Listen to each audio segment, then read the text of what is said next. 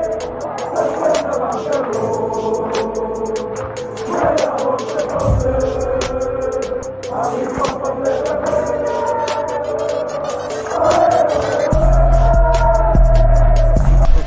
out to Kopish. Shout out to Kopish, guys. Keep all the good work the up. two legends, Emil Heskey, Howard Gill.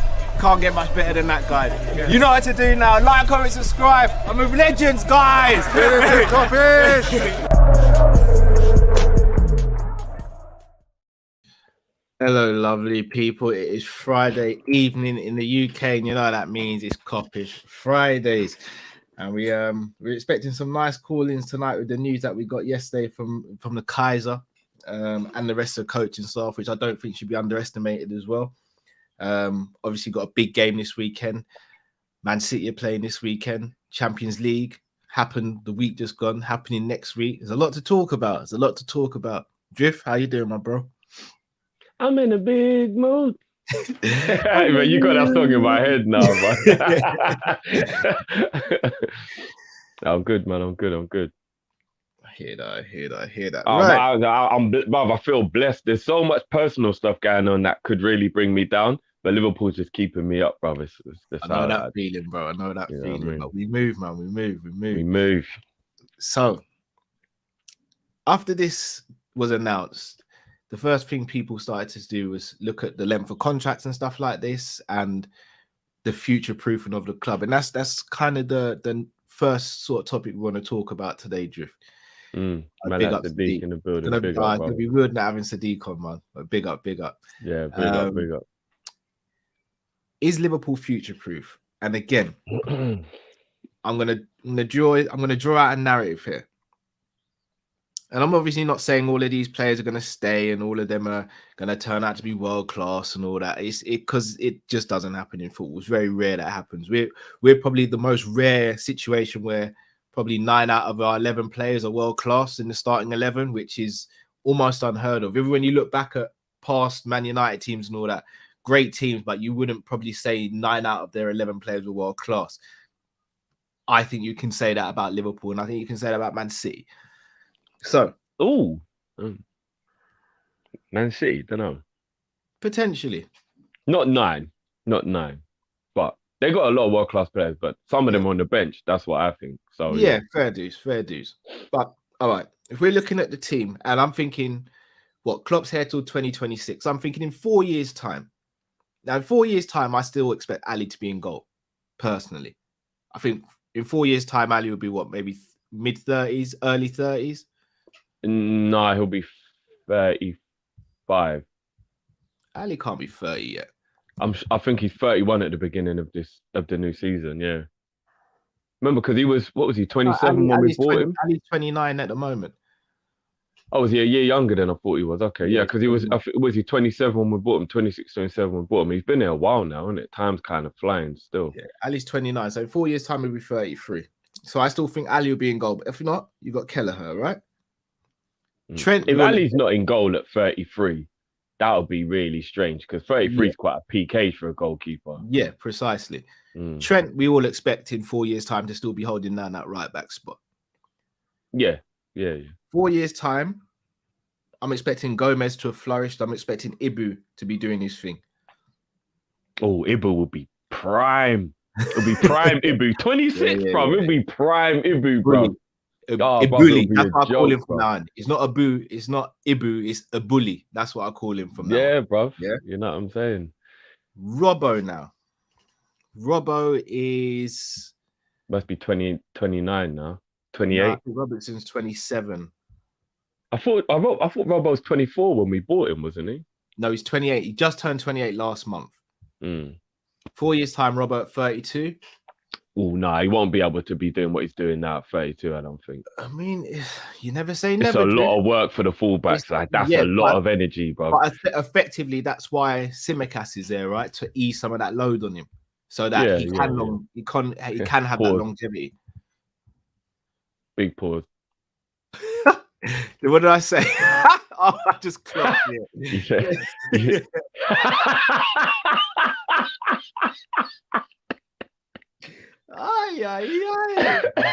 I'm not gonna allow that. You could turn anything into anything. It's just that we gotta stop this dirty That was minded. suspect though. Still, I'm not gonna lie. I'm gonna say Simicast, and I'm gonna also say Owen Beck from the under 23s could be around. Yeah, possibly. Yeah. Mhm. All right, midfield now. Obviously, we're signing Mark Noble, but the player you want, Drift, the player Drift wants FSG. He's only 22. is Sure Many. So you'd expect if we were to sign him, obviously I prefer Mark Noble in them, man. But if we were to sign that French brother who can play ball quite well, then he'd be our DM, right? In 4 years' time, Noble will be a manager. But then in midfield, you've also got Jones, Elliott, Carvalho. Do you know what's scary, bro? Elliott's only going to be 22 in 4 years' time. That is fucking scary. And I'm also going to say Balagizi as well. I'm not going to say Bellingham simply because I just don't know. I don't think Balagizi will get enough opportunity, you know. But I'm just, as things stand right now, these are who I see in 4 years' time, maybe getting a bit more. And Tyler Morton potentially as well. I don't know about Tyler, but I'm going to throw him in there because he has played some minutes. I think he'd probably have moved on by then. Potentially. But then you're looking up top. Jota, I still expect to be at the club in 4 years' time and be what, 28, 29? 29, yeah. Diaz, again, same, 29. 29, yeah. But then you've also got your likes of Cannonier in the under 18s, I believe he is, and sometimes in the under 23s, and he's been scoring goals for absolute fun. So again, striker is probably the most difficult position to break into Liverpool, but this is where we're at the moment. Maybe he could do a thing. You've got Gordon as well, who in 4 years' time I think will have progressed quite well. And then if we don't keep Nico, very. You say if we don't keep Nico. Hold on. Let me get this. You reckon Nico is going to play right wing for us? Sorry. I thought you said, yeah, sorry. I was thinking about the wrong mute. Sorry. Okay. Gordon, my little man. Yeah, sorry. Cool, for some reason, I was thinking about, why has his name left me now? Bradley. Oh, Connor. For some reason, when you said Gordon, I thought Bradley. Yeah, so that was my brain thought. I don't know why I did that. Cool. I'm glad. But you know what? It happened to Gareth Bell, innit? Yeah. Okay, Drift. Okay. Musliowski, I'm going to say, and Ben Doak, who's just been signed as well. Now, obviously, I'm not saying all of these men are going to break through and this is going to be the next level of La Masia, La Axa, as you might call it. Yeah. But right there, we've got a lot of potential in the future. And we've got players who are already here now. Players who are going to probably be joining the club or making a breakthrough in a few years. I'll be honest with you. I'd like to cut that down to 2 years for 1 million subs personally. I think our work ethic goes under the radar personally. Not with you guys, you stick with us, but with the people who haven't subbed to us yet. I think our work rate goes under the radar and content, but you know, we'll keep on moving. Hopefully we'll start getting the recognition from wider masses one day. But I genuinely believe we're in a good position right now. And what, missionary or take a sip.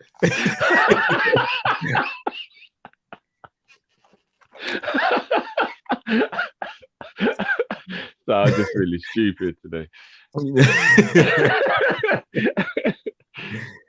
But if you look at that though, Drift, and it wasn't that long ago we were sitting there saying rebuild, what we're going to do about a rebuild, when all the time the rebuild was kind of happening under our nose. We just probably didn't want to accept it. Yep, we've been moving in silence, bro. We really have been moving in silence, bro. It's mad. And can I tell you what as well? So I think, and again, correct me if I'm wrong, I think there's been a massive shift. And I've people like us who have wanted some of those shiny, big, glossy names. But instead, we've been getting the Jotas, we've been getting the Luis Diazes, who aren't global superstars, but we know what they're about, especially with Diaz, for example. Jota, in my opinion, was a bit of an unknown entity when we signed him. But right now, we're in a position where I think as Liverpool fans, where, yes, someone like an Mbappe or Haaland would be amazing. It'd be lovely. We don't crave it, though, do we? Let's be honest. Tchouaméni is being spoken about right now, and fans are going wild for it. He's not even a big name. But you know why they're going wild, right? Because they know he covers 6 and 8. He's already playing very good to a high level, and we don't have to rush him into the first team potentially either. He is becoming a bit of a household name now, though, to be fair. Not household. I'd say he's becoming a football name, not a household name. Well, yeah, that's what I mean. Like a football household name, as in like the real football purists who know ball. I think they all know Tchouaméni now. I think he's becoming, because it's weird. Like, I don't really know how much people knew about Diaz before I started talking about it. Maybe they knew even more than I did. I don't know, but it's weird because I do look at him like a star player. So I find it a bit weird when people go, "Oh, they plucked this guy Diaz out of nowhere." I'm like, out of nowhere? He didn't come out of nowhere. He's a Colombian superstar. Like, I find it a bit strange that people, but then again, maybe people just didn't know, and maybe I've been ignorant thinking everybody knew about him more. But check it though, Drift. He almost moved to Everton in the summer, unchallenged. Well, that's kind of the crazy thing about like the Portuguese league, is that a lot of people maybe don't go looking there for players the way they should, because there are a lot of good players in that league. I think they do. It's just no one else seemed to go for him, which was obviously, now when we watch him week in, week out, you're like, why did we do this sooner? But you're like, Everton were going in for him in the summer. Like, obviously, Man United got Sancho, so maybe not them. Chelsea could have done with a winger. Like, let's not make any it's the Mahrez and Kante effect then, isn't it, really, Cal? Like, you know, sometimes a player will beat a club and no one's really paying attention, and then another club will get him. You'll be like, hold on, how did we all ignore that? Like, Mahrez only went for like 1-point-something million to Leicester, right? Surely people in the French league must have saw how talented he was. They must have. That's different though, because Mahrez wasn't really ripping it up like that in the French league. Like, you could see he had talent, but Tchouaméni's kind of ripping it up ripping it up, bro. Kante, again, if I'm not mistaken, was like from the second tier of French. Yeah. He was more like a Guendouzi, where like it was hard to. Although apparently, crazy who found apparently him. Though his agent actually was shopping him around, and nobody would take him. Apart from that team in the second division that took a chance on him. And you look at him now and you're like, rah, it's like the Ian Wright story, innit? Where like it took him until he was, I think it was 20 before he actually started to play professional football. Ian Wright was older than 20, if I'm not mistaken. Was it older than, I remember he was on a building site and everything. He was ready to give up, like, if I remember the story he was telling. And if you think about it now, bruv, if you get to 20 and you ain't been picked yet, but you wouldn't even think about it. You need to be 15 and you're getting picked nowadays. Do you know what I mean? Like, forget that. Like, again, obviously, you know, I take Stevie football on a Saturday. But there's a couple dads down there and their kids are like 7, 8. But they're like professional. But they're already thinking it's too late. No, but professional teams are talking to them now, saying, "Look, we yeah. I was gonna say, if it's too late when you're 8, no. About 7 or 8. I was speaking to another dad down there, brother, and he was like, "Yeah, this team's been in contact. That team's been in contact. He's traveling he's traveling like a footballer is, taking his son to different places, like to play football and all that." Yeah, and he's securing the bag, bro. He's got to do it, man. It's crazy, bro. So to think of like Vardy's another shout. Shout out to John in the comments. Yeah. Vardy's another shout. Like, shout out to Chris Brack as well. Wright was 23 before he turned pro. Oh, was it 23? That is really late. That's almost for them times it was late. For now, it's virtually impossible. That's half a career nowadays. Yeah. Like, if you really think about it, that's half a career now. I'd say a third of a career. Maybe from 17 to 23, 6 years. 23 to 29, another 6, and then 29 to 35 is the last. Yeah, all right, yeah, a third, yeah. But still that's that's a lot, bro. That is a lot. I think of the records he broke at Arsenal and all that says a lot about him as well, man. I feel bad for him as well, because that means that he really only got about 8 to 10 years of actual top level football, when he should have been like with like 15 to 20 as good as he was. Do you know what I mean? So it's quite sad that he missed out on all that football. crazy. It's crazy. But yeah, I look, I gotta be real with you. This rebuild is kind of happening very nicely. Could we get a couple more players in the summer? Yeah. And as fans, we'll always want perfection, even though it's unattainable. But yeah, there is still room to improve, which is again always a good thing in football as well, because you don't want to rest on your laurels. But things stand right now, we're in a healthy position, and with Klopp signing on that dotted line, maybe this has been in the works as to why we signed up so many of the other senior players last summer as well, because maybe they had conversations and kind of knew this was going to happen. Yeah, I mean, it's big, man. It's big. I was watching the response from everyone else, and I think when you've got a good thing, the rivals will say something like this: I really wish I didn't like Klopp. I'm not supposed to like Klopp, but you just can't dislike the man. And now he's going to be there for how much longer? For fuck's sake, man. I just wanted him to leave. I just wanted him to go. Like with him here, Liverpool have just XYZ. Bro, when a man is that good that your rivals can't even dislike him, do you know how good you have to be for you to be not disliked? I mean, obviously he's a good person as well, which helps. But for your rivals to not dislike you, you've got to be something special in all aspects of what you do, because you're likable and you're good. Normally people become a bit see-ish to get to that level. Let's be honest. So Alex Ferguson, Mourinho, like these men here, they weren't likable characters unless you supported the club that they managed. They're like the Diego Costas of the managers. Like if he plays for you, you love it, but if he doesn't, then you hate it. Do you know what I mean? So for Klopp to have that like love and admiration of people while being great, it's crazy, bro. It's crazy. And let's be honest, we've said this many times on this channel before. We're not just gassing it because he's staying. Like, this is what we've said all the time. A couple more big trophies in the bag, and there's really an argument he's the best manager to ever do it. Like, there actually is. I know the longevity of Alex Ferguson, Ancelotti, and one or two others is always maybe going to hold them higher. But I think you've also got to put the context in that football won't ever be like that ever again.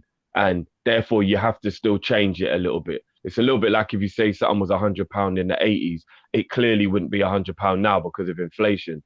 Like, I think you've got to look back and go, no manager's ever going to get 20 years, even the greatest, because there's too much pressure. There's too much on it. It's too much mental stress. You know what I mean? There's too much at stake. There's too much money.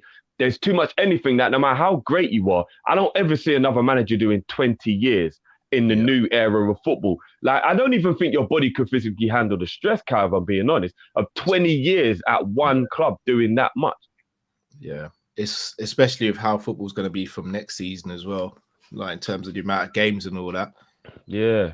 It's kind of a mad one. So you got to put it in context. And I think Klopp, I think he's just the living embodiment of greatness. And one or two more of the big ones, like I said, you take into context. I know Liverpool are a great team overall, but we weren't when he came. I think that's the misconception. Like, we are a great team in general, history and all that. But yeah, like, he brought us back to that greatness. Like, it feels a little bit like, I don't know I can't even think of a comeback off the top of my head, like the Mini or something, like where it was dead and then BMW bought it and then it made that comeback, and it was like, then you remembered Mini was such a cool car back in the day, but it died for however long. Like, we were gone for a minute. I know we got a couple trophies in during the time because greatness will always shine through to some degree. It's 3 trophies between 2002 to bloody Klopp coming. It was 2017, 16, yeah. No, 2015 Klopp come. No, but I mean, we're still mediocre at that point. So I mean, like, before we got back to the perch, like it was 2017, 2005, 2006 FA Cup, and then the League Cup in 2012. Yeah. I mean, those are some cool trophies to pick up, but we were still really meaty though as a team. Like, we got to be real. But to think between 2002 and 2015 when he came in, which is 13 years, to win 3 trophies in 13 years is not great for. Yeah, it's not. It's not. Like, if we did that in the next 13 years, we'd be sitting there thinking, what the hell has happened? Yeah. No, it's Or true. it just means Man City have just bought every world-class player that was available on the market and we just can't catch. Mm. But it says a lot from where he picked us up from to where we are now. I Yeah. picked up a club that had no right to get to the Europa League final, no right to get to the Champions League final when we did. Lost both of those, could have plummeted, could have broken him. I said, well, we'll use it as a stepping stone. And then look where we are now. It says a lot, man.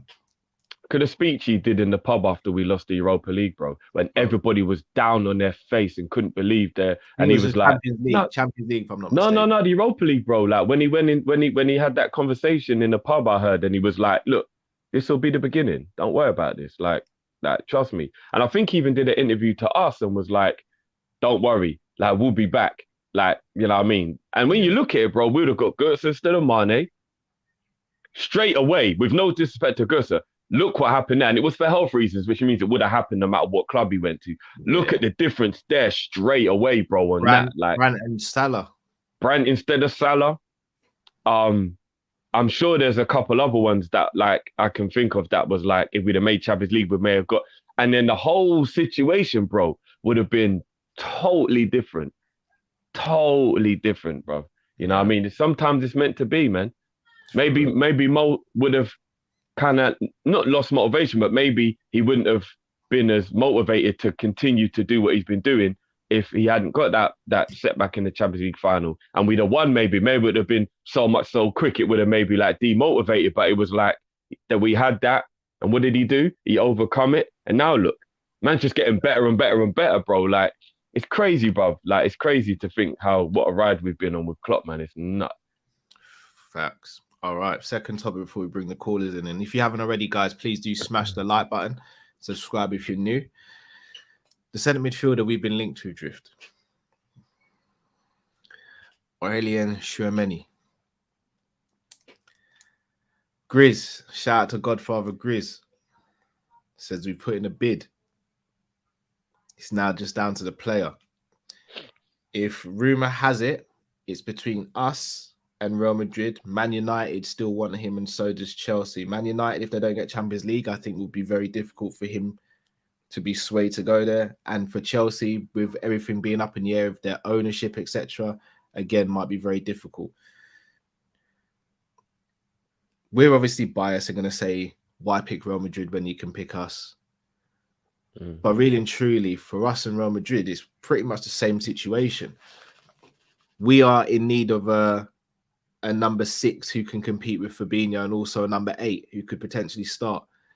Real Madrid are 2 in need of someone who can compete with Casemiro and potentially need a number 8 who can start. What do you think would make him choose us over Real Madrid, speaking objectively? We're at a higher trajectory in terms of the potential of the team. All right, let me stop you there. Real Madrid could sign Mbappe and Pogba on a free this summer. Well, straight away, the Pogba one then creates a little bit of an issue of when do I play, which could come into it. I know they love being together, the French boys. They've already got Camavinga, though. So that'd be Camavinga, Pogba, Casemiro, who's only 30. I can't believe. I thought Casemiro was older than that. No, Casemiro's a G. He's only 30. And then Tchouameni, that's 4 midfielders battling for 2 positions. That's quite a lot of battling. 3 positions. They tend to play a 4-3-3, innit? Well, Cruz is still there as well, though, and I doubt he'll get dropped.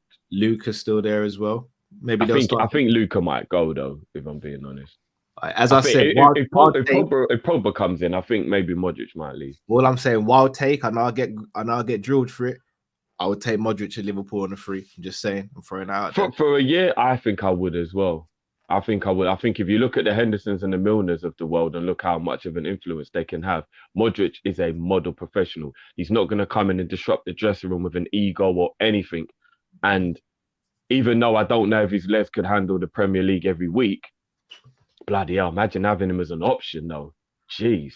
And to be fair, what would be brilliant about having Modric around, bro, is God forbid if we ever needed to rest or lost Thiago in any way, he's not exactly a Thiago type of player, but he would be able to keep the team playing in a similar way, though. Modric is confirmed to be signing a new deal. Is he? Yes. Okay. But then that's even more weird for sure. Many then back to your original point then, because then that means if they're gonna have Cruz and Modric, even if they're becoming the old boys now, and they're still gonna be playing though. So that would be Pogba, Camavinga, Cruz, and Modric that he'd have to get ahead of, and Casemiro. That's quite a lot. That is quite a lot of midfielders for him to have to. So check it. If they were to get Pogba and they'd keep the rest of the guys. In fact, I don't know if they will go for Pogba. Looking at it now, because you've got Casemiro. If they get Tchouaméni, you've got Casemiro, Tchouaméni. Oh yeah, Valverde as well. I forgot about Valverde. Yeah, they've got quite a lot of midfielders. Unless they're looking to move on Toni Kroos and then bring in Pogba to replace Kroos, and then you've got Camavinga and Modric. But on Liverpool's side, you've got Flacco. You got Thiago. Like, look, he's quality, but he's not starting ahead of those guys, in my opinion. But I think he could start ahead of the rest of our players. Do you think he starts? Because I know he does play as an 8 sometimes for Monaco. But predominantly, whenever I've seen him, again, I'm not no expert on Liga football. But predominantly, when I've seen him playing in as that number 6 or in a double pivot. But mainly as the 6. Do you think he would come in as a starting number 8 for us? No, I think he would have to do what Jota did, and Flacco. Well, no, because I think Flacco, even though he had to get used to the league, knew he would play once he did, because we didn't have a DM. We were playing Hendo there at the time. So I think he knew he was going to get in, whereas Tchouaméni will have to do what Jota did, where he knows they're already established players, but believe in himself and play so well when he plays that Klopp has no choice but to keep him in the team. Because that's what Jota did. Jota was like, I'm not having all this bench talk. I'm coming here to play. And he was so good, we just had to end up starting him. You know what I mean? It was just, I think Tchouaméni would have to do that. He's got less people that he would have to beat for the position to get in the Liverpool side. Because I think the thing with Real Madrid as well, there's a lot of favoritism. And maybe Ancelotti might change that with realizing that he's got to maybe mold. But at the same time, I know Ancelotti knows he's not there for the future. So he might just do what's good for him right now. Hey, hold on, Drift. Let's call it how we see it as well. We love Jurgen. Jurgen's got his favorites as well, bro. But I think he's changing that. I do. I think he's learning how to change that. If you go through the team, I think the only favourites that still play are the ones who've earned the right to play. Like, Jordan's getting benched quite a lot now. Like, he is, bro. Like, you know what I mean? Like, Matip, like, if he plays a lot. So I had to cut you. Tony L, this was my next question. Could he come in and start ahead of Flacco? Well, and again, thing, hear me out. Here's the argument for and here's the argument for against. Against is Flacco, in my opinion, is the best DM in world football right now. However, with how we play, is he maybe a more mobile version of Flacco? Yeah. And younger? Yeah. Mobility is the only issue with Flacco, isn't it? It always has been. He's got no pace. So his DM work is all about precision and timing.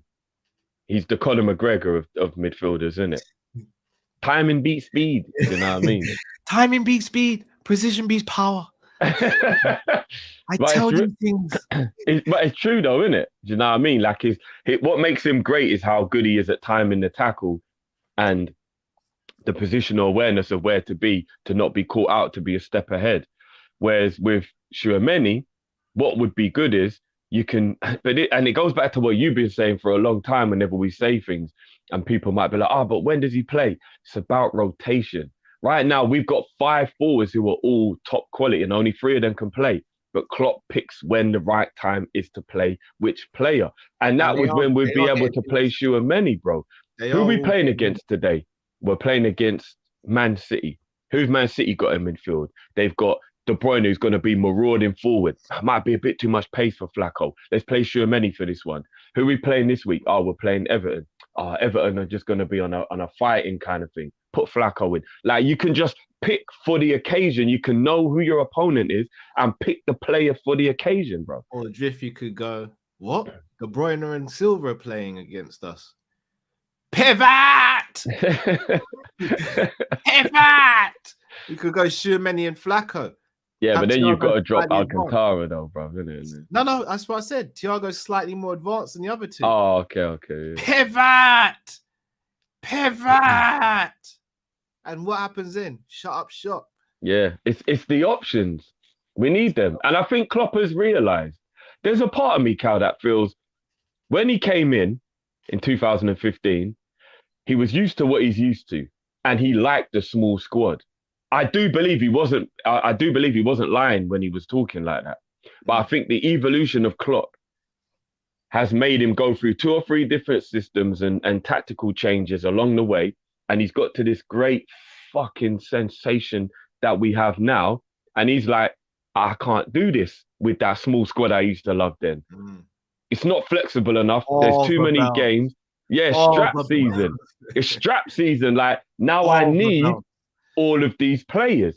And he's adapted his mind into understanding a bigger squad is going to be helpful. And he's learned how to do it. It takes time. How do I not upset this guy? How do I do this? How do I change this? How do I do this? When do I do this?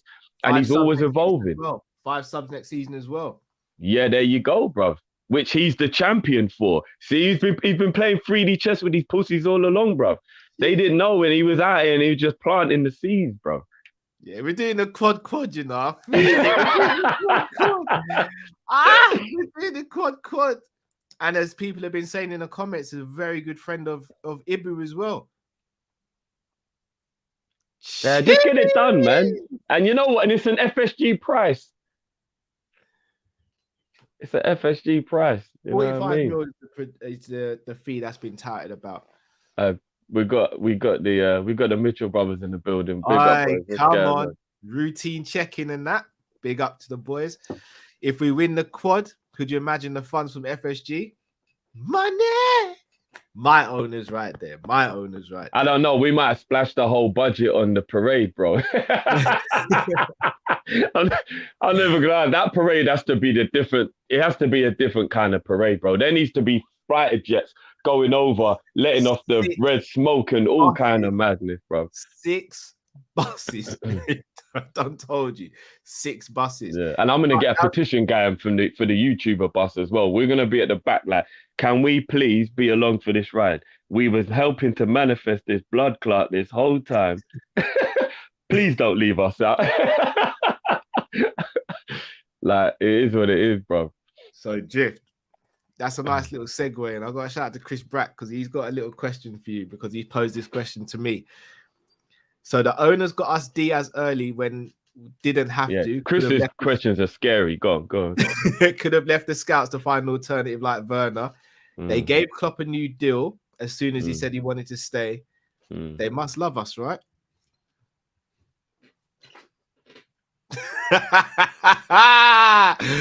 Bomb dropped. All right, do you know what this is? And sorry to cut you, Drift, before you answer. If Klopp didn't like working under how they work, he wouldn't have signed that new contract either. Okay. We're at that second. By the way, you know what this is, bro. We're at the second stage of adoption where something has happened that was a bonding moment, and all of a sudden now you start forgetting there's no biological link, and you realize that the chemistry is growing, and it starts to feel more like family. We're at that stage right now, bro. So is it love then? It must be love. No, there's one more stage left before it becomes love, bro. There's one more stage left before it becomes love. What you want them to do? Consummate the relationship? What else? I'm talking about fostering, bro. Consummation. About that, but really and truly, like what? I mean, look, we could be sitting there in the summer being like, "Rod, they didn't sign anyone. Like, we still ain't got another DM. We ain't got another number 8." And we ain't got no one for Mo, we ain't got no one for Trip. We could be sitting there in a couple months' time saying that. But as things stand right now, on a real, what else can we ask from these guys? Extending the stadium, no debt, no news or no talk of any behind-the-scenes shenanigans, new training complex, players that you want that have taken our club to another level. We've won 1 trophy, battling for the Premier League within 1 point. We're in the final of one other trophy, semi-final of another. I'm gonna be real with you. I'm gonna be real. I'm this close from getting a straw bowler hat and a cigar, bro. And I will set off the fire alarm in the house. I'll do it, bro. There isn't much more that they could do currently. They are doing everything they need to do, and it's the whole reason why we're just completely off of their back. But as I said, maybe there might need to be one more test or one more thing that will show whether it's love yet. Like, big up Cat as well, Cat X. They're even starting to do work with the women's team as well. Shout out to Chris Brack on this as well, because Chris Brack covers the women's team on Day Trippers. They've been doing their stuff with the women's team, hence why they've just been promoted as well. Like the youth team's been built up. Just signed Ben Doak for the youth team. Bro, look, really, they're doing no, they are, bro. They are. No, they truly are. But what it is I just need to get to that stage where everything has been like that for a sustained period of time. So I just know, no, this is it. Like, they have changed. They do love us. There was no ulterior motive. There was no, do you know what I mean? Like, all right, cool, we're here. And I believe that we could be going that direction. That's why I'm not angry. I'm not throwing any shade. I'm not doing any of that. But, you know, it's a Wednesday and you brought flowers home. What have you done, Cal? Raj, if you want a dem one. What have you done? No. That's what happens, isn't it? Like, you know, when you do something, not in my house, bruv, I'll be real, bruv. What are you making up for? What have you done? Nah, I'm gonna be complete. First and foremost, I don't buy flowers because I've got bad hay fever. That just makes me up. But if I bring something home for the missus and she goes, "What have you done wrong?" I'll be like, "Nothing, but I'm taking these back now." Like, say thank you and keep it moving. Like, if she brings home something for me, I'm not like, "What you done? What you done? Come here, let me check your phone." Yeah, like, but that's because your relationship's never been toxic. Oh, good point. Good point. Okay. Good rebuttal. FSG and the fans has been toxic for a while, bro. We have to untoxic that toxicity right now, bro. You know what? They're doing everything they can, in my opinion. No, they're doing well. They're doing well. They're doing well. Legal restraints. Like, we ain't doing no crazy sponsorship deals where we get more money than any other club for shirt sponsors, but yet we bring in less revenue than other clubs. Like, that makes sense to me. But yeah. Like, and the other thing that I will say as well is what happened with Roman, and this, because like I was chilling yesterday, Cal. Correct me if I'm wrong. They investigated City all over again, right? Now, we found a couple of weeks ago that they're digging back into some kind of madness that they've been doing. And I was sitting there, brother, and I was thinking, I was watching the Thiago compilation at the time, actually. It was ridiculous. You must have got through enough lotion still. Bruv, it was ridiculous, bruv. Tables rising, it was ridiculous, bruv. Lotion. And I'm watching this and I'm thinking about and what made me start thinking about City was that we only paid 20 mil for Thiago. And I was just thinking the bargain is it's a joke. It's just a joke what a bargain this was. And then I was thinking about that they're going to go and get Haaland for a combined like over 100 mil, including the wages and the agent stuff and all that stuff. And I'm like, they just paid 100 mil for Grealish. They've got a sponsorship that's supposed to be great with no fans that they're sponsoring to. Because I'm sorry, sponsors only go with people who they know has a massive audience. You don't give big sponsorship deals to people and nobody is going to see your company. So it's like, so they've got these big brand deals, bigger than all these other teams that are way bigger than them with way bigger fan bases. They've just paid all this money for Grealish. Now they're going to go and do all this Haaland stuff and they're supposed to be getting investigated. These men are literally the type of guys that are moving food and they know this man on the corner undercover taking pictures, bro. And they're just still on the corner slanging, bro. They don't care, bro. Like, what is going to be done with this? Like, what is going to be done with this, bro? You remember in The Wire when Avon Barksdale drove past the police that were chasing him and he just went like this in slow motion? That's what City are doing to the league.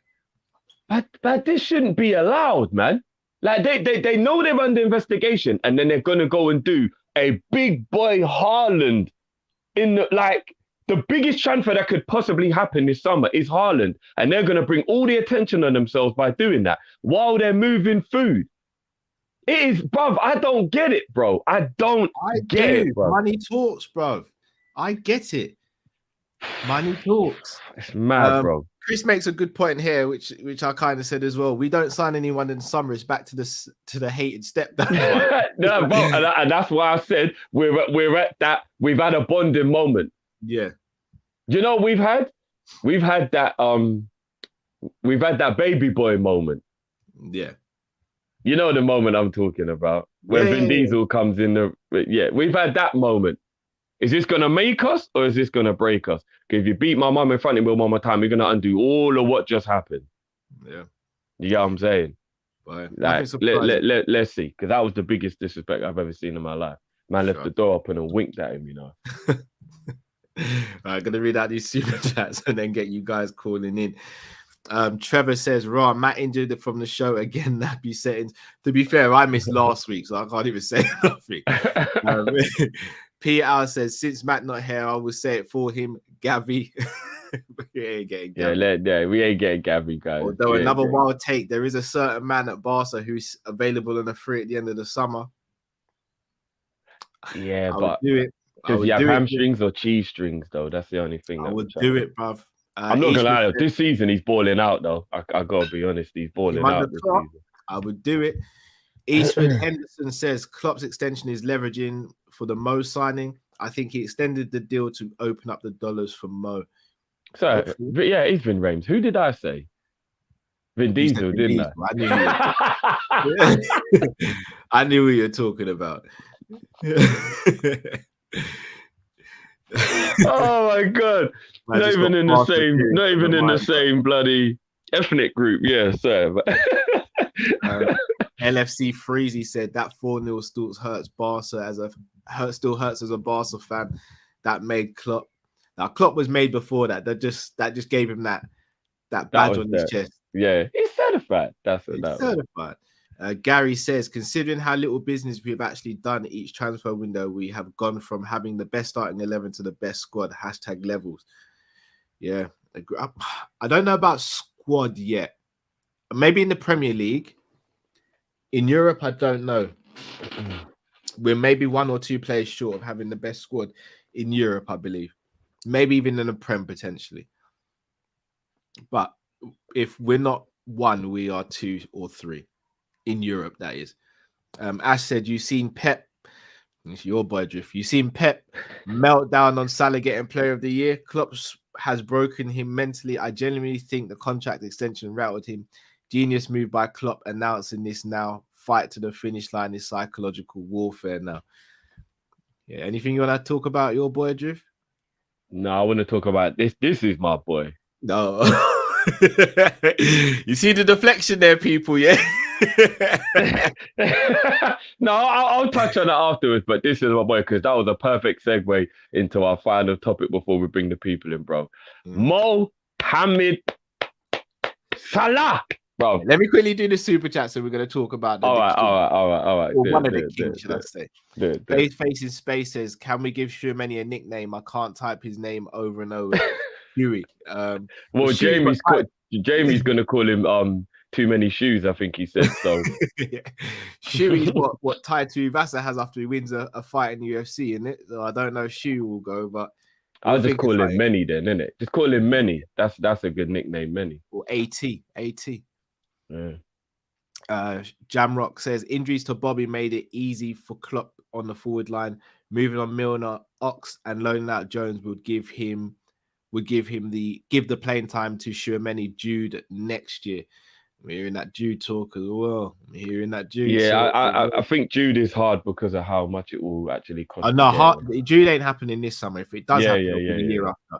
It would have to be a Haaland situation where his money, the money comes down, and we're not going to pay that much. Doogie says, "What if FSG try the Super League again? Still want Jude?"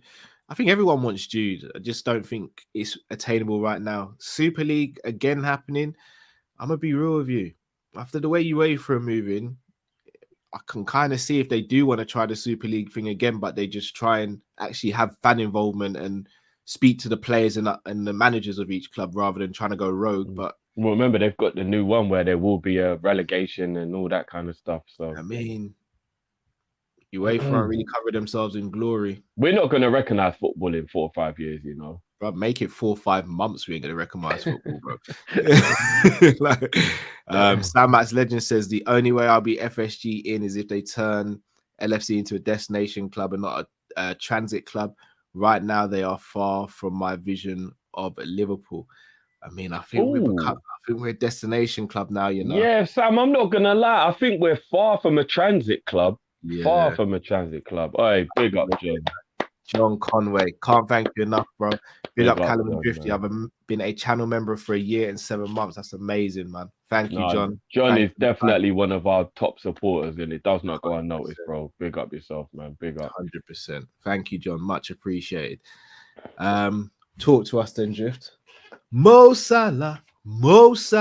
Oh, you want the rendition? All right. No, I've got a new version. Collecting go to. trophies, Salah, the eye test king, Mo Salah, collecting the trophies, Salah, the eye test king. Just a stat merchant, isn't it? Just bro. It is what it is, bro.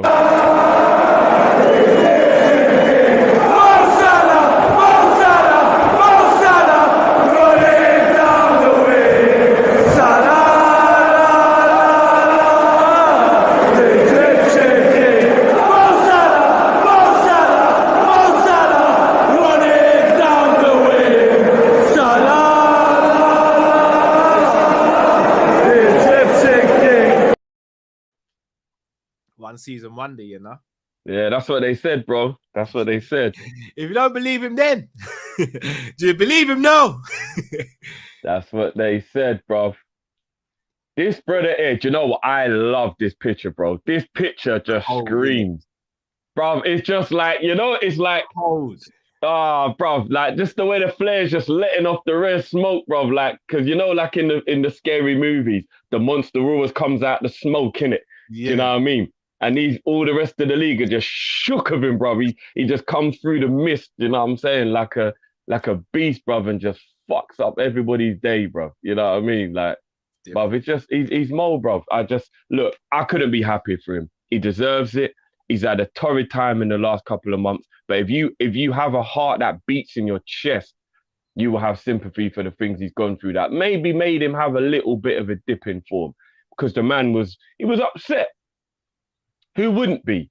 Back-to-back international disappointments for the country you represent so proudly. It was going to happen. Do you know what I mean? It was the adverse effect that what it did to our other king, who's gone on from strength to strength because he took the power of the win, and unfortunately it made Mo take the hit.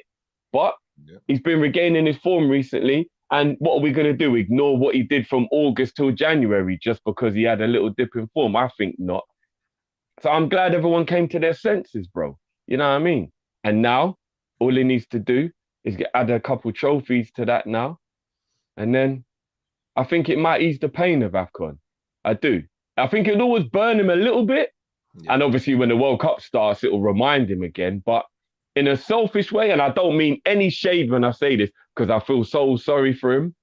But in a selfish way, bro, if we're going to win the league again next year, Mo having a month off is actually one of the best things that could ever happen, bro. Yeah, for real. Like, let's keep it a buck, bro. That means we come back from the World Cup, the season restarts, and Mo's fresh. Like, I can't help but be a little bit selfish in thinking that's just good for Liverpool, innit? I'm over the moon with that, Drifty.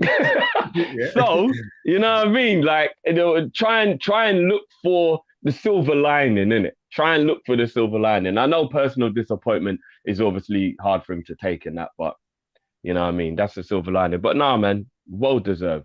And everybody out here is like, oh, what about Kevin? Look, Kevin is playing exceptionally well at the moment. There is no two ways about it. But at the beginning of the season, Kevin weren't doing well. Like, I'm not saying he was crap, but he wasn't doing well. Mo was consistently performing exceptionally well up until February. Like, he's been performing way longer throughout the course of the season than De Bruyne. So too much recency bias with everyone who got all up in arms that it wasn't De Bruyne, including Pep. And I'm not going to lie, bro. You know, it's like Romeo and Juliet with me and with Pep because like he's an op and I'm not supposed to love him and all that. But like, Linda's is the only Pep I rate right now. But again, when I take the rivalry out of it, I can feel that way. When I put the rivalry in, like he's the op in it. Fuck him and fuck City. And the way man was there all salty today in the thing. But what it let me know is, bro, is that we're getting under their skin. Like it lets me know that we are rattling the hell out of them. We're shaking the tree, bro. Them man there climbed up the tree to try and we're like a bear, bro, just shaking the tree. And if them man don't hold on tight, bro, they will fall out the tree, bro. You know what I mean? So all we got to do is just keep shaking that tree, bro. We have got squatters' rights in Pep's brain right now. Squatters' rights. You can't kick us out. We'll leave when we want to leave now. Yeah? Next time, don't leave the back door unopened, innit? Because we're here now and we ain't going anywhere.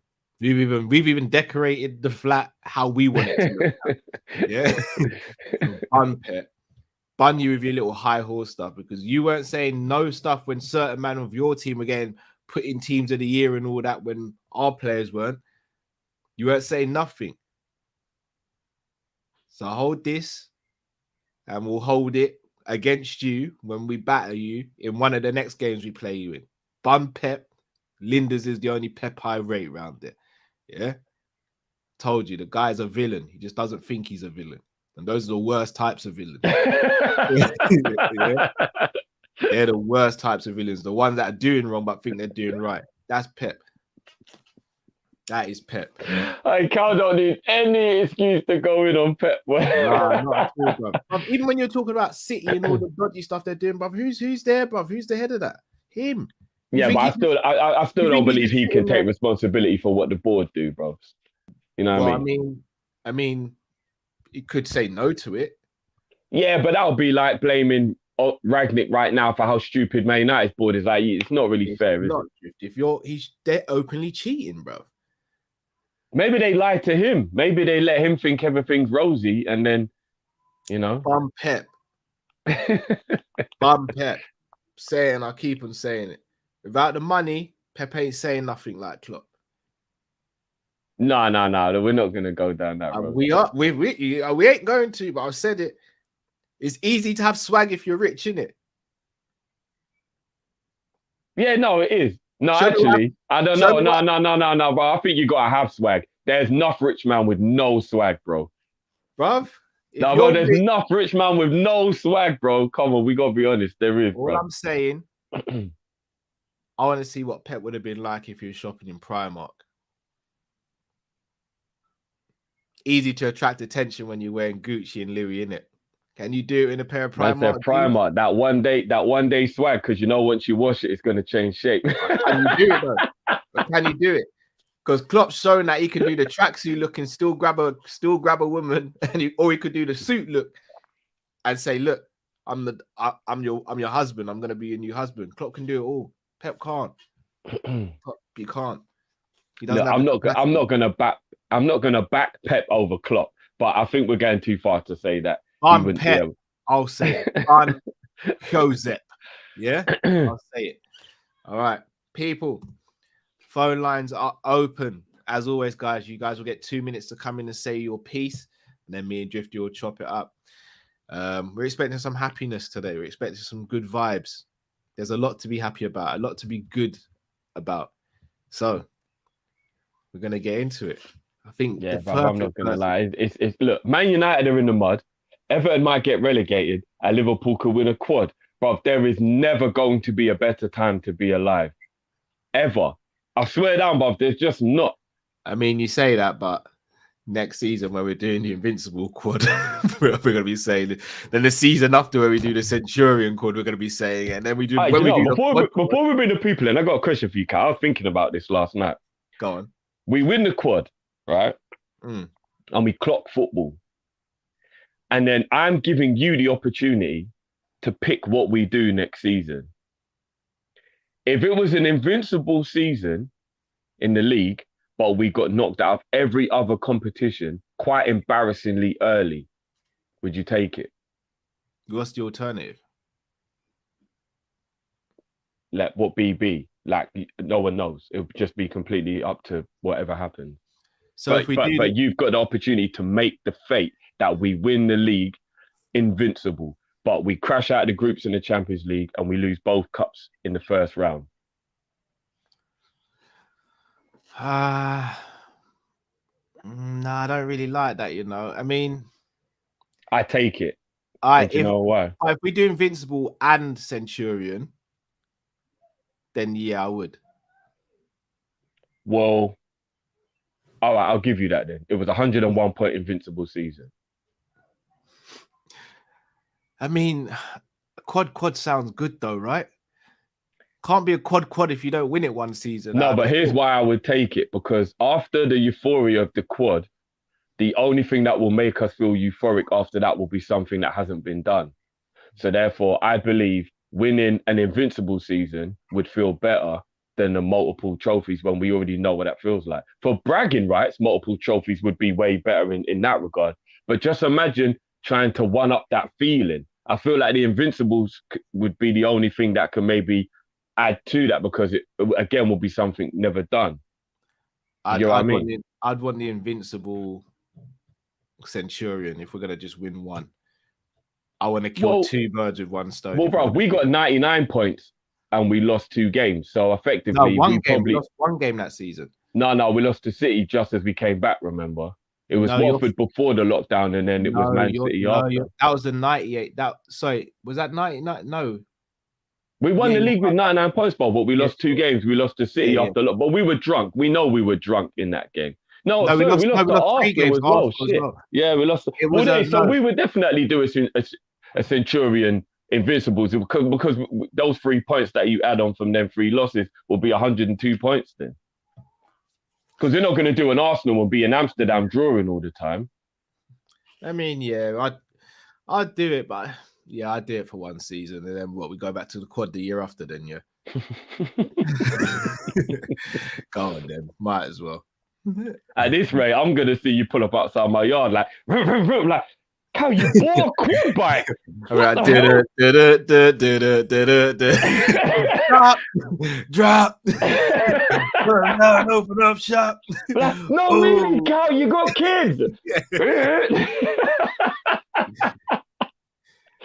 You, I want that like, my road's got speed bumps, bro. Just don't try and wheelie down my road, bro. I want that quad, bro. I want that quad. Right, we're gonna bring in our first caller.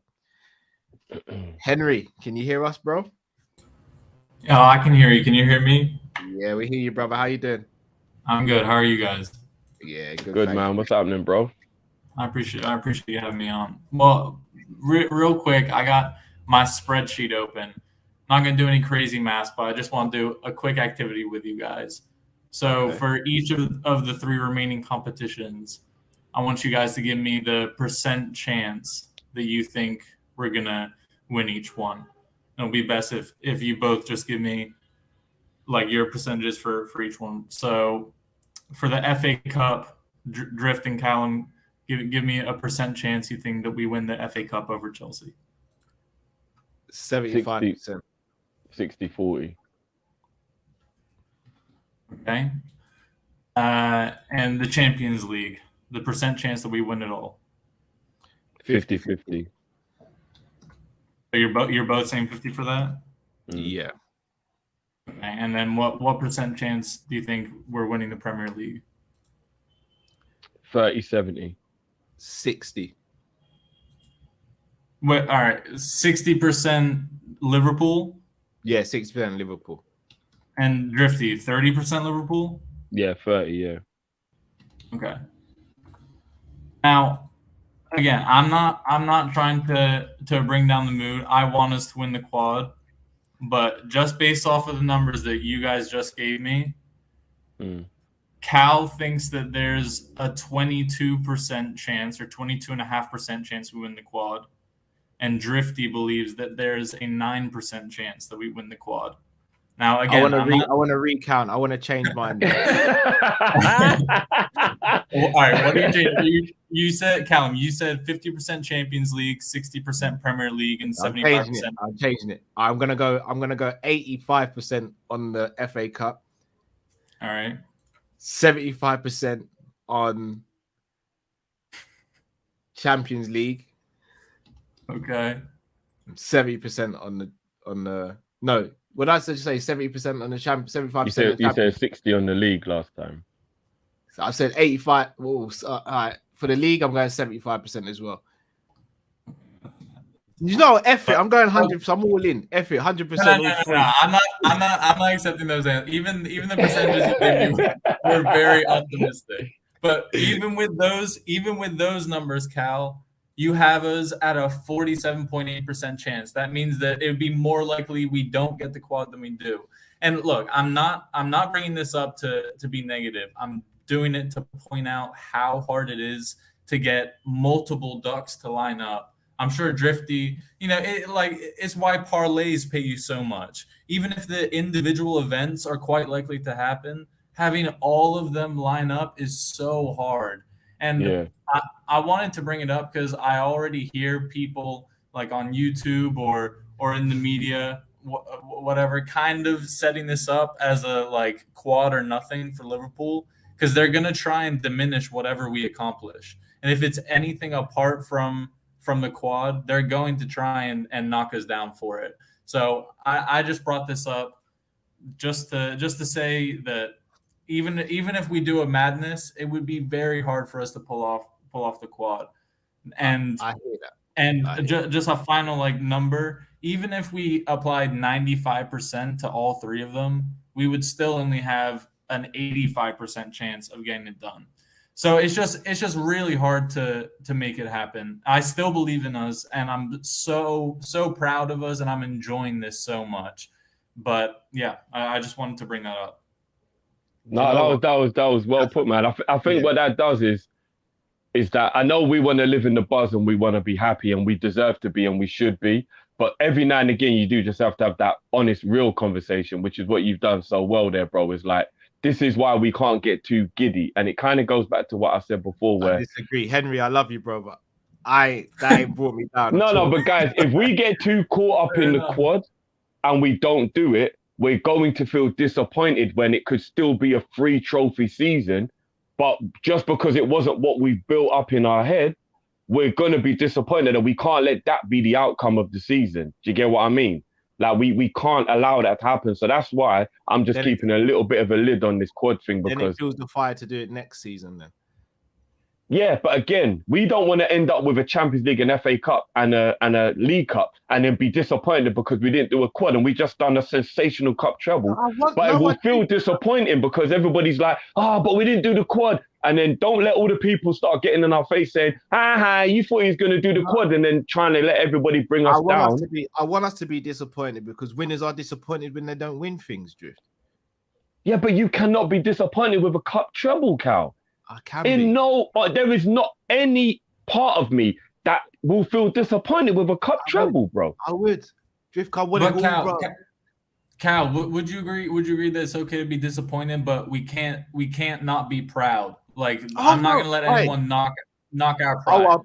100. You think I'm gonna have a rival fan come and say anything about Liverpool when we've won 3 trophies? Oh hell no! Oh hell no! That ain't happening. And I'm always going to be proud of this team. I'm proud of what we did last season, considering what we went through. If we win 3 trophies, I'm going to be hella proud. But I'm also going to be disappointed if we don't get that 4th because of how good we've been this season and how close we are to it. I'll put it to you guys like this, yeah?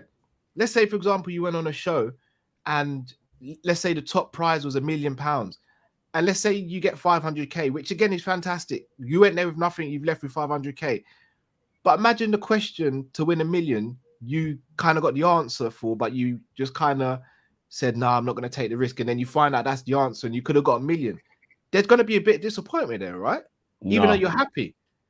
Not for me, bro. No, not for me, because I've learned in life to not live with the disappointment of a risk. Because just as easy as you knew the question, you could have not known the question and lost everything, bro. No, but I'm not saying you live with the disappointment. But you're going to be disappointed in the moment.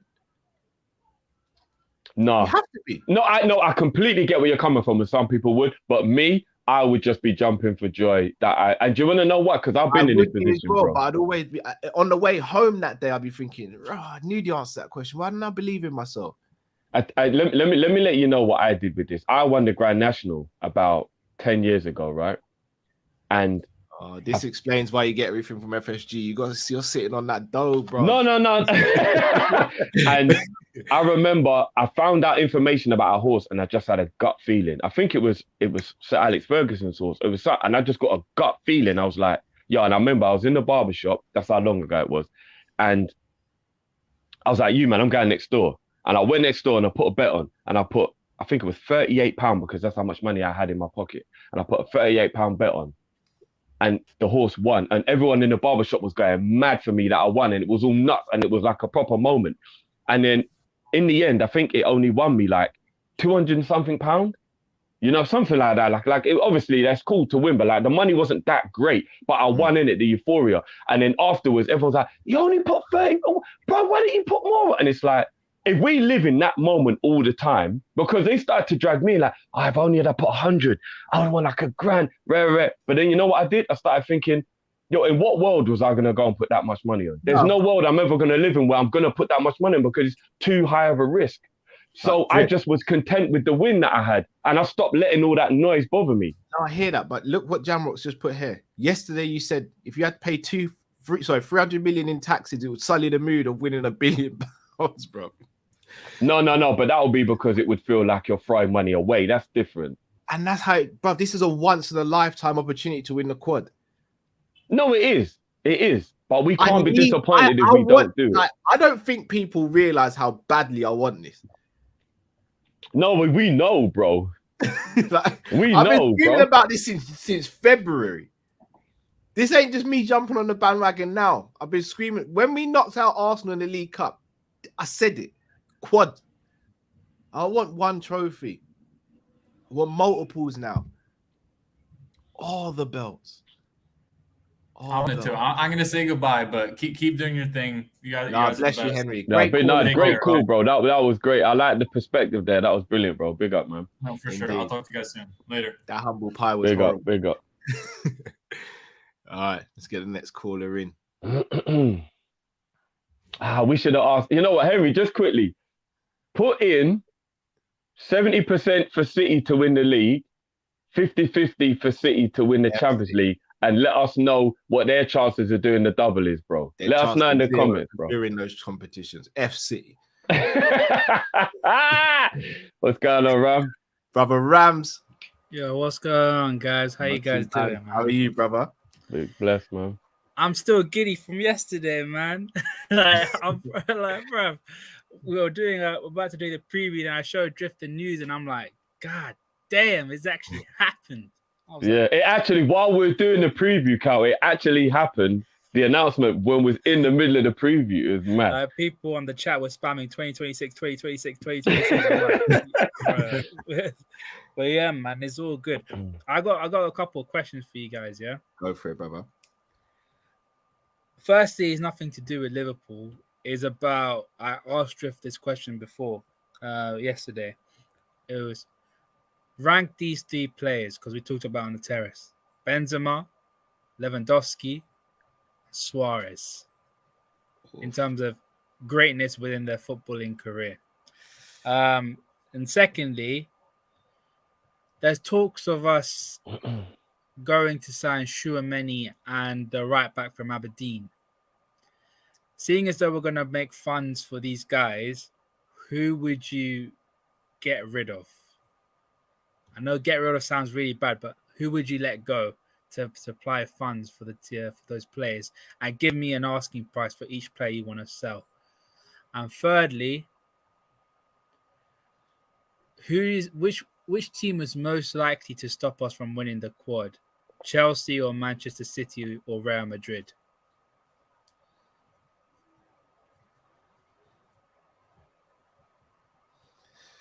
Cal's calculating all those hard answers there. Anyway, just to stop you guys and let Shabazz know, bro, the link will be in the description, bro, for the members. If you scroll through the description, you'll see the link that will take you straight to the member section, bro. All right, so just to confirm, Rams, we're going to rank Lewandowski, Benzema, and Suarez in terms of footballing career. Yep. Who would sell to? I thought, didn't we say at their peak, Ram? Didn't we say if they were all at their peak? Was that not what we? You could do both if you want to. Yeah. So peak and career. and then who we'd sell to fund incomings, Mm-hmm. and who's more likely to stop us doing the quad Chelsea, City, or Madrid. Yeah. Oh yeah, I got one more question. Okay. For any of you guys, yeah. Say one of your kids is a very talented. I mean, they're going to be very talented players of Operation Steven Gerrard. You know what I'm saying, Cal? And What- and Project Robbie Fowler as well. Robbie Fowler. He's standing of course. up. If you can stand up in his household, you can kick a ball, bro. By the way, mine will be Project Tiago. That's my project. Mhm. All right, cool. A bunch of youth academies come up to you saying like, "I want your player." Like all of them in the Premier League: Liverpool, Brentford, Southampton, Chelsea.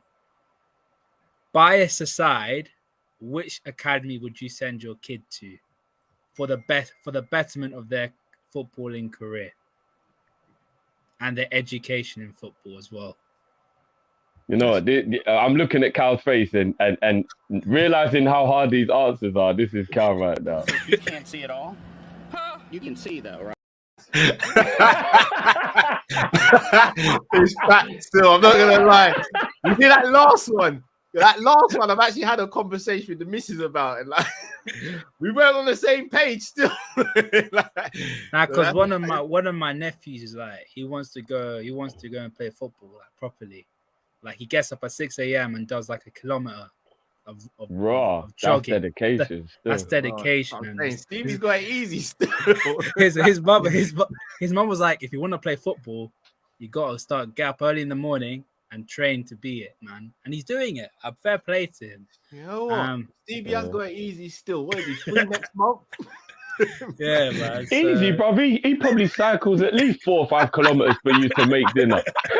What are you talking about? What are you talking about? What are you talking about? Come on, cycle it. But why Cal got a windmill outside? No. That's not a windmill, bro. There's a bike in the bit underneath, bro. Yeah, man. But We'll bless, chop those man. up now, Rams. Yeah, that's some bless, great man. questions, bro. That's some great questions. Bless, all bless, Sick man. questions. Yeah, see Big you up, later, bro. guys. All right, bless up, brother. Thank you. Big up, bro. Big up. Sick questions. I'm not gonna lie. First one then, Drift. Yeah. At their peak, Mm. Benzema, Lewandowski, and Suarez rank 1 to 3. Yeah, I'm gonna get hella hate for this. Me and Ram talked about this for a good 10 minutes yesterday. Suarez, Lewandowski, Benzema. If you're getting hate, so am I, because in their peak, that's how I'd rank them. Okay. In terms of career, shall I go first on this one? Yeah, you can. Yeah, go In on. terms of career, I'm going Yeah. Suarez. Ooh. Then I'm gonna go.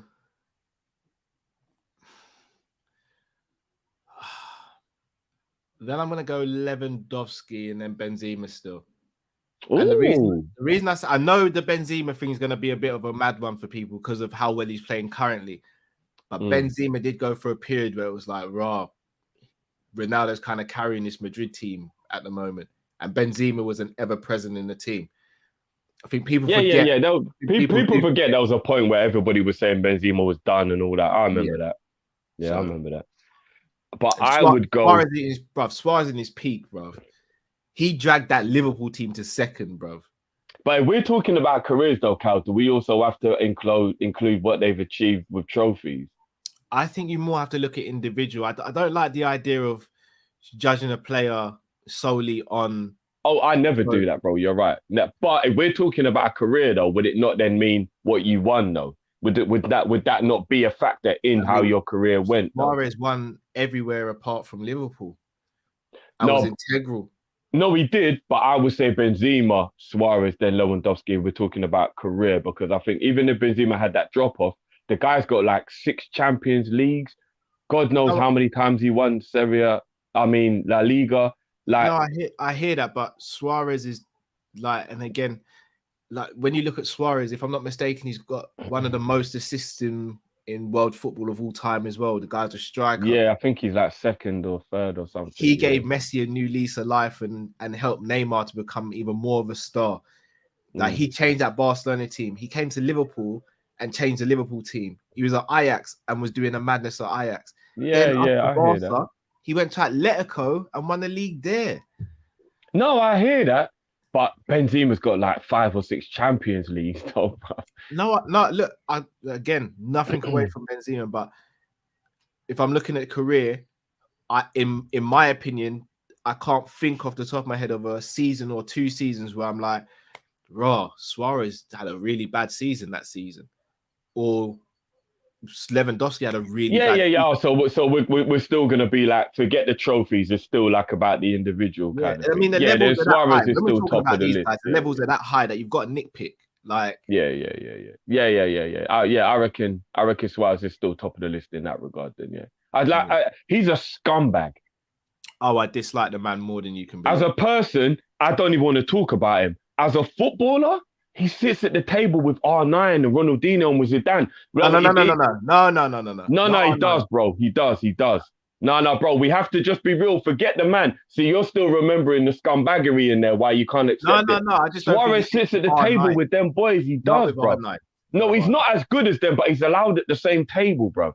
I don't know. Nah, bro, he is. We just got to be honest, bro. He's allowed at that table, I'm gonna be bro. real with you, Drift. I think R9, Pele, and Maradona just sit at their own table at the moment. Messi and Cristiano probably sit at that table as well. I think that's that. You see, you know when you get married, you got the head table. That's the head table, isn't it? Suarez can find another table close to the front of the stage, but he's at the best man table then. Yeah, that head table, you've got R9, you've got Messi, you've got CR7, you've got Pele, Maradona, Ronaldinho, Zidane, Iniesta. That Maldini. That top table's kind of weighty now, isn't it? Maldini.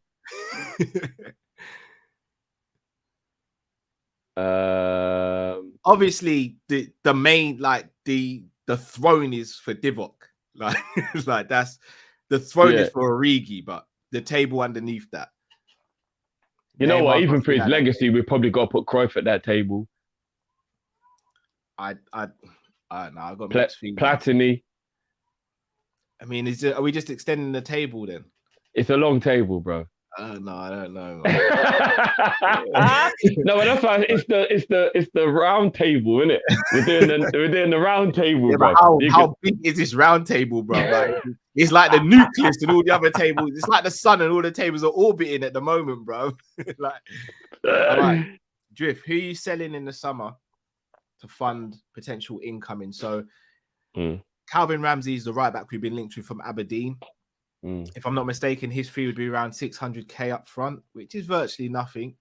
Tchouameni's been linked for around 45 mil. Carvalho's already been sorted. Who would you sell to raise those funds if that's what we're having to do? It just gets a little bit cliche, but I get it's cliche because it's real. So Ox, if absolute need be, but I wouldn't do it, Naby. If absolute need be, but I wouldn't do it, Nico. Nat.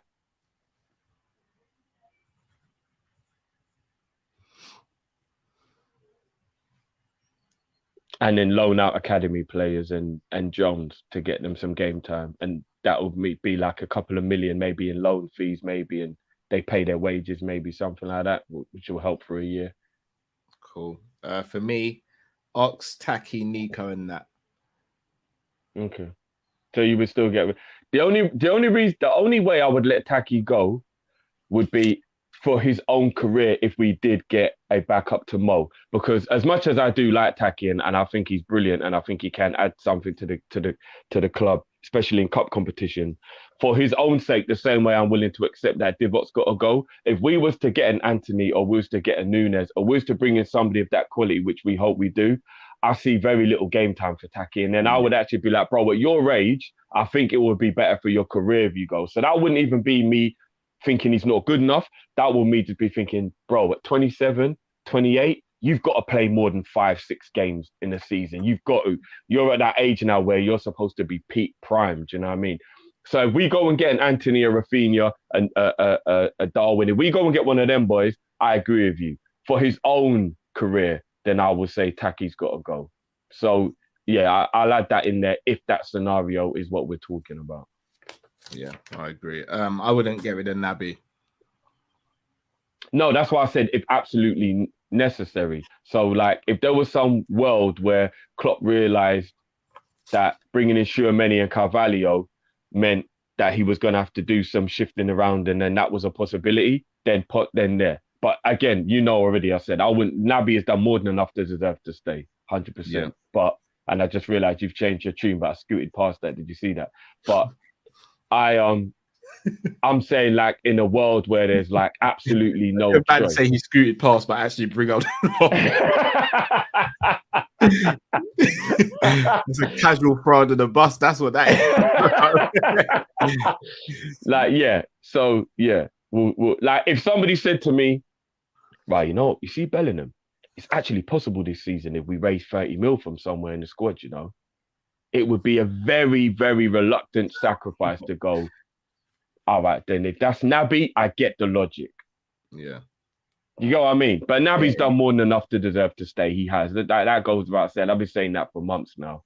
But yeah, like I don't think anybody, even diehard people, the way I had to accept the Origi situation, like Matt would go, Bellingham for Naby, I'd get logic. Yeah. Like you got to do that. That makes sense, and you've got to do that. Because let's be real, Bellingham could do everything Naby can do. So if you think about the fact that he's 8 years younger or 7 years younger, it's just common sense, really, isn't it? Yeah. I might get thrown under the bus for this. So I'm going to say it quickly and move on. I think Bellingham's a year away from being ready for Liverpool to be a starter. Oh, so you think he needs one more year at Dortmund, yeah? Yeah. Yeah, I get the logic behind that. He's only 19, right? And I because get of the that. pressure he would come in under, I think some of our fans would think he's going to come in and literally be the next Steven Gerrard within a month or two. He needs some time. Like he ain't a complete player yet. He shouldn't be even regarded as a complete player yet. But for a future, it's about. But Cal, here's the thing, because I know we've got to bring the people in. With Tchouaméni, Flacco, Hendo, Thiago, and Carvalho in the team, I think the fan base is smart enough to know that Bellingham wouldn't be expected to just come in and be Gerrard. Like I think we'd all be like, we got so many good players. Let Bellingham do his thing and be it when he becomes it. I'm gonna be real. We are the same fan base that was about to dash Robbo out of the squad. No, that was a minority, bro. That was a minority. We are also the bro. same fan base that was saying Mane needs to get out of the club. Oh yeah, ASAP. that was a majority. You're right. Yeah. I forgot about that. We are football fans at the end of the day, and all teams do it. It's not just us. It just seems more pronounced with us because we are a Liverpool channel, so we see it more. Every club does it. We're as reactionary as it gets. Football fans are as reactionary as it gets. So. I reckon there's no problem letting Bellingham run down his Dortmund contract because he'll only be 20 by the time it ends, right? No, or I think 21. he's still got a few more years. I thought he was 19. A couple of people have said he's still 18. I thought he was 19 now. So if he's still 18, bro, I think he's 20 when that contract runs out, or 21. Bro, we can even let him run that down and get him for free. Prime example, bruv. You know how against I was having Mane up top with the number 9. Now, I don't want to see anyone start ahead of him. Like, it's as real as that, bro. When I don't see Mane as a starting number 9, I'm like, oh, what's going on? Was he really paracetamol? What's going on? What do you mean? All right. Who's got more chance of stopping us doing a quad? City, Chelsea, or Real Madrid? I'm saying City. Yeah, do you know what? For some reason, something's telling me Chelsea because of the playing style, and I just fucking hate playing them because they're so anti-football. But it is City because of the league. It just is. Like, I would be a lot more optimistic about the league if we had a lead, because I would know dropping points means if they drop points, then we still gain an advantage. But when you're the team in the lead, you always know that the team chasing can't drop points. Full stop. So it's City, innit? It is. And we got to be honest, if they make the final, fuck me, that's going to be the most stressful Champions League final in history. If it's Maybe. Liverpool Man City in the Champions League final, that is going to be the most stressful. I might have to take a week off in the build up to that game. I'm going to be honest. That's fine. I'll be here with my chest out, bro. Yeah, No right now problem. I'm doing the Genie Wijnaldum. Like my availability's on smash, but like I might have to pull a nabby leading up to that Champions League final. I can't even lie to you, bro. Like, yeah, bro. I don't know, man. That'll be stress, bro. And then the last one, which academy? This is gonna sound really dumb, but as a parent, I don't think I could handle my kid playing for the Liverpool Academy, and here's why. There's nowhere else to go for me personally, emotionally. Maybe in a playing way there is, but emotionally. So if my kid is rejected from the Liverpool Academy, I know my dream of him playing for Liverpool is gone. So I would want him to go to a club like Fulham, for example, Southampton, that have brilliant academies, but are still at that level where you can poach the player and he can work his way to Liverpool coming and scooping him. So I know it sounds like stupid because no, but he can still be proud. He played for the under-16s and the under-15s Liverpool. Yeah, I get that. But if he's let go, emotionally, that'll be tough. That would be tough. So I'll put him in a better development. I'd want him to play for a Dortmund, a Fulham, a Southampton, one of those clubs that's at that slightly lower level, but they're amazing. Their academy is brilliant. All their players come through, shine, go off and do big things. Those are one of the clubs that I'd want him to go and play for. For me, it'd be Crystal Palace. And selfishly, because they're very close to home. I know a I few get people that. who work there or have connections there as well. Selfishly, I wouldn't want Stevie or Robbie moving away from family at too young of an age either. I'd want them to mature around us and us to support them as much as we could as they grow up as well. And then they move to Liverpool. There's a part of me that knows that you mean that because of the love, but there's also a part of me that's thinking, "Now, man up, man. So what have you got to move by yourself, bro? This is what I taught you to cook and clean and all that other stuff." No, I'm not gonna lie. Even just the thought of them guys moving on, I'd be like, raw. Look, he's getting there. Yeah, it really hit me. I'm not gonna lie. I told you guys he's a big softie, really. Look at him. It hit me hard. I don't No, it's real. I get it. Off when he's naughty. I do it out of necessity, but it's hard, man. It'd be hard. Yeah. As you said, I need to try and prep them for life as well. So if it is what they need to do, then hopefully they'll have all the tools they need for it, innit? So you're one of those, it's harder for me than it is for you, dads.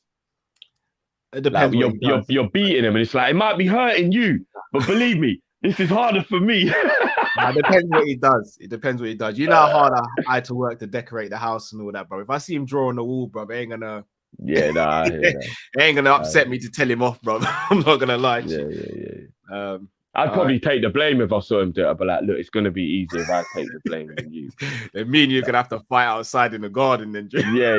And then after, but you see what Uncle did for you, bro? You see? So when you make it, who's getting in there? Who's gonna be you know what I'm saying? When I see him a box, I'll be like, "Oh, Jiff, you got a box? I didn't even get a box. I still not pay for my own ticket, Jiff. How you got a box here, bro?" Oh, Steve, what's going on there? Look, man, you got to plant the seed from early, my Uncle Jiff to the rescue and that. I hear you. All right, let's get our next caller in. Chainsaw, can you hear us, bro? Yo, I can hear you guys. Just on Cal's son, I think he'll be doing the taxes soon and everything else in the house. He's gonna be the man of the house soon. But he's already trying to be, bro. Yeah, but I just wanted to say that obviously Klopp extended to 2026, which is great. But we need to look at the coaches behind Klopp, the people that support Klopp. Pep Linders had a video recently on Voices of Coaches where he talks about tactics. And he mentioned our press is not a press. It's a chase. We chase the ball. So Origi chases a goalkeeper. He's not making the goalkeeper make a bad pass or intercept the goalkeeper, but he's there to take the ball off the goalkeeper. For example, Ter Stegen. So it's about chasing the ball, not pressing the player to make a mistake. That's what Pep Linders said, and we need to appreciate the other like coaches behind the scene who are also getting the 2-year extension. So that's my first point. Second point is with Henderson. I said last week that Henderson's, he deserves more respect. I didn't say he needs to start. He just deserves more respect. And guess what? Henderson's the one who did the ball to Diaz, who did the bicycle kick, who then assisted Origi in the derby. Henderson's the guy all 3 subs, by the way. That was all 3 subs. Good. Exactly. And then Henderson's the guy in the Champions League you saw. He got that bit of luck. It was all Henderson, right? People just say anything against Henderson. It doesn't make any sense. It's because he's English and his name is Henderson. Yeah, he's not the greatest baller in the pitch. But again, Pep Linders will say in the 4-0 against Barcelona, he was everywhere. He was pressing the goalkeeper, the right back, the centre back. People don't see that, especially on TV. You won't see that, the emotional side. And Pep Linders said that the main thing that you need to focus on, that you can't on a tactical board, is emotions. And players like Henderson are crucial for that. But that doesn't mean Henderson should start every game. He should be on the bench. He should be next season. He should be on the bench. But just respect the captain. It's not difficult to respect the captain. And my final thing is, I know Cal hasn't read my DMs and so forth. It's fine, Cal. I've been DMing you for months. It's fine. I understand. But and I've also super chat. I also sent super chats to Cal, like, read my DMs. But it's fine. Don't read them now. Don't read them now. At the end of the season, when we win the quad, tell him again. Read the DMs, and then trust me, you will like it. It will be literally 2 minutes. There's some positive messages. There's support for anime and mangas that you need as well. And I had notes written down last week for you, Cal, specifically. They were good, and they were also a roast of you. But I want to save that up for at the end of the season when we win the quad. I got a lot planned for Cal at the end of the season. Raw boy. And Drifty, as you're my captain, I love the fact that you were right on so many things, like Mane, Firmino getting 20 goals a season. Well, he's injured, but like he's heading towards that 20 goals a season thing if he's fit. And I just realized, Origi, Drifty's right on everything, and transfers are happening as well because of Drifty. So Drifty's my captain for obvious reasons. Cal's jumping boats for fun. He'll get rushed at the end of the season. And big up Matt as well. Chainsaw came in at He lulled me in and he started just. Little disclaimer. When it comes to DMs, I've taken a little break from the DMs simply because, one, I was getting a bit of abuse. Two, like I got a lot going on in personal life, but also. Oh yeah, I understand. I'll get back. I will get back to him at some point. I promise. It's fine. You can take as long as you want, as long as it's after the season, after we were in the quad. Then I'm intrigued to read them now, so I might do a little. No. Wait until the end of the season. Right, cool. What am I gonna go through and see like the range of emotions from you hating me to then? No. It's all love. I understand completely. I appreciate it. No, I do appreciate always anyone who DMs me as well. I'll just throw that out there. I do appreciate it. But no.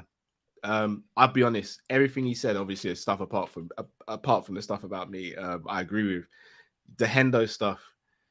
Yeah, I agree. He shouldn't be a start, but the disrespect I see him get, man, it's not nice. And I've always said it, bro. People always like, look at Drift just sticking up for Hendo again. No, guys, you got to remember, I'm not just doing it for no reason or whatever. You have to respect the captain, what he's done, what he does. Like Chainsaw said, like things that you can't quantify. There's so many. We've become too stat-based in the world. And I think that's the thing that I don't like is we've become too stat-based. And don't get me wrong, statistics, some of the things are real. It is what it is. But you just can't always look at a stat, because if we're going to do that, then Thiago's not even really that good of a player in loads of aspects. But you watch Thiago and you're like, no, I don't care if the stat says no assist, no shots, and all these other things that we glorify. Like you know what I mean? Like So Henderson does things that aren't quantifiable by numbers. You have to take that on board, man. The guy is so important to Liverpool, whether he's playing or not. Look at Milner. Look how important Milner is to the club. I think the issue is, you see, if someone has a bad game, no one's above criticism for that game. But there doesn't need to be personal attacks. There doesn't need to be agendas and stuff. Like, if Hendo has a bad game, if Hendo has a bad game, call him out for the bad game. Say, you know, maybe based on that game, he shouldn't start the next game. I think that's more than justifiable. When you turn around and say he shouldn't be nowhere near the squad or he shouldn't be captain, like, but even the other day, if I'm not mistaken, an article came out saying how he's the reason why training times have changed for like Mo, Mane, and Ibu to help them through Ramadan and stuff. He gave that suggestion. From what I know, Henderson's not even Muslim. For him to go out of his way to do that, he doesn't have to do that. He's doing that. And look, he doesn't brag or go to the news and say, look, I did this, guys. Make sure you write up about it. He just does it because he's a good person. Like, to be a good person and captain Liverpool Football Club, like, I'm bloody happy about it. Like, I'm bloody happy about it. And I don't want him going anywhere, which is why I was over the moon that he signed a new contract as well. I don't want him to start every week, but there are games that we will need Henderson. That Villarreal game, we needed Henderson. Without him, we might not have broken them down when we did. Here's the issue that I have. Cal, have you got the ability to give Sadiq the link?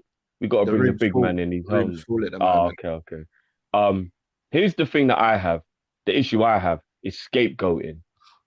And I think I'm one of those people who likes to jump to the defense of someone when I realize it's getting too much. And sometimes I'll end up backing someone I used to be against. It's almost how my love affair happened with Lovren, because I started to appreciate. It's how I started to appreciate things he was doing well when I realized that I didn't have an agenda. But then when he's playing well, people were still saying the things they're saying when he's playing badly. And I started thinking, no, that's not fair. That's not fair. You got to hold the same energy if he has a good game to if he has a bad game. And that's when agendas and scapegoating starts coming in. And the one thing I dislike that a lot of people do, and I hope you've noticed you do it if it is you who does it and just don't do it anymore, is if there's a player in the team that you're not necessarily okay with playing and then things aren't going well, he's the problem. Straight away. And it happens with Ox, it happens with Henderson, it used to happen with Mane. It'll be like, if he's in the team, everyone could be playing badly, but because he's in the team, why is Ox playing? Fucking get Ox off the pitch now, right? And like, bro, Ox ain't even doing nothing wrong. I remember we played Chelsea away and Milner started the game. And a lot of people are umming and ahhing about, why is Milner playing? And everybody was going nuts at 60th minute or whatever it was, roughly, when it was like 2-2. Get Milner off, It's like, guys, Milner's actually been the best midfielder on the pitch today. But because you're upset he was starting the game, he's the easy scapegoat to go to just like start saying, get him off. And I'm like, that's what we have to stop doing. That is the perfect example I can come up with where Milner was the best midfielder of the three in that game at Stamford Bridge in the league. But because he was the name that you didn't want on the team sheet, he's the one that was getting blamed for why we weren't winning the game. That is what we've got to stop doing, guys. We've got to stop doing that. So, you know what I mean? All right, let's get our next caller in. One of the legends who's also got his channel as well. The one and only Jamie Phillips. How you doing, brother? I'm doing good. Up in the penthouse. Look, and if you notice, if you notice right in the corner in the shadow, there's Pep Guardiola. Look. Just keeping an eye on us. Yeah, guys, you good? Yeah, good, brother. How are you? Yeah, not doing too bad. Things are good at the moment. So it's never been a better time to be a Liverpool fan right now, has it, guys? And never.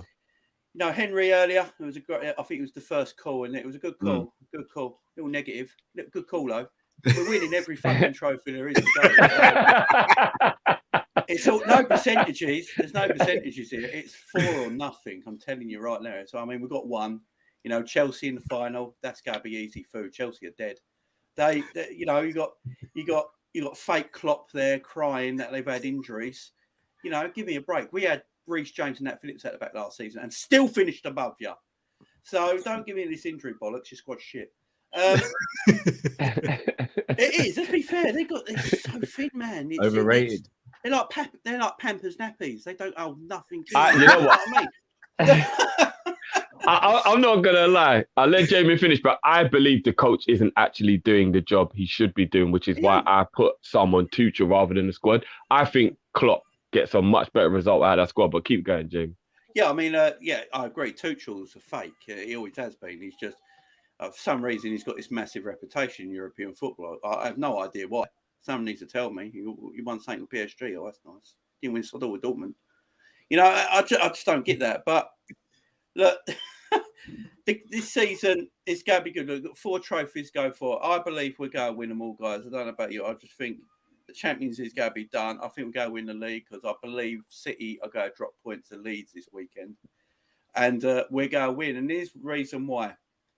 We've got 4 weeks till greatness. 4 weeks till greatness, yeah? 4 awesome. 4 weeks till greatness. 4 weeks, 4 trophies, 4 years. It's kind of mad. All goes. 4. And I just got 4 weeks till greatness. And I've been hearing people saying about the squad, and I don't want to be a lot of squad rotation no more in the team. I think we've got 4 more weeks. There's not a lot of games now.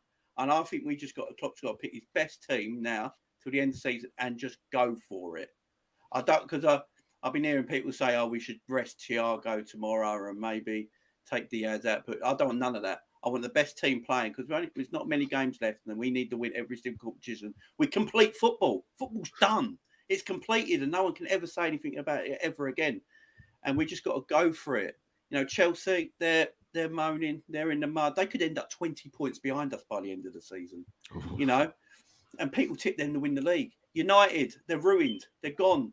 And now you see what they're doing today. They're basically sucking it up and going, we need to copy Liverpool. That's what we need to do. You know, you got Arsenal in a fake position because everyone else has been terrible and their fans think they're now, you know, Arsenal are like, oh, I don't want to get onto Arsenal. And you got Man City above us.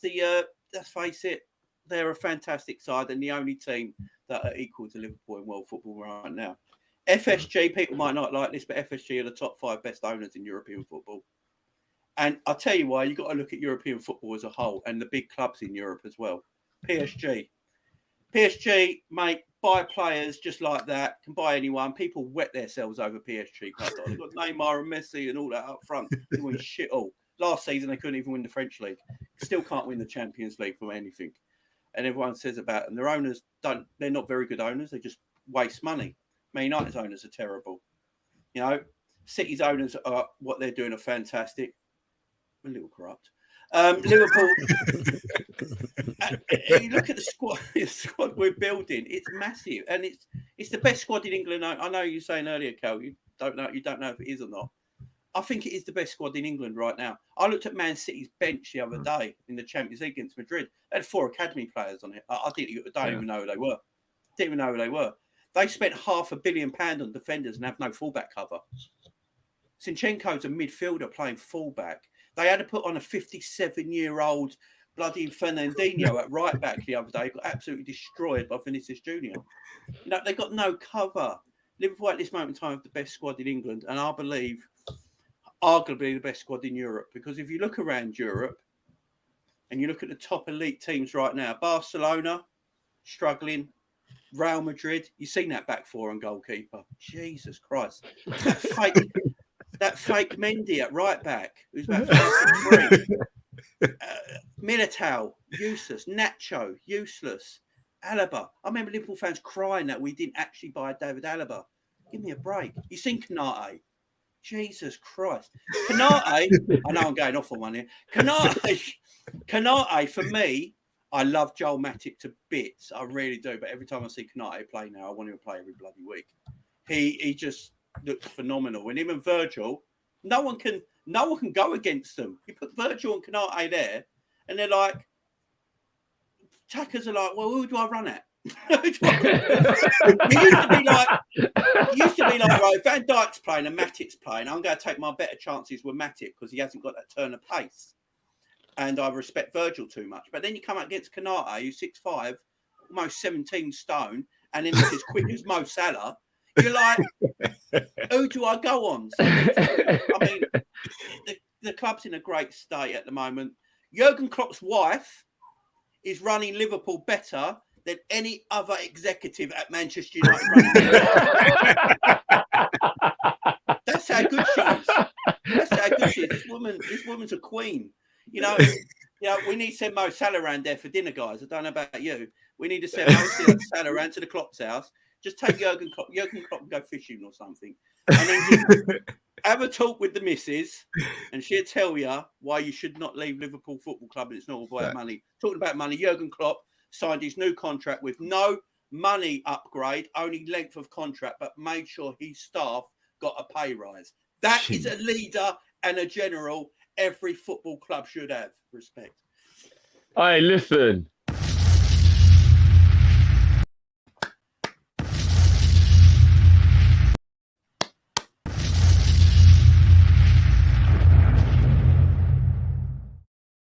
Jamie. There's nothing left to be said. There's nothing left to be said. Don't say anything else, bro. Just cut the stream and go. There's nothing left to be said, bro. Legendary. There's nothing left to be said, bro. Legendary. Make sure you go and follow Jamie Phillips. Come on, guys. Make sure you get over there.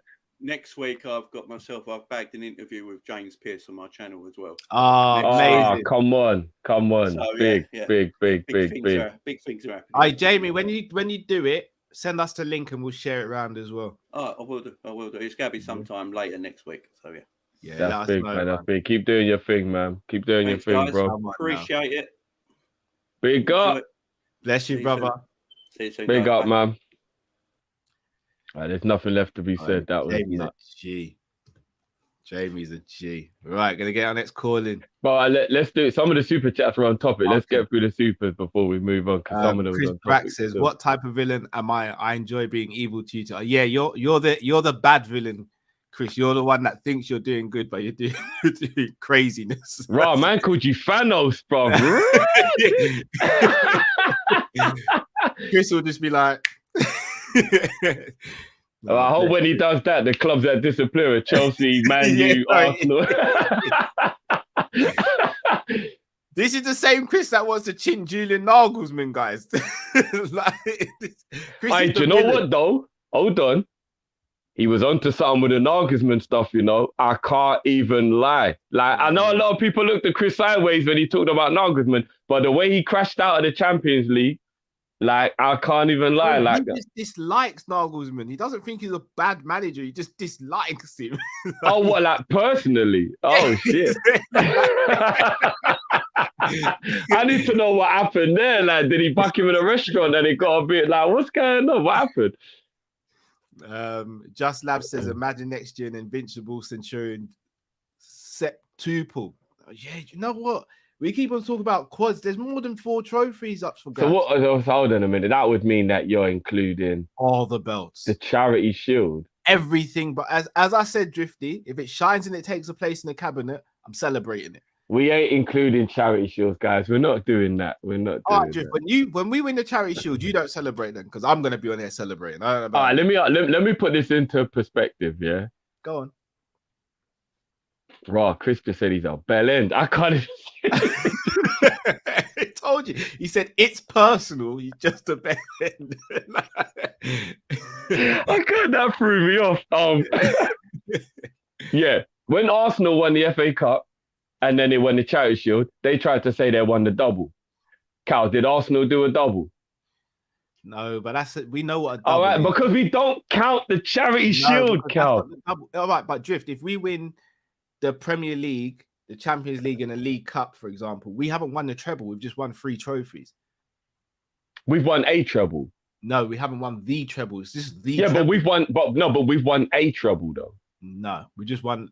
We've just won 3 trophies. We haven't won a treble. No, there's the treble and there's a treble. They won 2 trophies, Drift.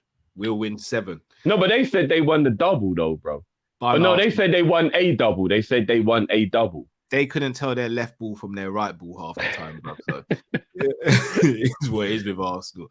As says, only so long City's lawyers are going to be able to kick that can down the road. The empire's about to fall and Klopp is going to kick the door in. Liverpool dynasty is incoming. You'll never walk alone. Oola, oola, oola. I agree. Look, they need to nab City, man. Messi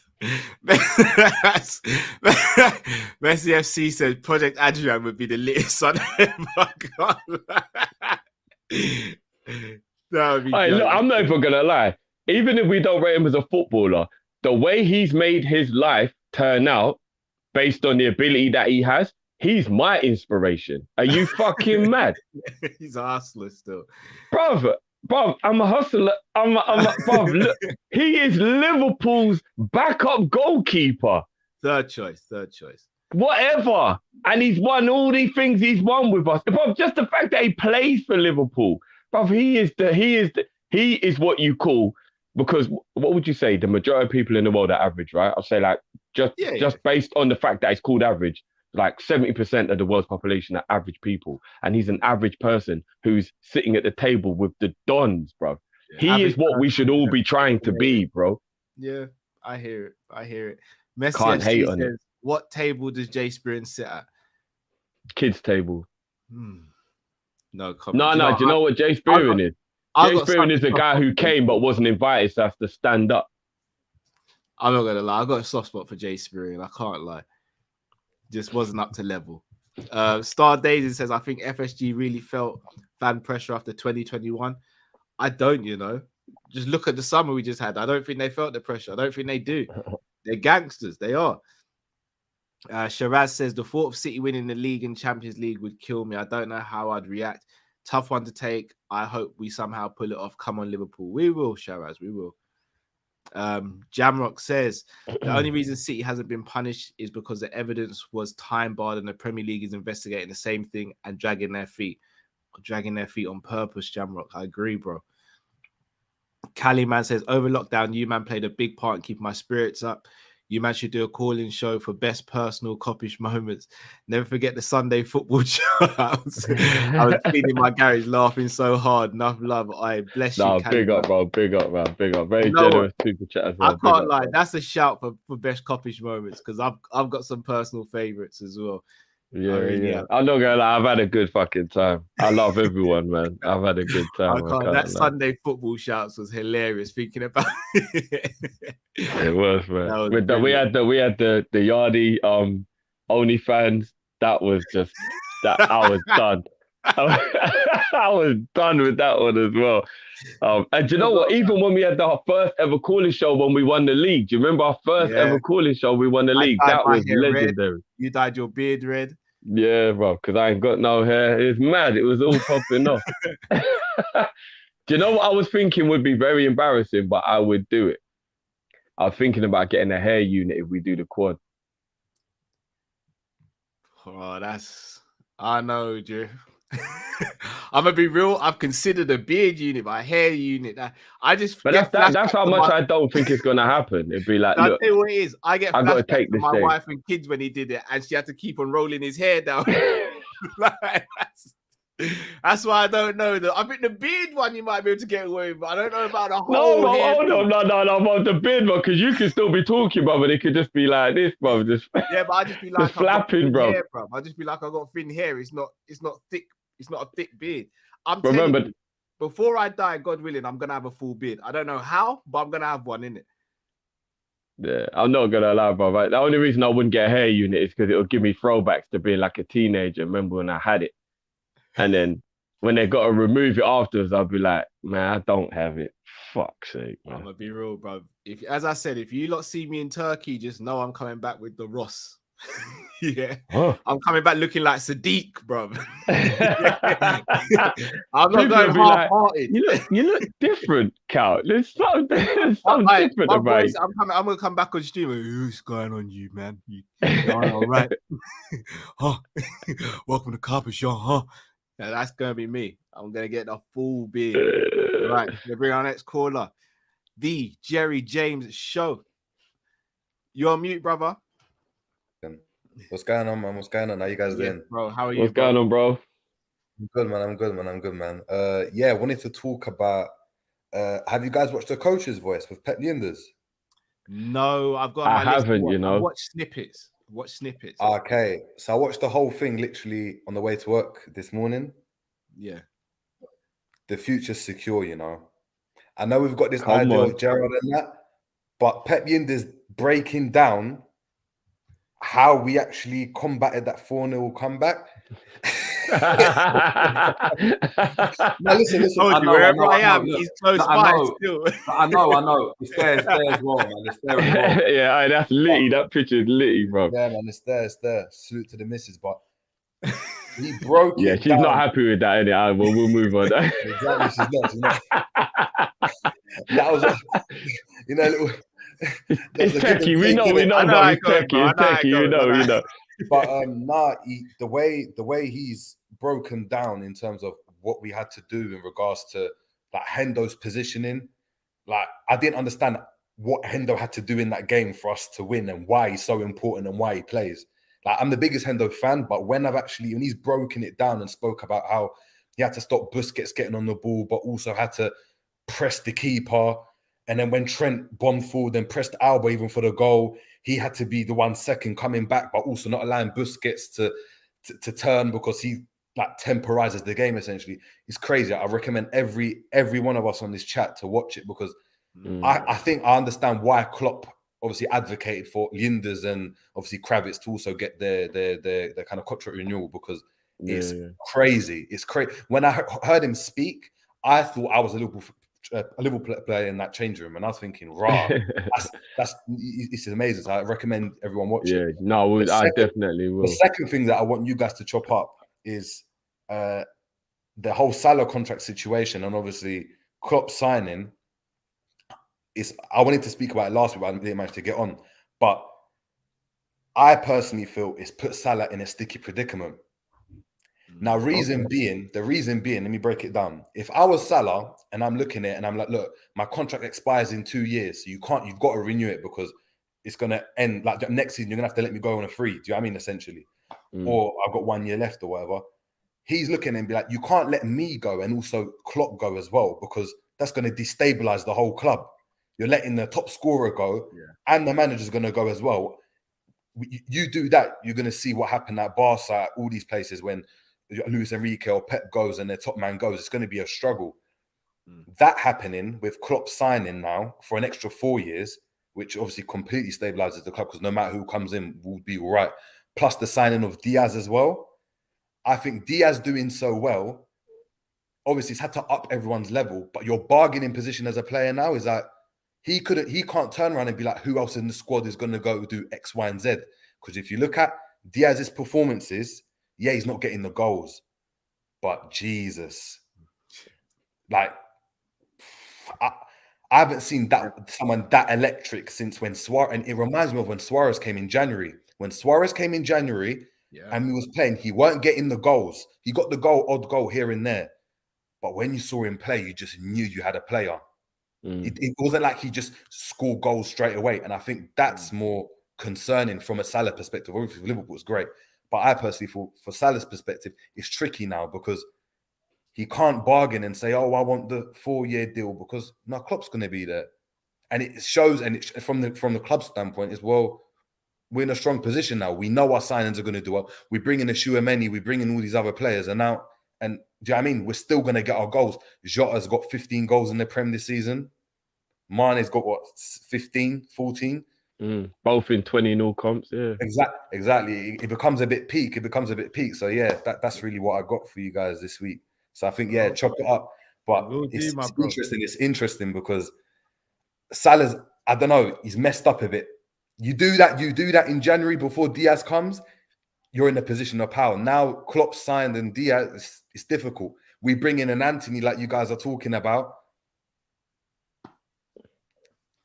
Odds are he's gonna bang. So yeah, man. Could be a bit sticky, but yeah, no. Like and stuff. Work rate's incredible. Look, we've been on the stream for 2 hours now, man. So it's probably for 500 people in the chat, at least 600 likes, 500 likes, whatever it is. Yeah, man. Big up, man. Thanks for waiting as well, bro. Yeah, man. No worries, man. Take it easy, man. Bless you, big up, man. Big up. Great questions, man. You know what's mad as well, yeah? Like that whole Pep Linders situation. And he's talking about Hendo. Why do you think Hendo collapsed at the end of the game? Ran himself to the ground. He was carrying a knee injury from the first half as well. Yes, he was. Literally, that whole thing he describes how the importance of You don't even deep it when you're watching. And obviously, I've played football, so I see certain things. But when he's broken it down, it's like, oh, so Genie was actually playing at certain positions, had to play as a left back because they wanted Robbo in the box for corners when Trent's putting it in, and Wijnaldum's made like fifth man runs from midfield to get those 2 goals from left back. That's how they overloaded. It's when you look at it, it's crazy, and you can just see the importance of that team. No wonder like Klopp and Linders, they had such a reliance on that team because, like he said as well, there's actually a quote he says, but he's like, on a tactics board, you can't portray emotion, and the emotion that you had to have heart for Trent to go and be brave and press Alba in his half because he knows you've got Coutinho behind him. Yeah, that takes bravery. Like when you're playing football and you know what, I'm vacating my position. And he does it all the time. We don't even realize when he bombs forward, and he's brave. He's brave. And that's what Klopp wants from them because they want a build up with a 3. So it doesn't matter who that 3 is. If it means Fabinho bombs in or Robbo tucks round or Fabinho tucks in, makes a 3. They want to build up with a 3 regardless.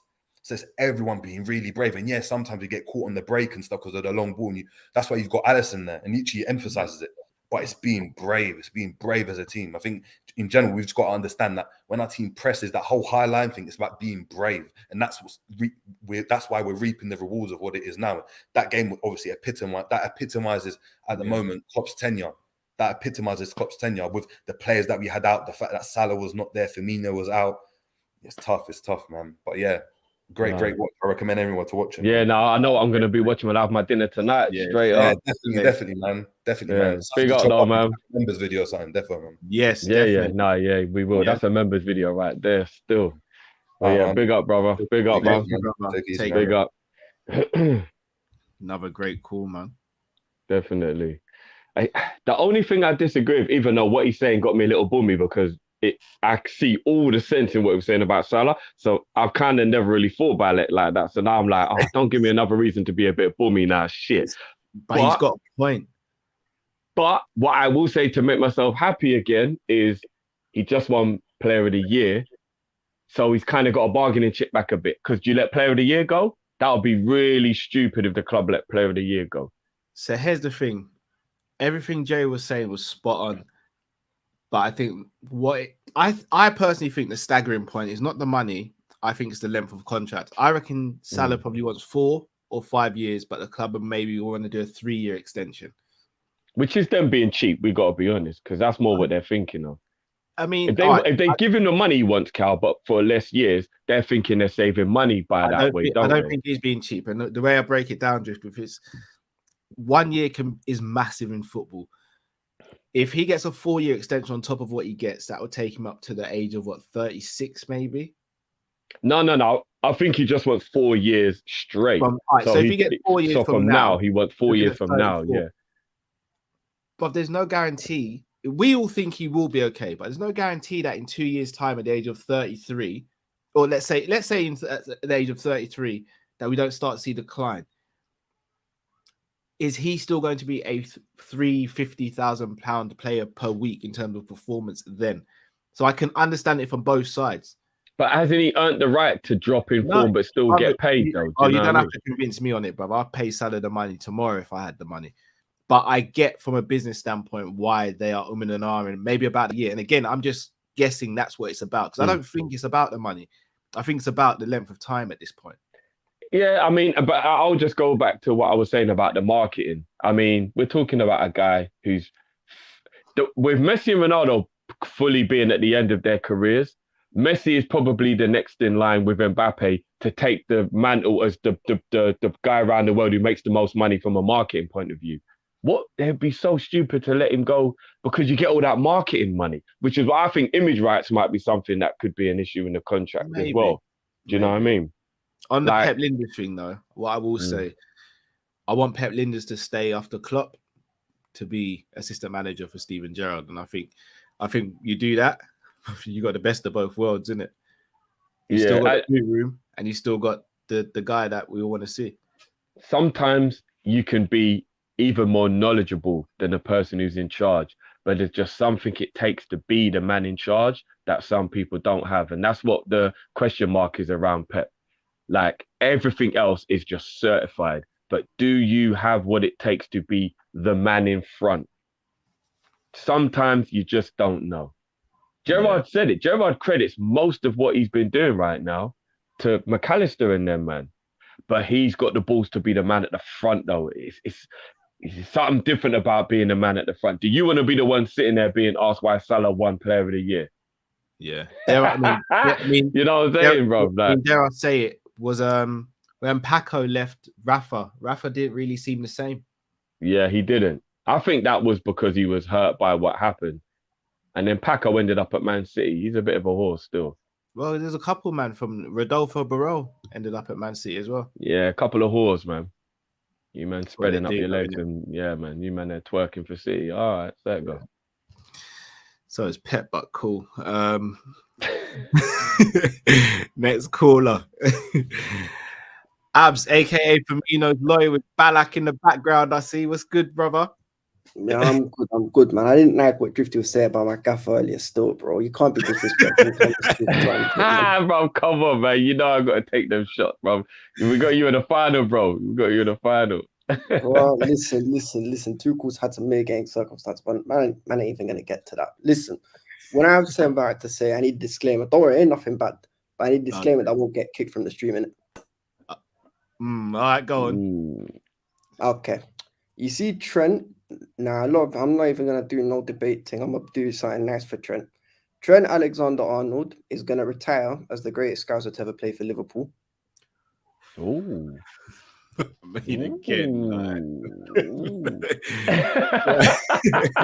Watch it. You don't mean it. Listen, I love Gerrard in it, and I had to do some more defending for him today, but that was it. And what was it? Also, Cal, this whole invincible quad thing, you need to do it so that these Arsenal man can stop chatting about the time when they was running 12 draws in a week and that.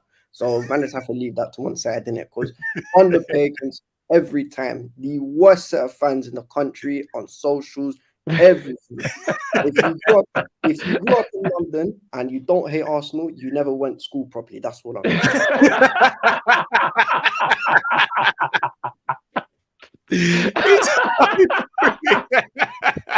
And it's like, you don't hate Arsenal. You was homeschooled. You're bunking. Yeah.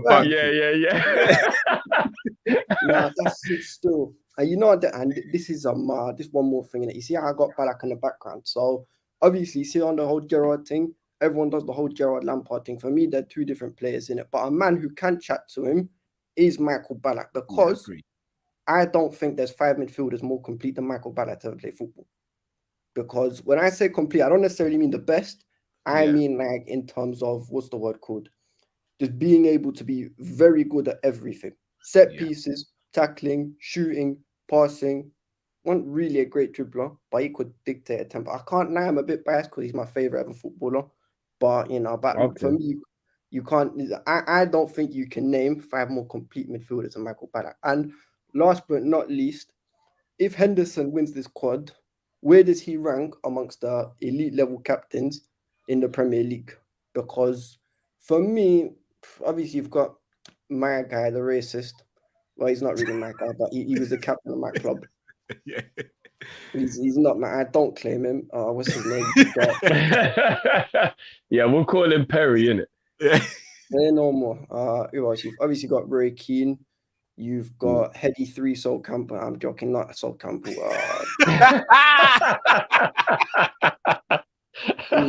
Who's the other guy?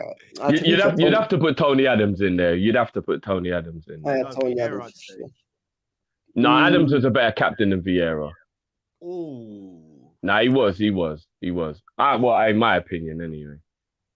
Yeah, I think so as well. And so where would Henderson end his ranking? Because obviously company as well. Heady 4, we have to add that in there as well. So and but that's all I gotta say. I hope you don't win the quad. And listen, I'm a bookmark because I heard what Jamie was saying about my team, about how they're gonna slap us and that. Just know, man, I'll be sat in Wembley, hopefully drinking some Liverpool tears in it, because the amount of Liverpool man I got in my family, that can't happen, bro. It can't. Well, they're just waiting for you to transition, Ab. That's all they're doing, bro. They're just waiting for you to just put the red on, but start with some red pajamas and just see what it feels like, bro. You know what I mean? Like, There's someone at the door now for you, innit? Yeah, man, it's the initiation, bro. It's the initiation, bro. They're calling you, bro. No way, man. I never join Liverpool, man. After us, because Arsenal number one, and then it's UEFA Lona. Liverpool are the team I hate the most. They're the team I respect the most out of the teams I hate, because he never really cheated us that much apart from the last cup final. But nah, no way. Liverpool are the Northern Ops, innit? No, I hear that. It makes it difficult because people like you who I like support a club I hate. So like it makes it. I get it. I understand where you're coming from, bruv. I get it. Yeah, but listen, there's a bag of worse football fans than us. There's United fans, there's Arsenal fans, even Spurs fans are worse than us. Now, as I said, in fact, I'll even extend it. If you grew up in the 2000s and went to school in London and didn't hate Arsenal or Man United, you didn't grow up properly. That's what I got to say. Yeah, that's real. Still, that's real. But big up as always, brother. We'll chop that up now, man. Bless, bro. Big up. Take care. Trent, the greatest scouser by the end of his career. I think that's going to have a lot of context added to it. And I say that to say this. Steven Gerrard, I feel personally, will always have nostalgia attached to it, which is going to make it too difficult for me to ever put anyone above him, whether they are or not better than him. Because nostalgia plays a big part in life, whether we accept it or not. But if the trajectory of Trent's career continues, and if the fact that, in my opinion, he's like a trendsetter, and then if you couple that with some achievements that I'll include the achievements because he is a very big part of, like he wasn't a passenger, he was instrumental in. Yeah. I think the conversation has to be had. Like, I can't lie. I think Abs isn't actually chatting. I honestly don't think he is, but I think it would have to be a very serious conversation that a lot of Scousers will have to have an acceptance about, possibly. I really do. But we'll cross that bridge when we come to it, innit? I say he's the only one that could wrestle that away from Stevie. I feel sorry for Trent in a way because Trent's surrounded by so many world-class players, he might not get the sort of adulation as Gerrard, but I have to always go back to this. Without Gerrard, we're not sitting here right now thinking about a quad, because I don't know where our club would have been without Gerrard in those 2000s. And on top of that, if Gerrard was in this team, the quad would actually be done. Well, this would be our third quad. Yeah. If Gerrard was in the team, this would be our third quad. I can't even lie. And obviously, I'm not saying this in a shady way, but if you swap Hendo, Naby, or whoever that third midfielder is, and it's Thiago, Flacco, and Henderson, and Gerrard, sorry. Don't. Me and my missus said we weren't going to have any more kids, bro, so don't. Cal, a 27-year-old Gerrard. Don't stop, man. I'm not looking to have any more youths, bro. Please. Yeah. Two's enough, bro. Two's enough. By the way, we're only 4 goals away from breaking Liverpool's record of goals scored in the season. You'll probably do that tomorrow as well. Whoa. Let's not get that confident, bro. Whoa. I'm joking. Shout out to Dave's LFC chats in the building as always. Big up yourself, Dave, bro. As always, big up, bro. No, I'm actually nervous about tomorrow's game. I'm not going to lie. I am. But I also agree with the comment made earlier. I can't remember who actually made it. I actually think Leeds are the only team that can take points off City, you know. So this weekend is pivotal for me in the title. They're not the only team. They are, bro. All the other teams they have to play won't have the motivation Leeds have, bro. This is what you got to understand. West Ham are going to be either saving players for the final or they're going to be disappointed. Like, there's no other team left with motivation that they have. Like, Leeds are the only team left that have got motivation, bro. I think Leeds pick up points. Endo, where does he rank among Premier League captains if he wins the quad? When he wins the quad, sorry. He'll be the best captain of all time. As it stands right now, I'd give it to Roy Keane. Where would he rank amongst Liverpool captains? He'll be the best Liverpool captain of all time if we win the quad. If we win the quad, he'll be the best Liverpool captain of all time. I can't even front on that, bro. We'll address that when it comes to that'll be shuffles in one season, Cal. Yeah, be mad still. Man, just leaving bare stud marks on stage. Bare stud marks, bro. Man's gonna have to put on his Astros, bro. Yeah, he will have to. He will have to. All right. Next caller. Why, John? Yeah. All I need in this life is sin. It's us in the title. Us in the title. Yeah. Klopp, I'll see you. Eula. Holla.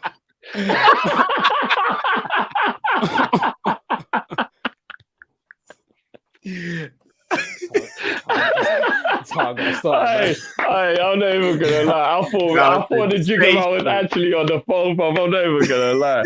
that was impeccable. At the start, how you doing? Holla. Oh man. How you not doing anyway? Yeah. No, good, bro. I'm good, bro. That was hilarious, bro. What's going on, bro? I had to kick it off, man. It's been a happy week, man. It's been a happy week. I never saw this contract thing coming at all. But I done told y'all. Nah, what a time to be a fan, man. What a time to be a Liverpool fan. Quick question. Do you ever like just sit back and just deep like all we've achieved? Yes. Bro, Like, do you know how many times I just sit back and deep why you would have picked any other club? Nah, it's mad, you know. It wasn't Bro, it's crazy, bro. It's crazy, bro. That we had crazy, Paul Konchesky at left back. Deep. Posting in centre midfield. A washed up Joe Cole. No disrespect, because I respect Joe Cole, but bro, it's mad. Christian Poulsen, centre midfield. And we still was in love though. How crazy is that? I mean, it's mad, man. It's mad. But we had a caller the other day, Cal, when I think it was last Friday, and he started to support Liverpool in 2010. Me and Matt looked at each other and said, he's the deepest Liverpool supporter there is. If you started to support Liverpool in 2010, Roy Hodgson is when you decided to become a Liverpool. You are the realest one there is. Like, it doesn't get any realer than that. It does not get any realer than that. That corner deserves all the blessings we're getting right now. I said David and Goga's your number 9, you know. David and Go. I'm not gonna lie, I had a little love for N'Go still. He was a lucky striker, man. He was a lucky striker. Look, he scored past Man United, boys. He was meaty. He scored against Arsenal that season as well, but he came off the bench and bagged quite a few goals. You know, I'm not even gonna lie. But I don't think those were goals. I don't think those goals he meant it. if you asked him, I don't think he meant them at all. Anyway, I'll get into my question. So my first, I have like maybe 3 questions.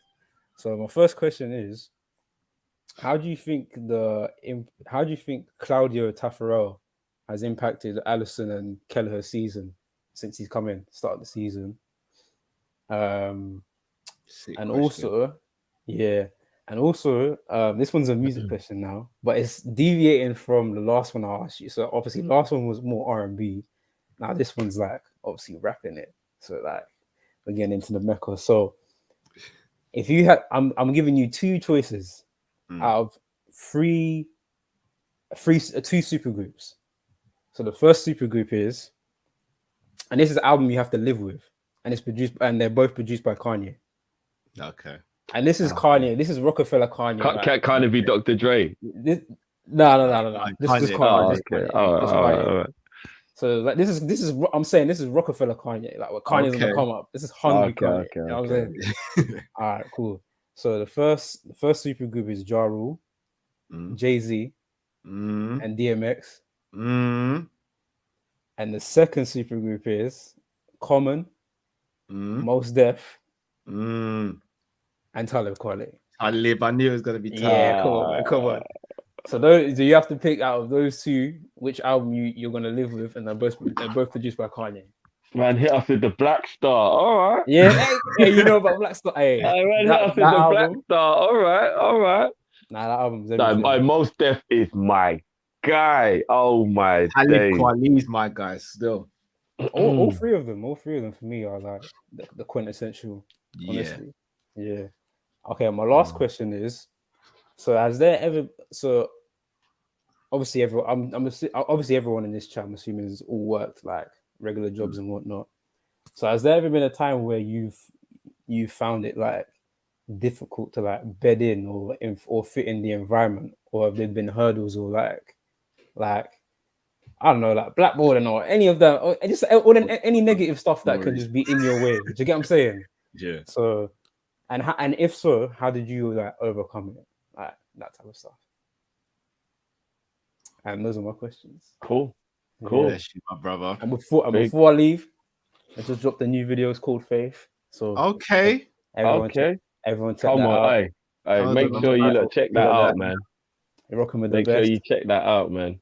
Why John was spitting them bars, man. Make sure. I keep doing your thing as well, bro. Keep doing your thing, man. 100%, 100%. Talent always shines through, bro. Trust me.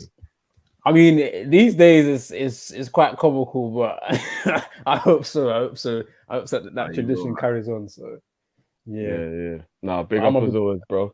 Big up, man. On. Big up. Brother. Thank you. All right. First question then, Drift. Tafro impact. I'm gonna be real. Ali's level's gone up since he's been there, and so has Kelleher's.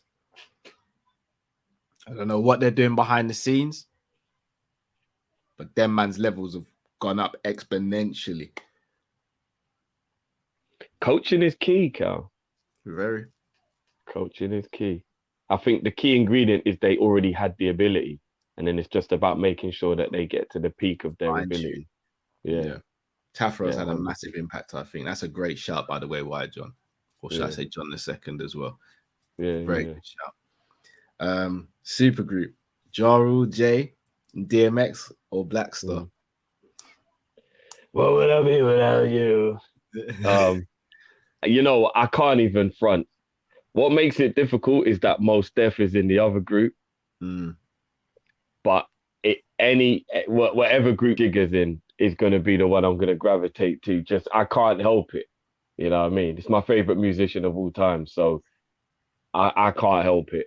You know what I mean? And it ain't like it's no sloppy seconds. Like, I know that whole thing that happened with 50 Cent put a lot of like people, like, I don't know, like you just put like a really weird stigma against Ja Rule, but Ja Rule is a very good artist. Like, Ja Rule's the guy still.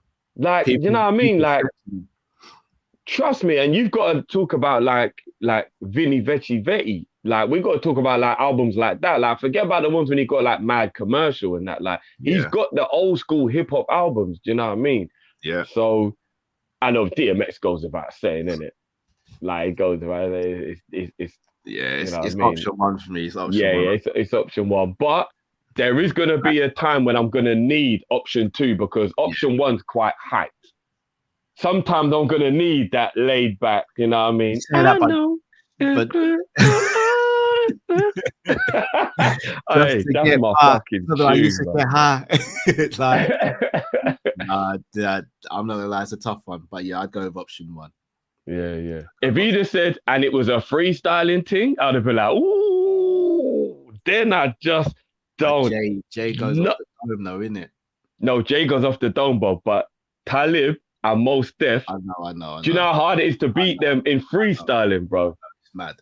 Shout out to anyone who remembers old school Mos Def. The freestyling was it was insane, bro. I don't really know if Ja and DMX can keep up in the freestyling thing with them, man. I might be able to. I don't know if Ja could. Not with Mos Def, bro. I gotta be real, bro. Yeah. Not with Mos Def. But workplace dramas and stuff. We've all had them, innit? Do you know what's crazy though? Because John said when you haven't fit in. If I'm being honest with you, I don't even mean this in a cocky way. I'm not the type of person you don't get on with. So in a work environment, I've never really struggled to get on with people. You know, I haven't.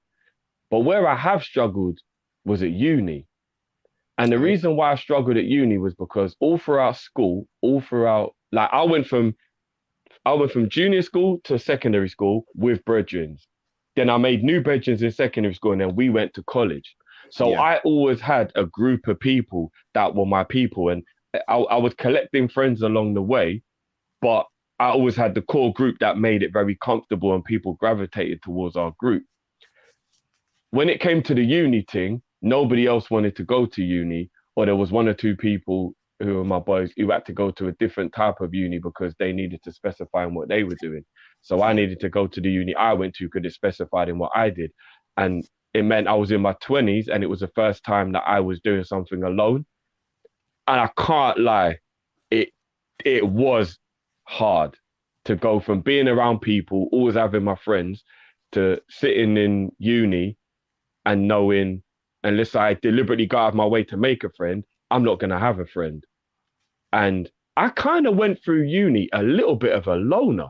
I can't even front. Like, obviously, I made friends with certain people along the way, in class and little things like that. But if anyone who's, I mean, most people have probably been uni as well, you know, especially when you've got like your major and your minor and all that kind of stuff, you get dashed around a lot. So there was like your different days, you were different classes, you were different people. And like, yeah, like I didn't get a chance to settle with a group because I'm with them on a Tuesday, but I'm not with them any other day of the week and so on and so forth. So I'm not going to lie, uni got a bit tough still. I think that was the first time I realized in my life how important friends were if I didn't already know. And because there was no one to really bounce off. There wasn't really that many people to call and go, do you get this bit of course? I go, what happened with this? Like I had quite minimal amounts of time throughout my time at uni where I had that. So I'll say uni was the time when I kind of found it a bit tough in that way, where I wasn't an outcast or anything like that, but I was alone a lot at uni. Like me and my MP3 player were best friends. That's all I could say. You know what I mean? I'd say maybe 2 times for me. Going from secondary school to sixth form, and I had a lot of issues at my sixth form. Like I remember, like because I was so basically the sixth form I went to, a lot of them moved up from year 11 to year 12 together. So I was the new guy in it. So all the year 12s knew everyone throughout the school, but no one knew me.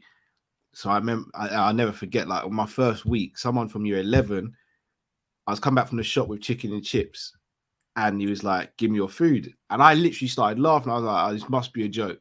And he was like, "Give me your food." And I was like, "Oh, bro, I don't do this around there, you know? Like, I may be new here, but you're not going to rob me." And then after I said no, we got into a little altercation, got the better of him. But for the next like 6-7 months, I was come to find out he had a couple of older brothers who were racist and on this thing, like on site. And literally, it was just a problem every day for months. And obviously, I didn't want to get my brother involved. My brother's much older than these lot, and I know it would have gone really left if I got my brother involved. And I was just going through that. I was just like, I've come from a secondary school where I got on with everyone, loved it, loved going to secondary school, to now going to this. I'm in a problem with someone over someone who started trouble with me. And then it got resolved because some of my family members found out and got dealt with that way. And then I got a job at the beginning of lockdown, the very first lockdown. And I started the week that lockdown happened. So I never got to meet any of my colleagues face to face, and all I had was Zoom calls and stuff like that. And I never felt like I fit in that workplace simply because I just couldn't build relationships through Zoom and iMessenger and stuff like that. So it was just weird. Apart from that, though, I've been pretty fortunate in terms of getting on with people and like just forming new relationships and stuff like that. But those are the two. Those are the 2 ones where I was just like, that was rough. Yeah. That does sound. I can understand where you're coming from with that one still. And like the whole like the man trying to be an idiot, like there's nothing worse than somebody just being a. Because again, for me, I thought after I dealt with it the first time, I thought, yeah, it's done now. He's learned his lesson. I'm the new guy. Maybe you just tried to check me to see if you can take liberties. You obviously found out you can't. We're good now. When I saw the brothers get involved, I was like, oh bloody hell, I've actually started a war here. Yeah, he was a professional idiot. Yeah. He was one of those guys who used to get mouthy because he had older brothers, and we had all of those. When he realized that I had older brother and older family members, it soon got dealt with. But I just never liked getting my brother involved in things. I either deal with it or I don't. In it, it's one of those things. So yeah. And then third question. Oh no, that was it. Let's get the next caller in then. Tar Mizzy. What's going on, guys? How you doing, bro? What's going on, bro? Yeah, all good. Yeah. Shout out to Jamie Phillips earlier on. Big up. Drop the mic. So, Definitely, Jay. He dropped some bombs and the mic, 100%. Yeah, nothing but respect. Okay, I'll start now. First of all, recently I've been observing Trent's defending over the few games, starting from Arsenal, I say. And what I observe is that, especially the duel with Martinelli, it seems that as if there are a few times where it's almost 50-50, and then I think there was one time he had a shot on goal. I think Ali pulled a save. What I observe is that I think the first half is more of the reading of the game of whoever plays on the left wing. Yeah. Correct me if I'm wrong. And I think that's how he approach whatever the game is. So the first half is more of the reading of the game, and then also second half, that's where we start to see him being more comfortable because he know what the left wing and the attacker would do next. So that's my observation on Trent. Yeah. The second thing. So this is a question. Yep. Rank your top 5 Japanese players who play in British football. So here it goes. Hirotoshi Nakata. Yeah. Shinji Okazaki. Yeah. Shinji Kagawa. Yeah. Shansuke Nakamura from Celtic. And Junichi Inamoto, who played in Fulham. Yeah, I know Inamoto. Yeah. I'm not gonna give Taki because he's still playing. Yeah, we'd be biased. Yeah. I remember Nakamura had a sweet left foot. Yeah. Sweetest of left foot. He's a set piece specialist. Goodness, I remember the one he scored against Man United in the Champions League years back. Oh. Yeah. He has that left foot magic one. Yeah, definitely. I say. Definitely. Yeah. No, great and then question. lastly, if you play as a striker and your manager, your gaffer asks you to play up front as with a striking partner. So I have 4. Well, actually 5 from these lads you played in for Bayern. Yeah. Bayern Munich. So here it goes. Mario Mandzukic, Mario Gomez, Luca Toni, Miroslav Klose, and Claudio Pizarro. I was hoping you were going to say Lewandowski. Nah, you're the Lewandowski, remember, Cal? Oh yes, you're right. I think the answer is inevitable if I put Lewandowski over there. Yeah. No, you came up with some great ones because the majority of them are very similar as well. So it's about whether you like. Target man, powerful aerial threat. Yeah. Similar type of mold strikers. And lastly, Hall of Fame. Come on. I live it there. Come on now. Fame. Yeah. Come on. Well, anyways, guys, Izzy, you're a legend. Big up, man. Great questions, bro. Big up, man. Big up. Yeah. Bless. Big up. All right. So I don't know if you heard what you're saying about Trent. I was just blowing my nose. I could still hear, yeah. It kind of makes sense when he says it because I liken it to a fighter, for example. Again, I know some people don't really like MMA and UFC, but Piotr Jan, when he fights, he usually loses the first round or the second round, or sometimes both. And that's usually because he's downloading the information about the fighter. Floyd used to do it. A lot of the times Floyd would lose the first round sometimes, or the second round, and then after that he takes over the fight. There are elements that Trent does do that, to be honest, where he's kind of just feeling out, seeing what their movements like, seeing what their favorite move is to do and things like that. And I mean, didn't work against Sterling though, did it? Family's kind of right. It's like yes, there's been games where we've seen Trent get dealt with a bit, like Vinicius in the first half against Real Madrid, Martinelli recently. But really and truly, I can't think of second halves where attackers have really got the better of him. So he's basically finding range. Seems like it. And I think obviously with him, as he gets older, it may become a thing where, right, I figured you out because I played you a few times now, you're good. Possibly. It's a good shout. All right, we've got to rank the top 5 Japanese players. I know who's at the top of my list. Who is, sir? I know who's at the top of my list. Oh yeah, you're probably the same as me. Nakata, Okazaki, Kagawa, Nakamoto, and Inamoto. Yeah, so Nakata is my number 1. Nakata, is he? Yeah. Okay. No, that he was. Yeah, he was a baller. Yeah, bro. He was a real baller, bro. Yeah, he was. Like, he was serious. We didn't see the best of him in this country. No, we didn't. When he was in Italy. Oh, geez, in Italy, yeah. Bruv. Yeah, in Italy, he was a madman. Bruv, he was something else, bruv. I can't remember which. Was it the 2002 World Cup when he balled out? Yeah. I think it was the 2002 World Cup. He was a major problem. Yeah, loved that guy. Nakamura second. His free kicks were just something else. They were something else. Then it gets a little. Then it's like.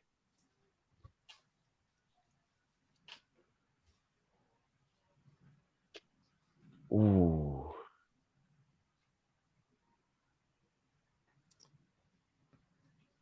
Are you agreeing with me? But the other way around, I think Nakamura is your top one. I'm guessing, isn't it? No. You still don't know? Kagawa is my top. Kagawa. Shit, no. Do you know what? Kagawa for me, it goes Kagawa, Nakata. Then I'm gonna go Nakamura. Sorry. I've got a soft spot for Okazaki and then Inamoto. Do you know what? You're right. Okazaki, I think, was very underrated in what Leicester achieved. Yeah. He's one of the reasons why they were able to do what they did, bro. Yeah. Definitely. No, you're right. Bad boy. Kagawa second. Kagawa's got to go second. Honda was a bad boy. That left foot right there. Goodness me. Yeah. Honda. A free kick. Yeah. Honda might have to go in that top 5 list for real. Honda was something else. Yeah, no, you're right. Kagawa goes above Nakamura. You're right. Because as an overall player, he was a lot better than Nakamura. I'm just thinking about the sweetness of the set pieces. But as an overall baller, Kagawa was levels. Kagawa above. It's just we didn't see it at Man United. That's all. Kagawa, Nakamura. I think Honda does deserve to go in there still. We weren't Honda. It wasn't on the list. I think Tarmizi did that on purpose because we'd have probably put Honda. he left out Taki and Honda for a reason, I'd say. Yeah. All right, let's go to the next one then. Yeah. Go. You're Lewandowski playing for Bayern Munich. Who do you want to be your strike partner? Mandzukic, Gomez, Luca Toni, Miroslav Klose, or Pizarro? It would be Mandzukic or Pizarro. Mandzukic for me. Yeah, because the type of player that I need to do the Michael Owen and Emil Heskey thing. So for a start, Miroslav Klose, I'd end up punching up that. But get out of my fucking way, bro. Yeah. Like, he just keep on getting in my way. And Mario Gomez, I'd say as well. The thing is, Klose, Gomez, Tony are very similar players. I think Mandzukic is just a bit sweeter with it. Like, he's got a little bit more of that ruggedness as well. Yeah, but he can be silkier as well. Like you know what I mean? He had a bit more je ne sais quoi, as they say. Yeah. Mandzukic is the guy. Mandzukic is very underrated as a footballer, you know. Guy. Man used to play he's very underrated. You know? Yeah, I know, bro. He is a very underrated baller still. Mandzukic is a problem. Yeah, and Pizarro, I think he could do all that creativity and stuff.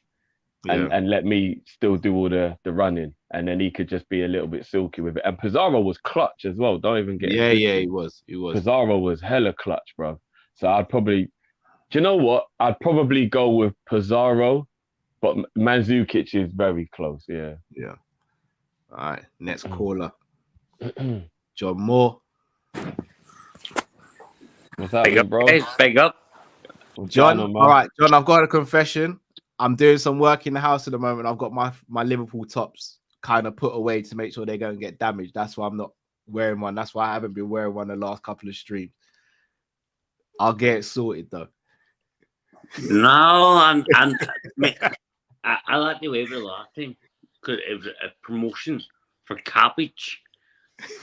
This time, I'm not letting you away with. No, I will. Next week I'll be back on. You told me the last time. No, but the work's mad, bro. No, I was on last week. To be fair, I give you last week. You missed it. So even that one, that's what told you that one. No, next week I'm on. Next week I'm on. You shit this week was good, mate. Yeah, I told you, look, Jack Sparrow, man. I'm still waiting. Drifty, keep count. I'm up by 4. Yeah. I'm up by 4. I'm not gonna lie, that's a massive handicap still. I don't know if Cal's gonna be able to catch that one back up, you know. man's got a head start like a mother. 4. You are winning 4. But I'm gonna claw it back. No, we're winning 4. You don't get me, Cal. Oh, we're winning 4, and we're winning 4. Drifty, Yeah. get on the raid. Get on this train. Tell him. Enjoy No, it. I'm not on it. I'm not on it. I'm not on it. Do you know what I've got? I'm in the doorway. The doors are open. And when it goes, I'm just holding it. You know when you just press against it and you don't let the door shut just yet.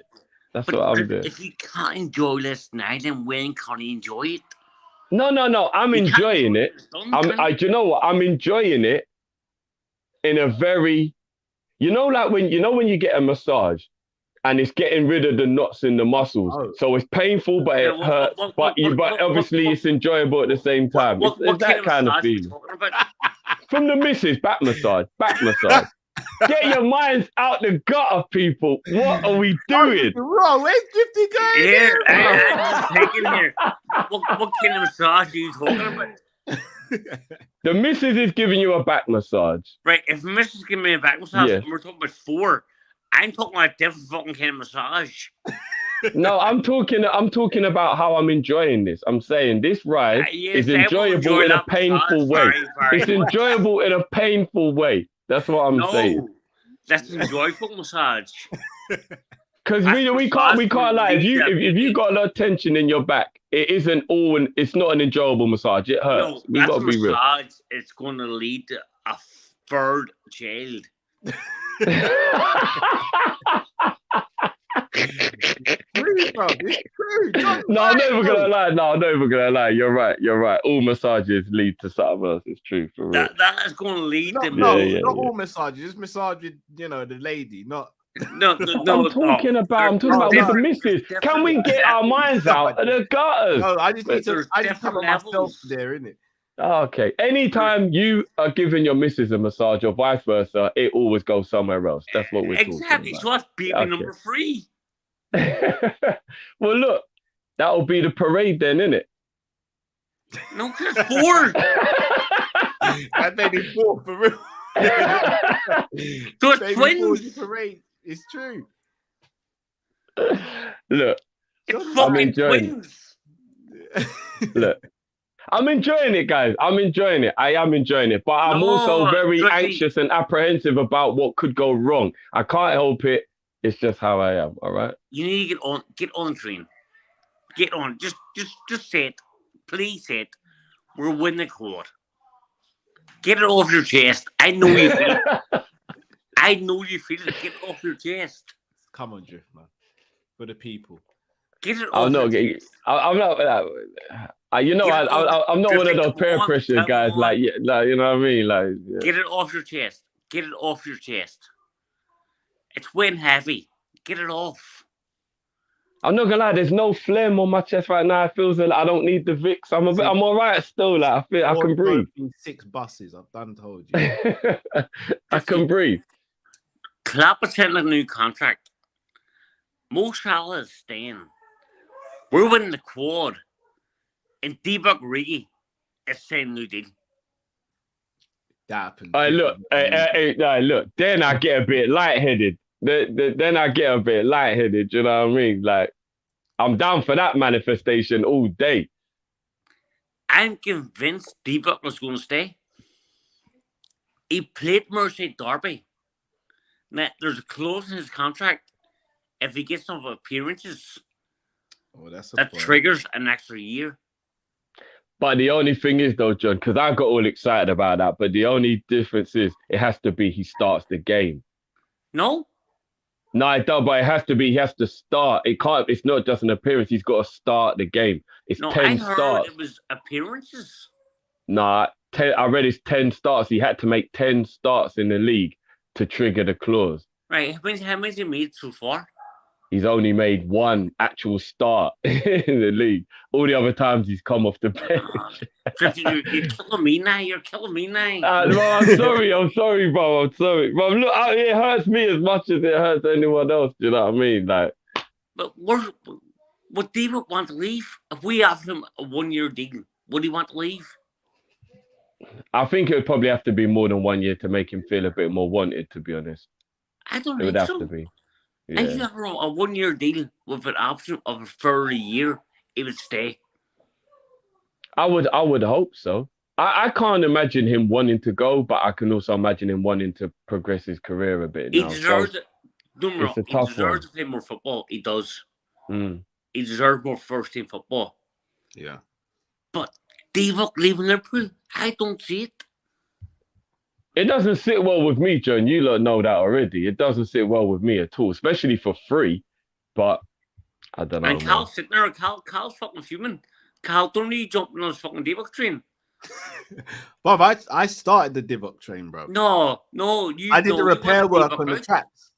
No, you wanted him out. Nah, not me. Start bro. there, sit there, Divock train. That must have been Matt, bro. No, that was you. You wanted Divock out. I can't remember that, John. I'm almost certain I rebuilt the track and repaired the train. Bro. Well, good. I think you need to go back and check the tapes. Nah, you lost me, John. I have no idea. Go back and check the tapes. Nah, that wouldn't have been me. Say, I will put my hands up and apologize. I'm FSG in. Okay. I am not. And there's nothing wrong with that, bro. There's nothing wrong with that. Again, I've always been a big supporter. No, you fucking haven't, Cal. Don't talk bullshit. Hey, Captain Jack Sparrow, you love this joke. The other day, I saw Cal in Jack Sparrow training the other day. You know when you climb the rope, but you're not allowed to use your feet? Cal was like... You're just telling bullshit lies today. Tell the people the truth. Tell the people the truth. I can't remember you know what my memory is like, guys, man. Aye, check the tapes. We all seen it. We all seen it. Trifty seen it. I seen it. Matt seen it. Could never be. We all seen it. You're FSG out. Now, admit you were wrong. I'm big enough to do it. I've done it. I can't remember me doing it, John. I can't remember it. Carl, come on. You're bigger than that. No, we had a little falling out, but I was never like, let's get the ball. Carl, you're bigger than that. Come on now. No, shall I tell you what it was, John? Like, we had our arguments, and I was like, maybe the grass is greener, and we separate for a little bit. No, you're bigger than that, Carl. But I never stepped out. You know what I mean? I was still bullshitting bastard. I never started seeing other owners and stuff like that. You bullshitting bastard. Cal was in the club like, don't stop, get it. You are a dirty bullshitting cunt. That's bad. Honestly. You know what though? Fair play to you though, John, because it takes a big man to admit it. It does. It takes a big man to admit it. The only problem I had with FSG was the European Super League. That's what put me FSG out. As soon as they let me, no, I don't want them anymore. But they're starting to show now they actually care about the club, and that's all I want. I want them to care about our club. That's all I've ever asked for. Care about my club. Yeah, I hear that. Show the fans that you actually love them. The love If you thing's don't do never that, been a then thing I for want me. you out. I don't want you. If you don't love my club, I do not want you on my club. Yeah, I think the love thing weren't a thing for me because I understand they're business people. For me, it was more a case of do what needs to be done for the club. If you're going to be in charge, do what needs to be done. And look, they always come through for me, innit? So. Cal, don't start your don't start, Cal. Oh, God. You hate FSG more than I fucking hate them. Hey, I don't know, it's all right, Cal. We get it. We get it. As I promise, like, and even it's been a weird these past few months, and knowing out. I'm a content creator. I got to create conversation in it, like. Honestly, but Drifty, you're not getting away with. I'm saying Drifty was the loudest. No, hold on, no, he wasn't. No, Drifty was actually the quieter one on FSG, but Drifty, Ja Rule, really? No, you don't like Ja Rule, no? Oh, but you like 50 though. That's why John's a 50 Cent fan. Oh yeah. Mate, 50 killed him. I don't want no beef, John. I don't want no. Look, I'm not even saying Ja Rule was better than 50. I'm just saying a lot of people believe that Ja Rule was crap because of that beef, but Ja Rule was actually good, and I think a lot of people compared to 50 Cent, he is shit. Nah. That's cold. That's too far. Compared to 50 Cent. That's too far. Right. How many records is Ja Rule sold compared to 50 Cent? I'm not even gonna lie. I think he's actually outsold 50. You know, because you got to remember commercially, Ja Rule was like ridiculously good. No. I mean, I don't have no facts and figures, but 50 Cent's first album. Oh yeah, biggest selling hip hop album of all time. Yeah. Right. What was Ja Rule's first album? What did it sell? No, oh yeah, the numbers wouldn't have been high on that one. But some of his other albums, though, collectively, 500,000 for Ja Rule's first album. I didn't even go gold. Shit. But But his catalog must have sold more than 50. I actually think Ja Rule's got a bigger catalog than 50. No, 50 Cent on records, just records alone, has made over 200 million on his records. Ja Rule on records has made £90 million. Can't really argue with stats, man. Nah, I got something for you here. Who do you think's better out of Tupac and Flow Rider, guys? Flow Rider's outsold. That's easy. Tupac. No, but Flow Rider's outsold Tupac. That's nuts. Slipping, no. No, but you're talking about different generations. Yeah, that is a point. That is a point. True. But then again, Flow Rider's generation was probably harder to sell music in, though. That's what I'm saying. You talk about different generations. That's not comparable. 50 Cent and Ja Rule were in the same generation. They were in the exact same time. I know, but my point is, Flow Rider's outsold Tupac. So for me, I don't think you can put it down to the sales. Because when we talk about rappers, there is no way Flow Rider even sits at any. He don't even in the same room as Tupac. He's not even allowed in, bro. It's a different generation. Look, John, for me, 50 is a better artist than Ja Rule in terms of what I prefer. I'll put that out there now. Like, I would rather listen to 50's music than Ja Rule's music. After Ja Rule's first album, I went off Ja Rule. But if we're talking about bangers, I gotta be honest, bro. I actually think Ja Rule's got more bangers than 50. No. If you're talking about success in the charts in terms of like commercially, I actually think Ja Rule's is bigger, bro. You put Mini Man. But Many Men didn't really go commercial, though, did it? It was a massive tune, but was it commercial? You have Peacefully Waiting, featuring Eminem. You have 21 questions. 50's No, got he's got the bangers. There's no doubt 50's got the bangers. But I think if they went banger for banger, I don't know if he could beat Ja Rule. Like Ja Rule's bringing in like J-Lo and all that. Do you know what I mean? Like he's calling on Mary J. Blige and he's calling on all the like. Right, but 50 doesn't need to do that. He kind of did certain times when he had to Yeah, go for yeah. 50 doesn't need to do that. It's a sticky one. It's a sticky one, isn't it? Well, right, who battle? If there's a battle, who will win in a battle? 50 probably. In a battle 50, but in a versus, right, so as Cal said, like it could be techie because Ja Rule's got the catalog. Like he does, he actually does have the catalog.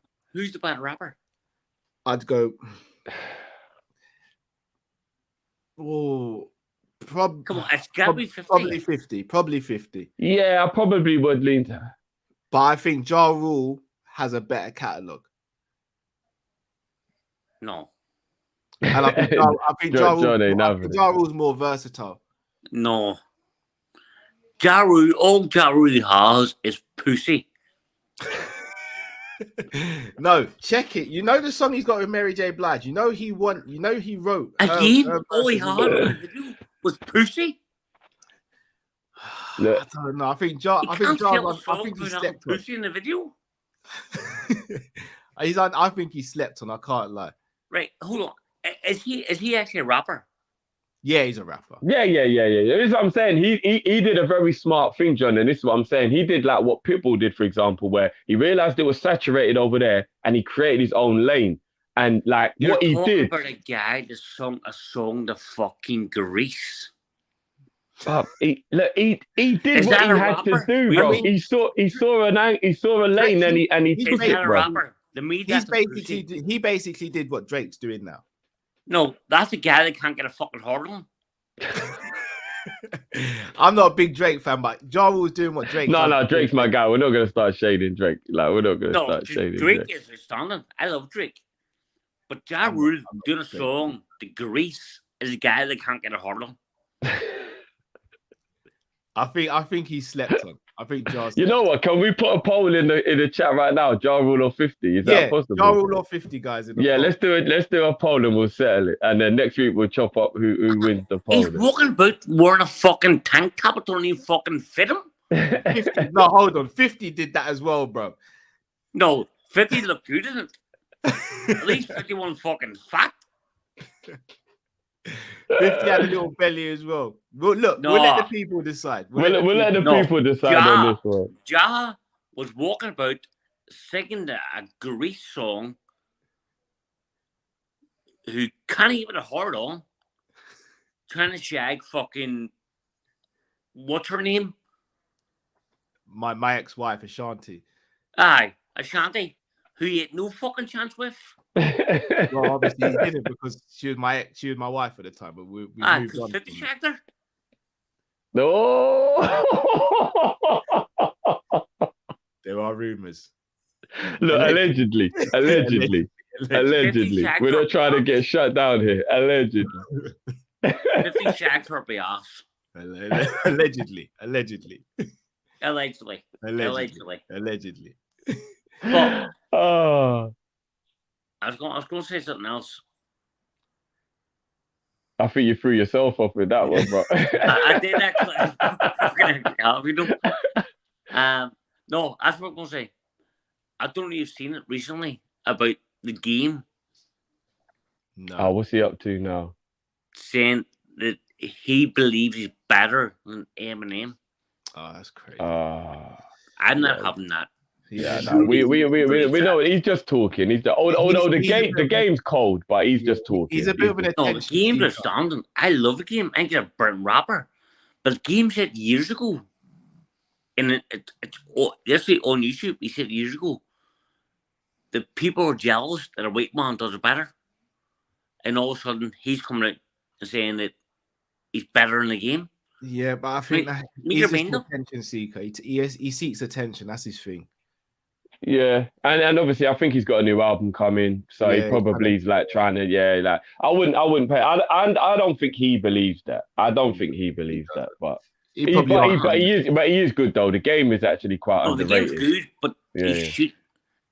No, if he has a new album coming out, the worst thing he has to do is talk about Eminem. Yeah, it's easy to come for Eminem now, though. Because Eminem's a lot more calm and chilled now, it's easy to come for him because he doesn't really bite anymore. Like even Machine Gun Kelly came for M and stuff like. It's easy to come. It's easy to go for him now. No, Eminem killed Machine Gun Kelly. That's why Machine Gun Kelly left the rap scene.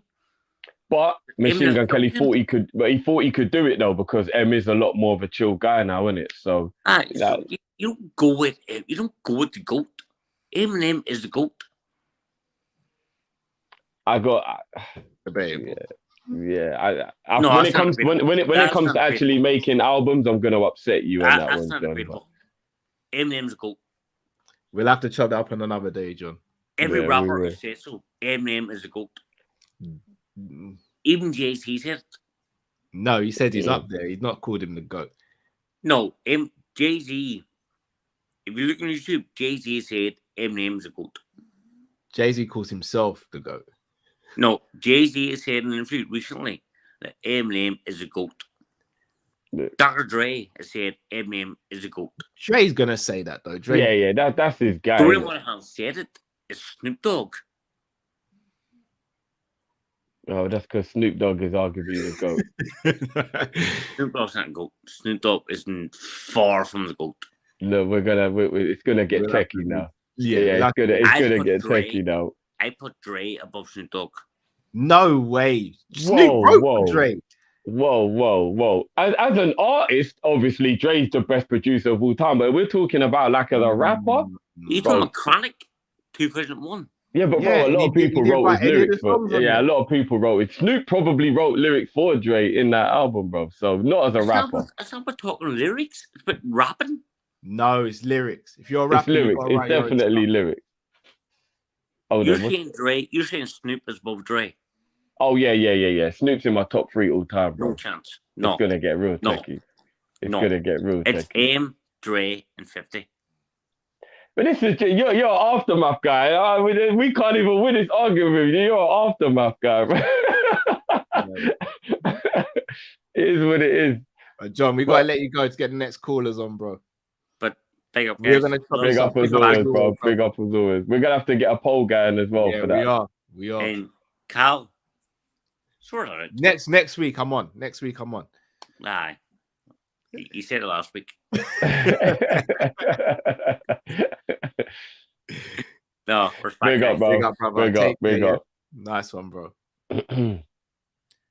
What's this? Cat Sunday says, M's diss on MGK was the most viewed YouTube video in 24 hours until sadly 6ix9ine overtook him. I gotta say, why do people sleep on Ice Cube? Facts. People sleep on Cube. Cube was a problem, bruv. Cube wrote for NWA. Yeah, of course, bruv. Cube is my guy, bruv. He's one of the biggest pioneers that I can think of. Facts. Changed the game. All these rappers being in movies as well, he's pretty much the pioneer of doing that as well, bro. Facts. Created the best film trilogy of all time, bro. Up there still. Liverpool 12th man. Hey. How you doing, what's happening, bro? Love it. As well. Appreciate it. All love, all love. Up cold, isn't it? I had 2 bones, I guess, to pick. And let's just start it off. Let's just rip the Band-Aid off. I've got to step it up and say that we've all, as Liverpool fans, have to really get Trent's back when it comes to the whole defensive narrative that's been out there and the whole agenda of saying he's not a good defender. If you look at him stat-wise, let's just talk about stats because that's the easiest and most objective way to look at it. Trent is crazily exceptional when it comes to stats and to defense, I should say. Yeah. I mean, Klopp himself, I'll say the quote he says, if anybody says to me, Trent can't defend, they should come to me. I'll knock them down. Honestly, I cannot hear that anymore. I don't know what the boy has to do. That's Klopp's words. And I'm right there with them because It is on one of the, I think it was like your last show. There was like a couple of slanders against him and such, and it just comes out of people's mouths and it just flows so easily. And I'm like, do they watch the games? Do they understand the fact of what his role is in the game and everything else? Like, I can give you some stats real quick. I mean, you gotta realize he's won possession more times than any other defender in the Premier League this season, 160. Okay, he's had his aerial duels. He's won from 23% to 53% this campaign. He's had 17 clean sheets. He's had 62% of his game time has been where there's no one been scoring on you, basically. Okay. So it's like 0.66 goals for every 90 minutes that he has. Like, these things are serious, and people continue to badmouth him and say he can't play D because he's so high up. You got to realize a lot of those possessions that he's winning the ball back that I talked about earlier, it's not because of the high line. It's back when it's in his own half. So, I mean, I would just love to hear a narrative that if we're not going to, as Liverpool fans, get Trent back, who is? He is a defensive player it's exceptional, best right back in the world, and he doesn't get enough credit, period. It's because they need something to bat him down with. Yeah. It's the same thing they do with Gerrard. What's the first thing you hear them say? Oh, Gerrard slipped or he never won a Premier League trophy. Oh, absolutely agree with that. Yeah. Yeah. What's Salah? If Salah, but he don't look slick when he's got the ball. There's always going to be something. Yeah. Thiago, he don't score enough goals or get enough assists. Okay. Flacco, he's not this, he's not that. Rodri does this, but Flacco doesn't. Like Virgil, he just shepherds people out. He doesn't tackle them. There's always something. There's always something.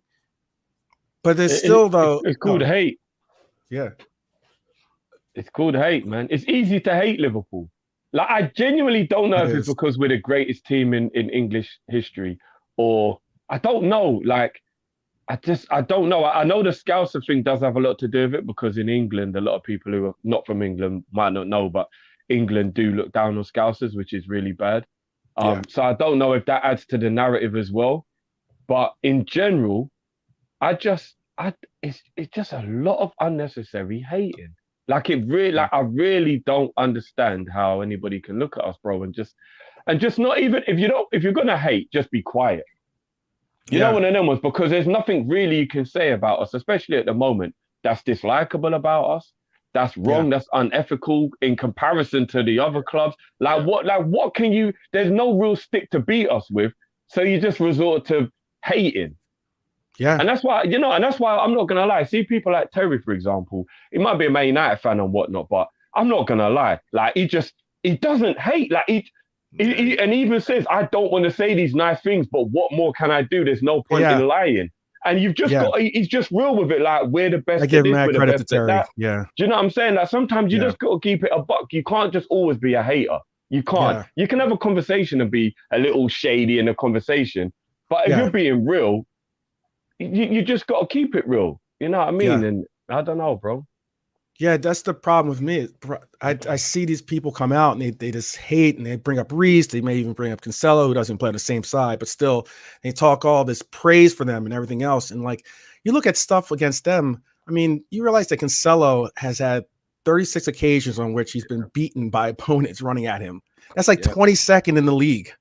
And yet people still rate him so high. And I'm like, what are we doing, people? Like, realistically, if you look at these numbers, I know we all have the eye test and everything else, but just stats alone says you got to like dial it down, where it's this, it just sounds like hate, and it just sounds like you have an agenda, and you just don't want to give praise to someone simply because they're on a rival team. Like, there's times last year when I used to like give props to Bruno. I hate Manchester United.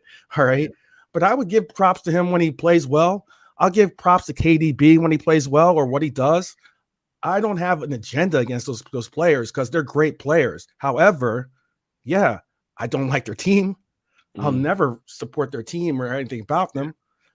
But doesn't mean I got to hate on them just because they play for a rival. And that's where this whole Trent anti-defensive narrative has to end. I mean, like, it seems like Klopp is doing it If we don't do it, everyone's going to continue to disallow for that narrative to build and gain traction, and this can't be done. Yeah, So, and another thing that just came to me while you were talking, bro, is I've got a feeling that it might be because he was birthed and he wasn't purchased. Because sometimes people can give a little bit more credit when you purchase the player, because they'll be like, oh, well, the real reason why he's good is because of the Real Betis youth system or the Southampton system or wherever it was we bought him from. But the fact he came through the Liverpool academy, that burns them. I know that does. It's like they actually birthed this superstar. That I think that's where the real burning comes from. You know, I really do. That's a really, really great point. Yeah, I agree. Let them hate, man. Let them hate, man. Well, let's build up the date. And my last point. Okay, so my last point was this. I like this. He's a trendsetter. I like that. Oh, I like that. Trendsetter. He's a real playmaker. Period. Real playmaker. Period. Right. So the last point I want to say, I had a super chat, but I got missed yesterday. So this was the chat was basically 90 points is the Invincibles. They drew every third game and everything else, and everyone like bigs up. This is just a little bit of slander on Arsenal because I just can't stand Arsenal. Keep it coming, bro. You can have full screen if you want, bro. Yeah, right. Oh, I'd love it because you got to realize, you Arsenal fans that hold up the Invincibles and everything else. After the season, their lone ace in the whole debate, conversation, comeback of Invincibles will be knocked out of the top 10 of total points accumulation by Liverpool and Man City. They're at 9th right now. You're going goodbye. It can't happen anymore. The Invincibles is such a farce when it comes to the whole 12 draws and like saying how great it is. And every time you say something, they drop the Invincible card on you. Man, we're gonna get the quad. We're gonna become invincible. I'm with you on that, Cal. That's what I'm saying. Let's go. We going this year. Let's go. Let's go. Yeah, no, you know, I'm not gonna lie, but I know. Here's the thing: Invincibles, within what it was a beautiful thing, and there wasn't anybody at the time. There wasn't anybody at the time that didn't say, "Fucking hell, man! I'm not gonna lie. I wish they hadn't done that. That was something else." Against Leicester in the last game of the season, nobody wanted that loss more than me. And at one point, I thought it was gonna happen, and then when it didn't, I was pissed. But there comes a point in any man's life, any woman's life, any person's life, where you have to go, all right, that was great, but let's move on.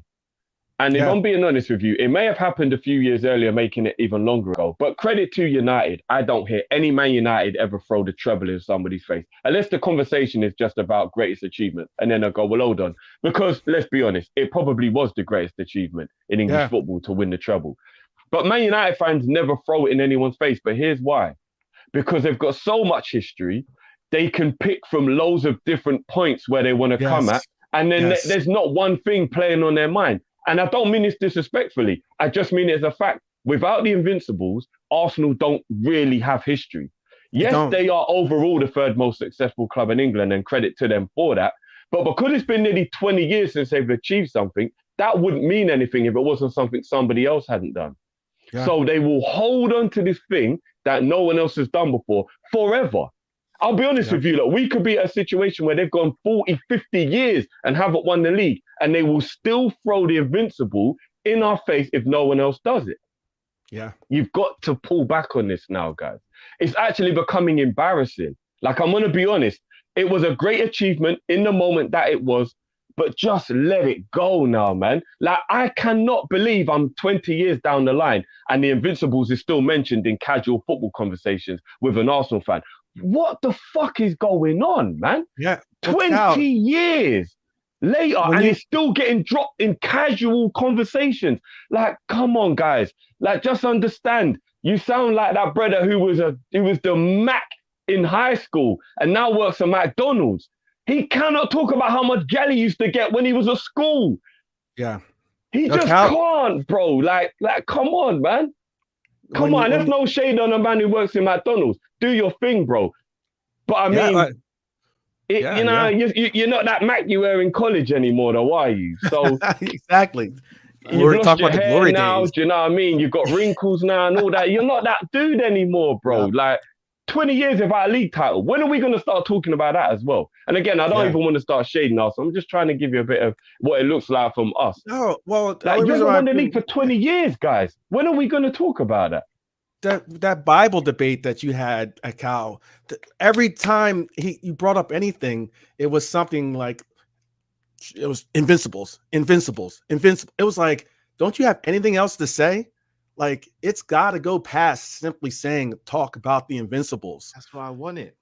Oh, you won that hands down. It was pathetic after a while. I was like, why are you even talking anymore?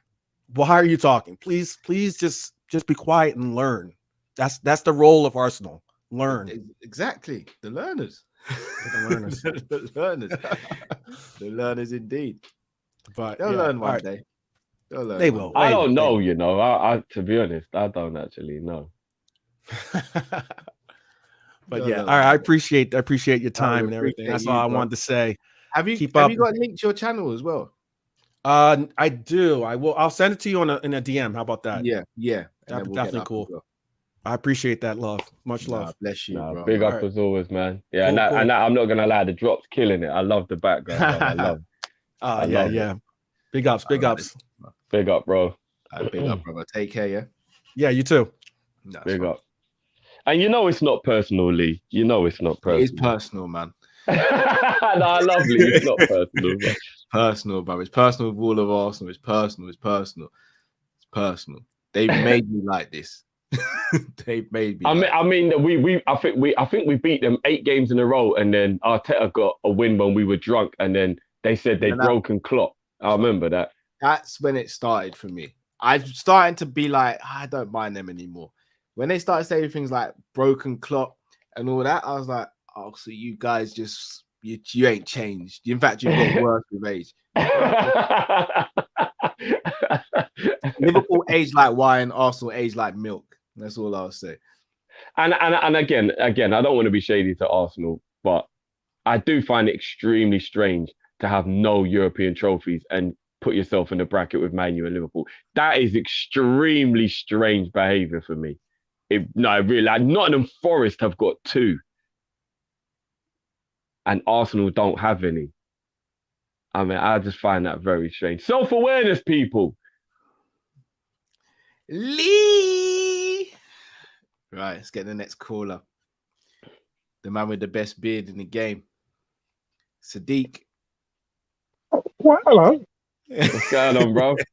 Hello. You know what, bro? We don't need to talk about anything other than that link that you gave me is sensational, bro. So big up for that, bro. No worries. Yeah. That was amazing. Yeah. Threw me for a split second there, and I remembered. Yeah, cool. Now. Yeah. How's everyone doing? Not too bad, big bro. Blessed, man. Thank you for staying on so late. Huh? Been watching a lot of Ace Vane still. Yeah, he's jokes. If we can, guys, I'd just like to take a moment of silence for the rivals. If we can do that. Yeah, we can do that, bro. Okay. I'm not gonna lie, right? I don't want to win the quad. I don't want to win the quad. Because if we win the quad, you know what? I don't want no team to ever talk to me again. I'll be like, you know, like when Cal's just like, you can't really chat to Cal because he's off on one. I'm that times 2. Like, I don't like, just you know, when someone's just like, so Arsenal fan will come up to me and be like, oh, Invincible, like, Invincible, your blood. Yeah. Man United with the treble, your blood. Do you know what I mean? I'll be. I don't want to lose everyone around you, basically. I don't want to see it, bro. I know I'll be terrible. I'll be terrible. Do you know what I mean? I'll be just walking around with a Liverpool top only. Do you know what I mean? No jeans, no socks. Things just dangling out. Just yeah. What? Say what? What you gotta say? Just I'll be this. You know what? And you know what? And you know why? You know what? I tell you why. Right? Resentment's a horrible thing. Yeah, I'm 46 years old. I've been a Liverpool fan since I was about 8 years old. Right? Yeah. That's a long time. So and don't forget, I'm 8. So like, I know I like this team. I know the reason why I like this team. I'm not following football too heavy. Do you know what I mean? You get into secondary school and you meet other fans. Because in primary school, you're not really, do you know what I mean, that deep. But secondary school now, you're repping your team now. What team do you support? I support Liverpool. And then you start getting from the Man United fans or the Arsenal fans start giving you drip. And that progresses. And as I get older, and you know what I mean, I've been in the mud. No, furthermore, I've been in the shit. Do you know what I mean? I've been in the shit, bro. Yeah? Right? Yeah. Do you know what I mean? You lot think you got it bad. You lot get as bad as I got it. You know what I mean? Yeah? Longer. I've been waiting, patiently waiting for Liverpool to explode. That's what I've been doing. Hey, do you know 50 what I mean? reference there for John. I had to put it in there. But and now it's the time. You know what I mean? Now it's the time. Now it's been crazy the last few seasons where normally we're looking at, you know, the fourth spot, the fifth spot. Who's but I'm not looking down. Do you know what I mean? All the way up. Exactly. Them settings. I've been looking up, bro. Just been checking out one team and one team only. That's Man Titty. Yeah? That's what I call them. Man Titty. Right? I've been waiting. I'm just waiting for that slip. Yeah? And like I said, if we win that quad, yeah, I gotta take up, like I said, with Klopp signing the thing. I do believe, I like to think that Salah will sign, Mane will sign. Bruv, exactly. The villain settings, bruv.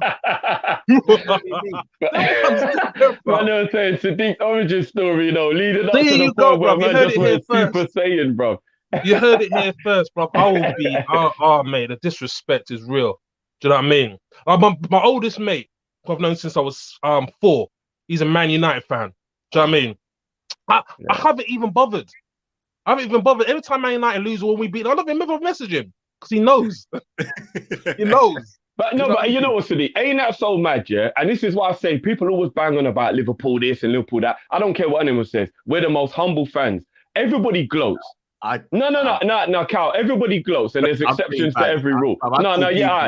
No, there's exceptions to every rule, but on a whole, everybody gloats. So no one could call gloating being a horrible fan. Everybody gloats. But we do not rub it in the faces of the opposition the way they used to do it to us. I don't care what anybody says. That's going to change if we win the quad. That's going to change. I'm telling you right now. Fair dude. You know what I mean? I'm just saying, I'm as humble as it gets when it comes to celebrating. And the way people used to grill me, I should be going on and on. Like you said, Sadiq, I should have enough people's phone blowing up all the time, constantly. I used to find it difficult to switch my phone on because I knew I was going to be seeing Liverpool getting grilled and it was going to hurt my feelings. That was how it felt like for me. I don't do that to anyone else now. I don't do that. I should be jumping in everyone's thingy every day, making them feel shit about themselves. Well, yeah. I mean, I let them humble themselves. And now when they come and talk to me, I have just a normal conversation with them. It's true. I just have a normal conversation with them. That wasn't how they let me live my childhood. So I don't care what anyone says. We are not bad fans. We have let people off the hook a lot. We really have let people off the hook a lot. But I remember telling you guys before with the Champions League final, and I received like 4 conversations. And this is the 2005 final from rival fans giving me jip because we were 3-0 down. Do you know what I mean? And well, the rest is history. But I did have actually a couple of questions I wanted to quickly throw in. But before I do, so you guys were talking about Jar Drool, as I like to call him, Jar Drool. Yeah, and it's funny. Back in the day, like there was so much competition for rap back in the 90s, which is why I love the 90s. But you know, you also had like, so for me, Ja Rule will always be poor man's DMX. Do you know what I mean? Just like you had Shane, who was poor man's Biggie, yeah, and also Cisco was poor man's Casey. Do you know what I mean? Yeah. Like, you don't mess with the originals. Do you know what I mean? I'm not gonna lie, that was a lot of shade on a couple man I kind of like still, but I get it's not personal. Yeah, no, I hear that. Shine, that was my guy, you know. Yeah, oh my day. But I was that was my guy. See him there? See the king there? Biggie's the king. Yeah, yeah. You know what I hear mean? that. So, Yeah, no one could talk to Biggie. Yeah, no, yeah. I hear that. I hear that. So again, little resentments. The origin story gets tricky. You know what I mean? But so yeah, it's like I don't know. It's sort of like back then with music, and he had all these artists coming out. It's like, you know, people used to say like Twister was like Buster, and you know, and there's like, most of these people, apart from the, you know, when I listened to the verses, I think I put a comment in the chat, and verses was, you know, was it Jar versus Fat Joe? Do you know what I mean? Yeah. And for some reason, I really thought Fat Joe would win. Do you know what I mean? But as you mentioned, Ja Rule's got those clangers. But I tell you where I lost respect for Ja Rule. I tell you where I lost respect for Ja Rule is when he made J-Lo come on the track with him and made J-Lo drop the M-bomb. Yeah. I remember that like that was yesterday. Do you know what I mean? I remember the controversy, and I just thought, yeah, where would I be without Drew? I just you know what? She got away with it, you know, because had that been nowadays, whew. Yeah, it can't be dropping M word in the tune, and yeah, and then it just sort of, I mean, it brings on that highlight. Well, who can say it and who can't say it, and all that sort of stuff. I remember that. But yeah, quickly, my two questions, were, and this is from our mutual friend Callum. Oh, okay, big up to them. Okay. So he goes, since midfield and right back are a priority, should we get another attacker? Who do you think will leave come summer? Give Kyle a few seconds to write that down, because I know it. Yeah. Oh, yeah. I know. And the last question. Klopp made a comment in today's press conference on the Newcastle game. Klopp made a comment in today's press conference on Newcastle poaching one of Liverpool's analysts, Mark Leyland. Should we be worried about this might happen more often with teams trying to prize away and teams copying our model of analysts and analytics to recruitment potential? Them kind of questions there. Yeah, big boy them question. ones there. Them behind the scenes questions. You know what I mean? You know them ones. Yeah. I like that. Anyway, thanks for having me on, man. And anyone out there who watches Ozark Part 2 or Season 4 has just dropped. So yeah. I need to catch up way. I'm way behind on that's that. why I'm not seeing the missus until the evening tomorrow. But it's on a marathon thing. After I'm watching the game, I'm gonna try and bang out as many episodes as I can tonight after you guys, and then try and catch a couple of episodes before I meet her. I'm gonna go watch the Northman. I like a good revenge story. Yeah. That's we can tell. We know.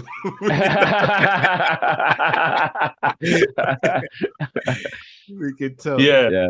Love to you guys always. Yeah, love bless to us people always, smash man. the like buttons, man. These guys have been there 3.5 hours, man. Show some love, yeah. Thank you, brother. Love, big man, up, love, big up, bro. Big up. All right, I'm going to start with the second question first. Should we be worried that more teams are going to start trying to poach our analytics team, people from our analytics team, and start using our analysts and stuff? Yeah.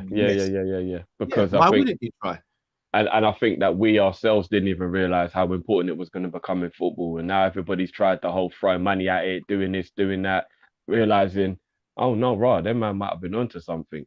What we're going to have to do is we're going to have to start giving them man big boy pay rises the way we do the play and stuff, because they're just as important. Maybe not in the way of like visually and what you could see, but I mean, Klopp even alluded to last season, he did actually feel quite messed when it came to the injuries, and we did something about it in the physio department as well. Like you've got to switch things up, and we've got some of the best around. We really do. So we just got to make sure we put them guys on wages. That means that you can't really poach them away. Do you remember when we got our doctor poached from us about 7-8 years ago? Do you remember? The Asian guy, I can't remember his name. He was he was a brilliant doctor. He didn't get poached. Did he not get? I thought someone took him from us. No, he went to Crystal Palace. I actually had the pleasure of meeting him. Very lovely guy, but he wanted to move back down to South London. Oh, okay, fair enough. He didn't get poached. He loved his time up in Liverpool. Really cool guy, actually. Big up to Dr. He was one of the best around. Like it Yeah, was, I yeah, yeah. remember it was a big deal when we lost him. Like it was like a really big deal when we lost him. So Dr. Zaff yeah, was very, very... I thought maybe someone gave him a better job No, opportunity, no, but no. fair enough. Palace, he just wanted to be a bit. He wanted to be back in London. To be fair. Oh, okay, cool. Like he said, he loved his time up in Liverpool. Right. We've kind of answered it, but in terms of midfield and right back, let's say they get sorted. If an attacker comes in, do we lose an attacker? Well, Minamino and Origi might go, so do we lose one of the 5?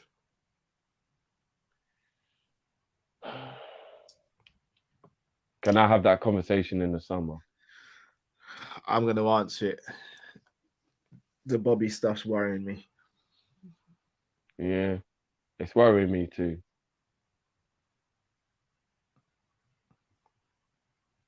I can't get rid of the mask. Yeah, it got real gloomy for a second in there, innit? Yeah, I can't get rid of the mask. As I said, Stevie calls Liverpool shirts Bobbies. Yeah. He says, Dad, I'm going to go and put on a Bobby. It will be extremely tough. You know what? I think Firmino's the only player in our team that I would actually rather see. I would rather, the only one I would want to just see him see out the deal and go on a free, but in a way where it means that we at least get one more year with him. I would rather that than we sold him this summer. And I still think he's got a massive role to play for Liverpool. And I don't like the recency bias of only, and I think this is one thing that people can kind of give me a little bit of credit for, even though like I don't care about credit, but like I try my hardest to never get caught up in recency bias. And that's why people always look at me a bit sad. Like, why are you still talking about him or thinking that because he hasn't been playing for a little while doesn't mean he's still not capable or still not got whatever. And don't get it twisted. Firmino still has a lot to offer Liverpool. It's very easy to lose sight of that when he's out of sight, out of mind and all that. But like, how can we forget how talented this guy is? Like, he can't just be the easy discard. Oh yeah, well he hasn't played for a while and he gets injured now and rah rah rah. Like, come on, man, we're better than that. Bobby's still got a role to play at Liverpool, man, 100%. I really do hope so. But yeah, I'm worried about Bobby, especially with the injuries happening as well. Right. Right. The injuries are becoming a concern in his older ages. I agree with that because he used to be robust as fuck. Like he never got injured ever. So yeah, it is a little bit worrying, but yeah. Yeah. All right, guys, we are going to bring on one more caller. If you don't get on this week, what I'm going to do is I'm going to, in the private chat, I'm going to message you guys my Twitter handle, DM me, and I'll send you the link for next week's show today or tomorrow. In fact, DM me tonight so I have your DM, and I will send you the link for next week's show tomorrow at the very latest. Yeah. So and apologies for being behind the scenes for so long as well, guys. So we are gonna Zabiri's next. Zabiri, you ready to come on, bro? So we're gonna have Zabiri on last, but if I said if you're in the background and you can't get on this week, DM me. I've just put my handle in the private chat, and I'll make sure I get a link for next week's show out to you tomorrow. All right. Apologies, can't get you on tonight, but he's obviously getting late, etc. But we will definitely make a priority of having you guys on.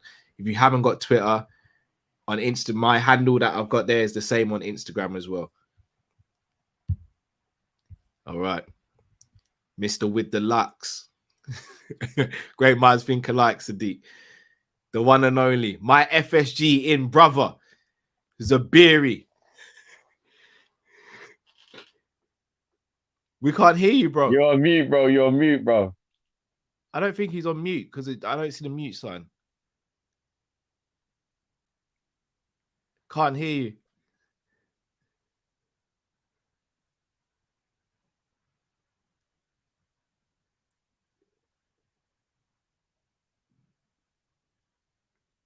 Nah, bro. Still can't hear you.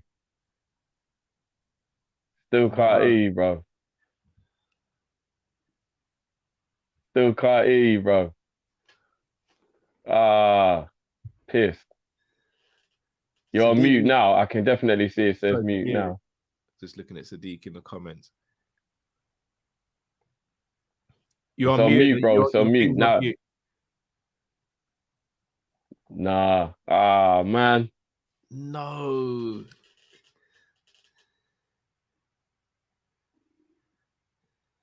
M said Matt got a beard. No.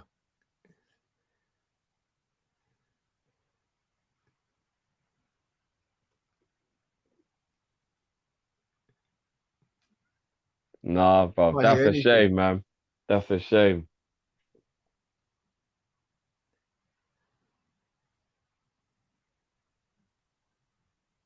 Ah. All right. Right. Someone's gonna get fast track from from next week to this week. Cow's no army. Oh, I got the dub. Zubair with the lax. Hold it.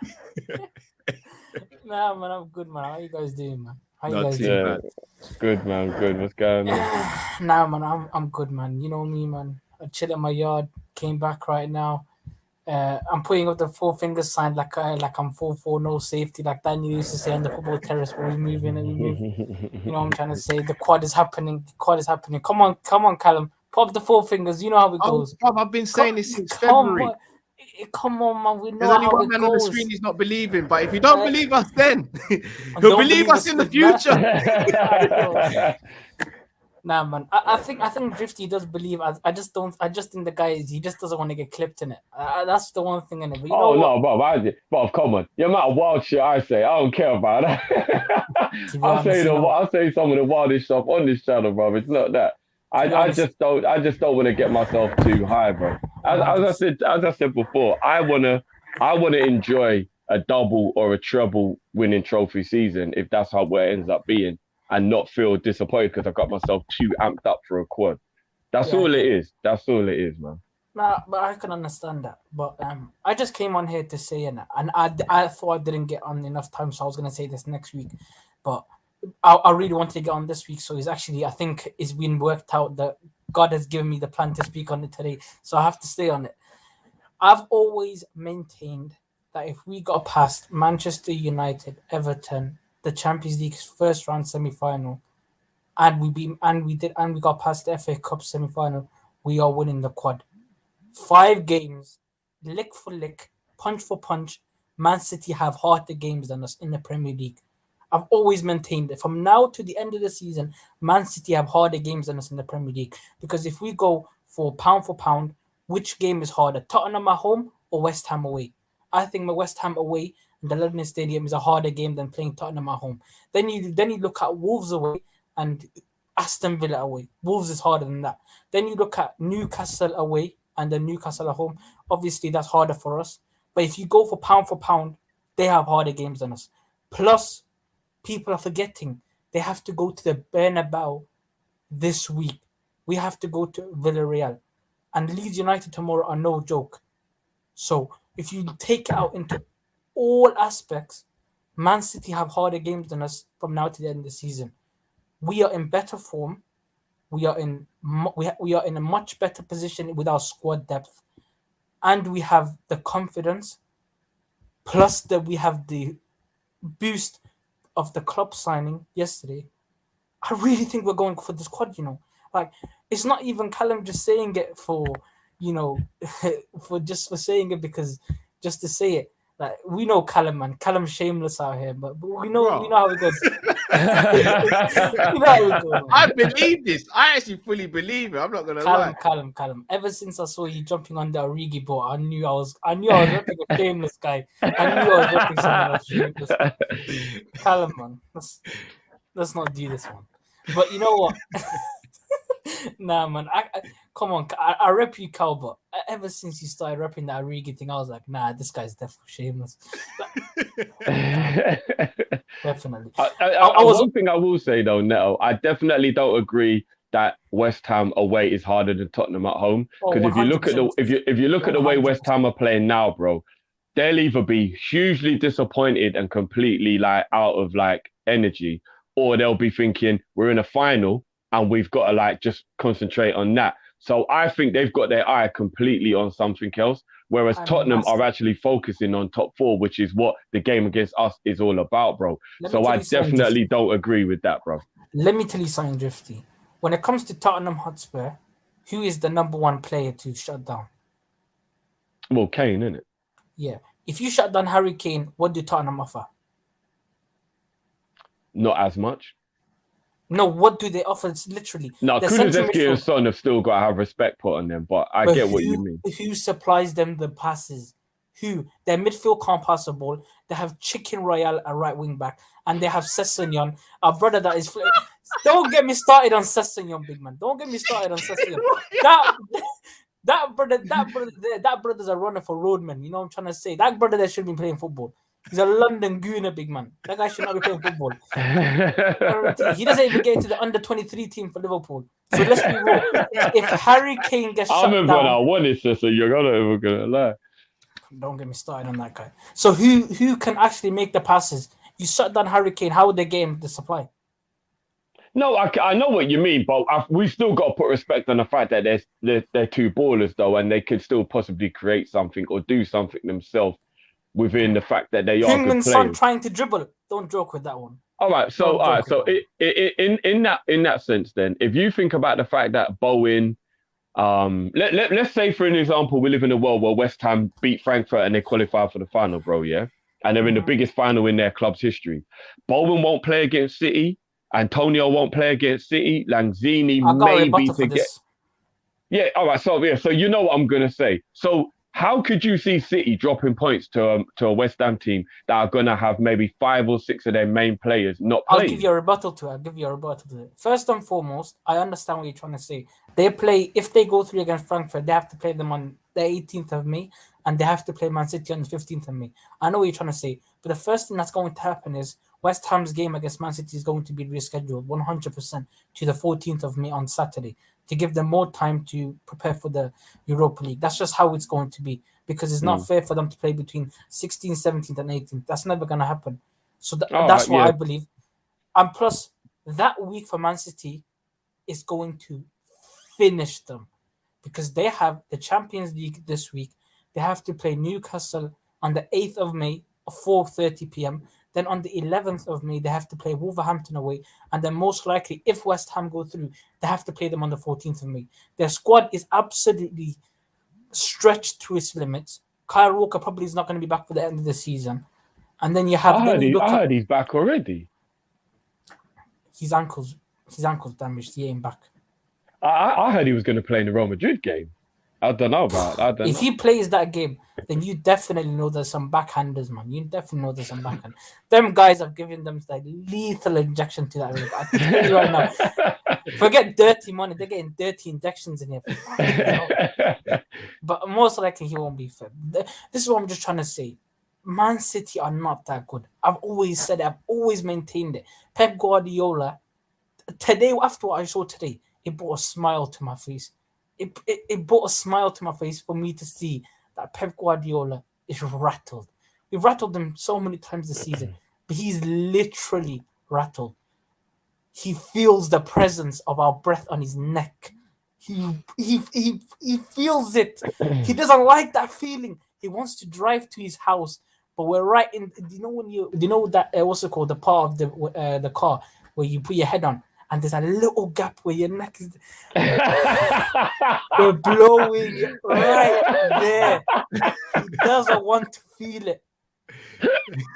But he has to put his hand there. But then he forgot. He doesn't want to He doesn't want to stay his hand one. That's how close we are to them. Look, manifest it, bro. Manifest it. I'm all for it, man. Manifest it. I'm saying it right now. We are beating Chelsea in the FA Cup final. We are beating Real Madrid or Man City in the Champions League final. And I dare Manchester City to drop a point. I double dare Pep Guardiola to overthink one Premier League game. Because if he does, we're winning the quadruple. And if we win the quadruple, Arsenal fans, get out! Chelsea fans, get out! Oh, come on, Narit, my guy. If Rafinha does that, I'm changing my name from Cal's Neto Army to Matt's Rafinha Army. If you think Cal's shameless, you've never met me before. You've never met me before. You think Cal's shameless? Oh, shit, no. He might. You know what? If he wants to move to Liverpool, there isn't a better time to do it, is there? Facts. I truly believe Leeds are the only team that can take points off of them right now, if I'm being completely honest. But you know, we'll see. before I go, this is just one question to both of you. Take away all of your emotions, all of your feelings and everything. Right now, this second, if we were to win a treble, would you be disappointed? Because for me, I know Drifty is going to say he wouldn't be disappointed. But for me, I can't lie. This is a 1 in a million situation that we're in. We're never going to be in this position again. I would be disappointed if we win the Premier League. I would be disappointed if we win the Champions League, FA Cup, and Carabao Cup. I would. I literally would. We have to win the 4. That's how, because it's never going to happen again, Drifty. It's never, ever going to happen again. No, but bro, this is what I'm saying, and this is what is quite dangerous. Even though you're fully entitled to feel that way, I can't let myself be disappointed with a Champions League, an FA Cup, and a Carabao Cup. I can't live in a world where I would find that disappointing. That almost becomes entitled and it's spoiled. Not entitlement, Drifty. I tell you why I'm saying that's not entitlement. It's because I'm looking at this team. I'm saying this right now. This Liverpool team is the greatest Premier League side of all time.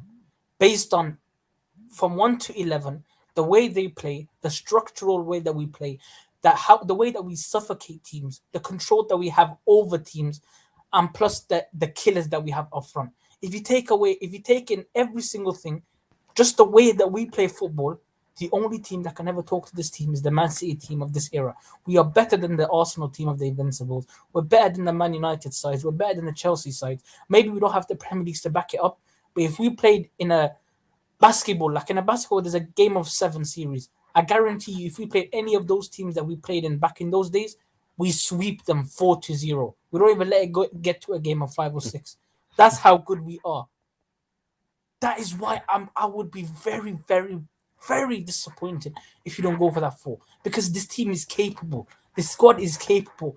My manager, the Kleiser, is definitely capable. This is why I want the 4.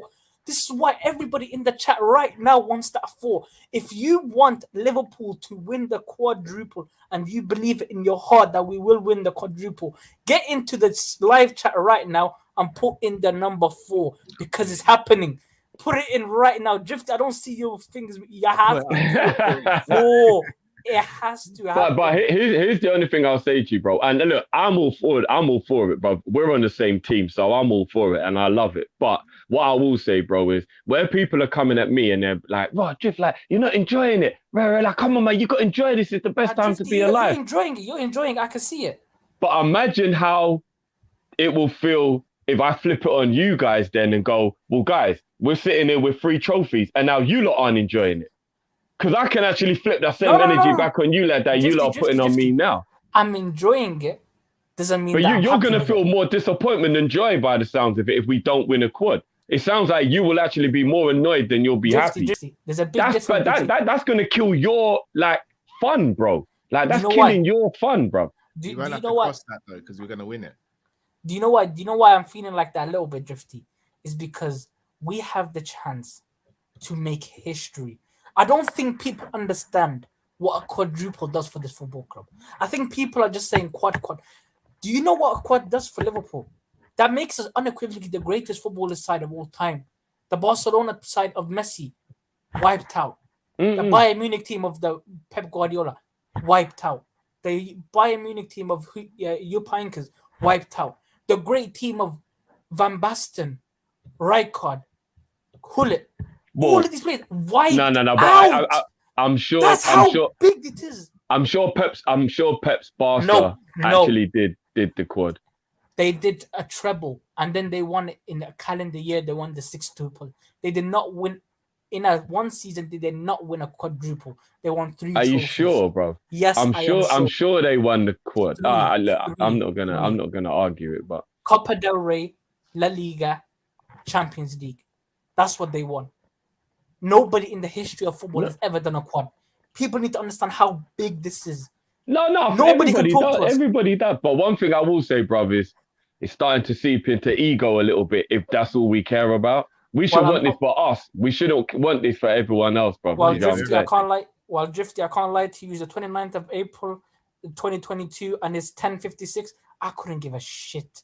I don't care if it's about egos and this and that. I need that quad. I need it. I don't want it. I need it. I need that quad, man. Mate, it's never gonna happen again. So you know what? Everybody, quad settings, we move. That's how it goes. And Callum, don't stop with this drifty thing.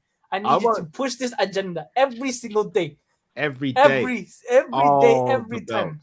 Come on, man. You know how it goes, man. High School Musical. Every day of our lives. Come on, man. You know how it goes. That's where you lost me. I was High School Musical. Oh, that's an L. That's an L. L. But you know what? Come on, man. Quadruple, we're doing it. Need those full shuffles by my captain.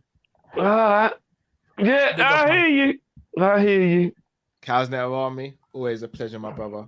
Big up, bro. Come on, man. Big up. See you tomorrow. Peace. All right, we're gonna try and get Zabirian one last time. Yo, the man them hear me, yeah? Yes, there you go. There you go. Man, I got this new mic. It ain't even working, but I can hear myself in the headphones, so I'm just gonna speak like real sexy, like, you know what I'm saying? You know what I'm saying? Pick up the mood. Yo, Drift, what you telling me?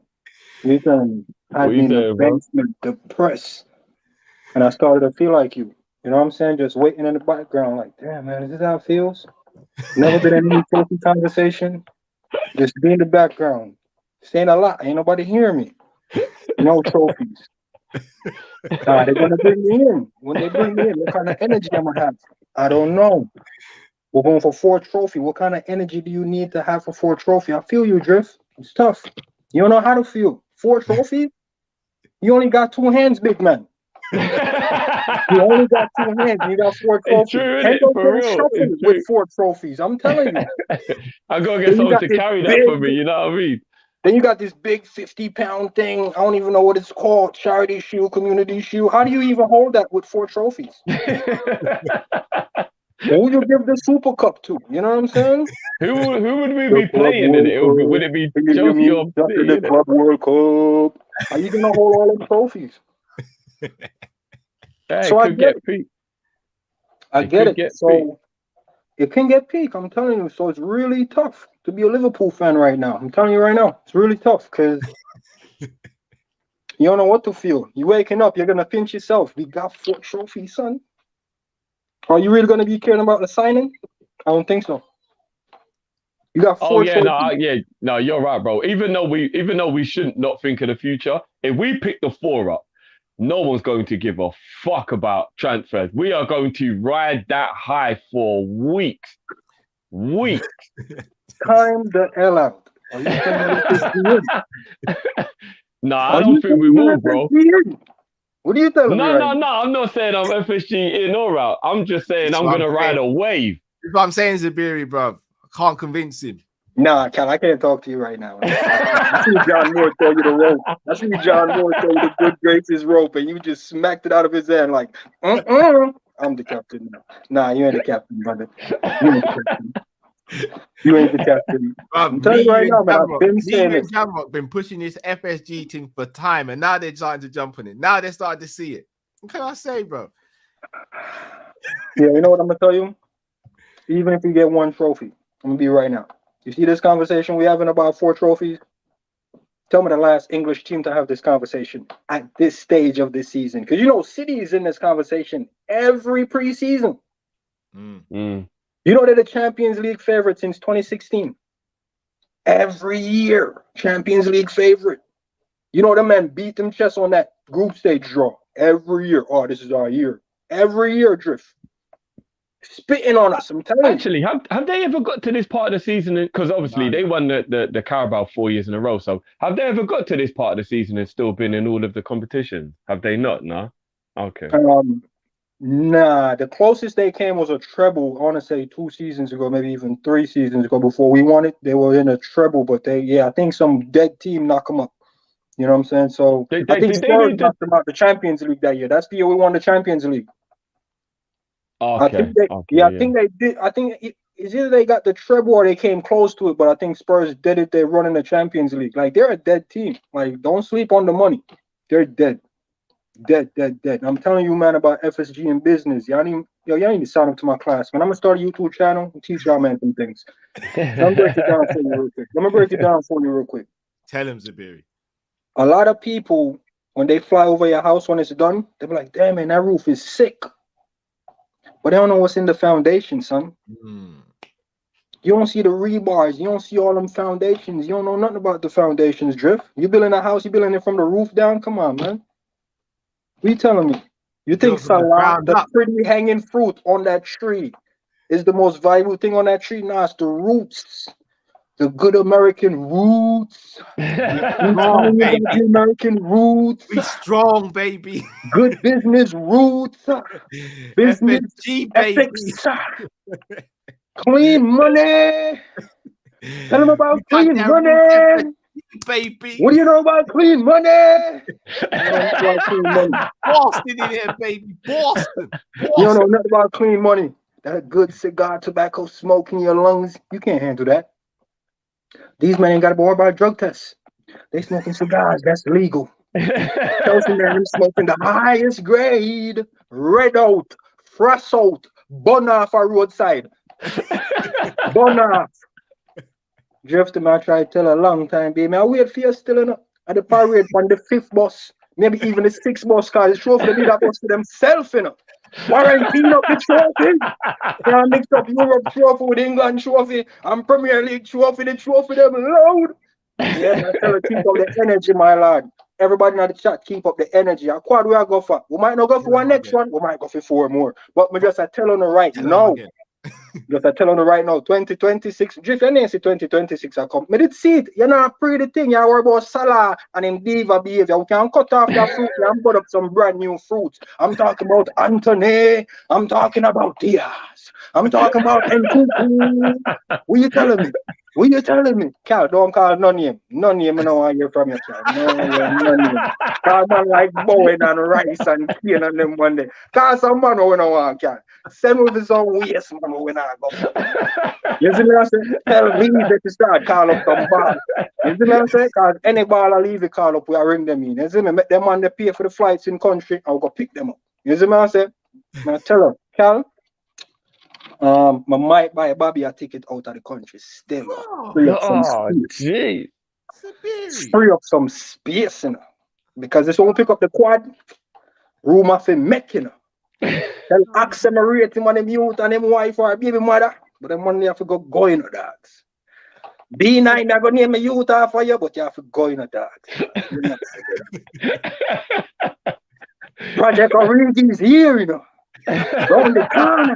Yeah, man, can't step off, see. And lastly, still, man like Trent, yeah, man, to that. One of the queens still had you them thing, but them man they need to name Sir Trent Alexander Arnold before them in 25. Them man they are the big things. You hear me tell you? And Garrett not gate, because when I do it Southgate, you have to fix up yourself. Trent a captain. Sooner or later. Love him. That's that Gareth Northgate, you know. Hey, always a pleasure. Always a pleasure.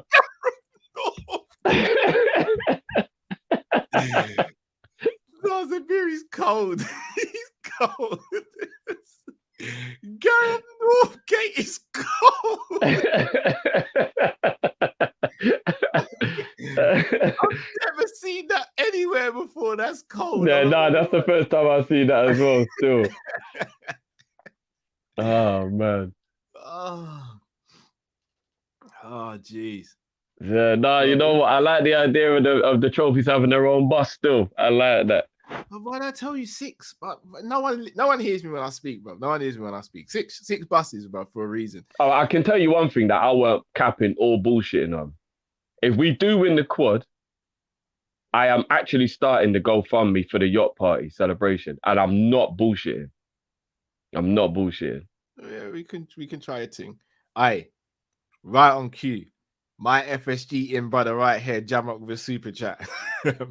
Banning City from the Champions League for 2 seasons and stripping City's titles is bad for business for UEFA and the Premier League. Could lose some viewership and sponsorship. Facts. We know why they ain't gonna do it. We know why. But Jamrock, I'm so happy now we're starting to see the fruits of what we've been speaking about for all these months, bro. Big up yourself, Jamrel. You say strong through it all like me, bro. So big up yourself. King Vin, thanks for the super chat. James, it's been too long, James. Hope you're well. Salute, homies. Thanks, Mrs. Klopp. Was it you yesterday saying, Drift, she needs a statue, her, Klopp, and walking the dog?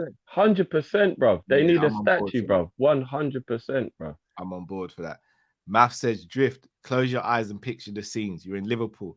The finals finished. We have completed the quad. Tell me how the rest of your night goes. I won't don't remember. Even know if we could put that on stream. I won't remember. I'll be carrying him somewhere. Cheese. Do you know what, Cal? This picture made me emotional today, you know? Yeah. Get yourself a wife like Ula. Hey, this actually made me emotional. I can't even front. That picture there is absolutely sensational. And if we win the quad, I'm not going to remember what happened. The only thing I'm going to remember is I started with my 2 pals, Ray and Nephew. And after that, I won't know what the fuck. That will be it. I'm not even Cal and Matt, you know, man. They're just their sidekicks now. No. You lot will be the accomplices, isn't it? You'll be the one holding you, bro. You're like, next 2 days, you'll be like, how did I get home with it? It was me and Matt, Drift. It was me and Matt. Don't worry. We didn't get arrested. You did some wild stuff. Yeah. We didn't get arrested. I'll put it like this. When we won the Champions League, we ended up in granaries. Jeez. So if we win a quad, I don't know where we're gonna end up, bro. We're gonna do club crawling, bro. That's what we're gonna do. Bro. But I know where we will eventually end up, on that yacht. James Anderson, Gerrard is a no-no. Hopefully Klopp stays until seriously. Klopp to stay and retire after he manages Germany. Hendo does the quad. He's Liverpool's best captain ever. It's definitely a conversation. I got a feeling that Klopp doesn't want to be an international manager because he said he doesn't like the idea of not being able to be like involved every day. I think he'll retire after he leaves Liverpool. I genuinely do. What else can you do after you finish at Liverpool? Like how high can you go? Dennis said, heard Allison was working from home Wednesday night.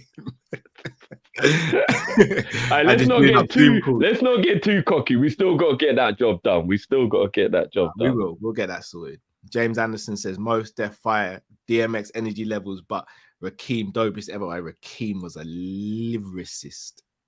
Yeah. Raheem's a problem. KRS-One. Sean says, put my Klopp mask on and did a Luis Diaz sprint through Trafford Centre today. It was brash, but had to be done. But first of all, I'm glad you're okay. Yeah, for real. Because that man must have been looking to do you something, but yeah, that is ultimate banter, bro. I would have loved to have seen that still. Bajan Barnes says, big up, fellas. Big up to yourself, Bajan Barnes. Drifty on my G, brother. Manifest the quad, bro. We need the energy and positivity for when this happens. Newcastle 0, Liverpool 3. Bless up and smash a like, people. You man are the best. Bajan big up, bro. Another one of our big supporters. Big up yourself, bro. Drifty. Get on, bruv.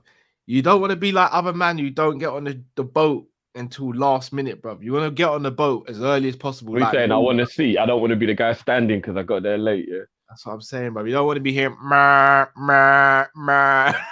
see it sailing off, bro. Bruv, I'll just do a Jurassic Park then thing, bruv. I'll just double clutch that and just... And I'll just make sure I jump and get on, bro. Bro, Bajan Barnes, Khalid Jack Sparrow's dad. I haven't seen that one. I should have hidden that one in the background. P. Al says Gerrard is prepping for City from now. Facts. This is hilarious.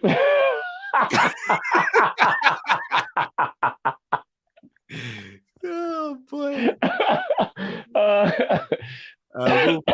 What is the first time you cried because of football? Mine was the FA Cup by Chelsea.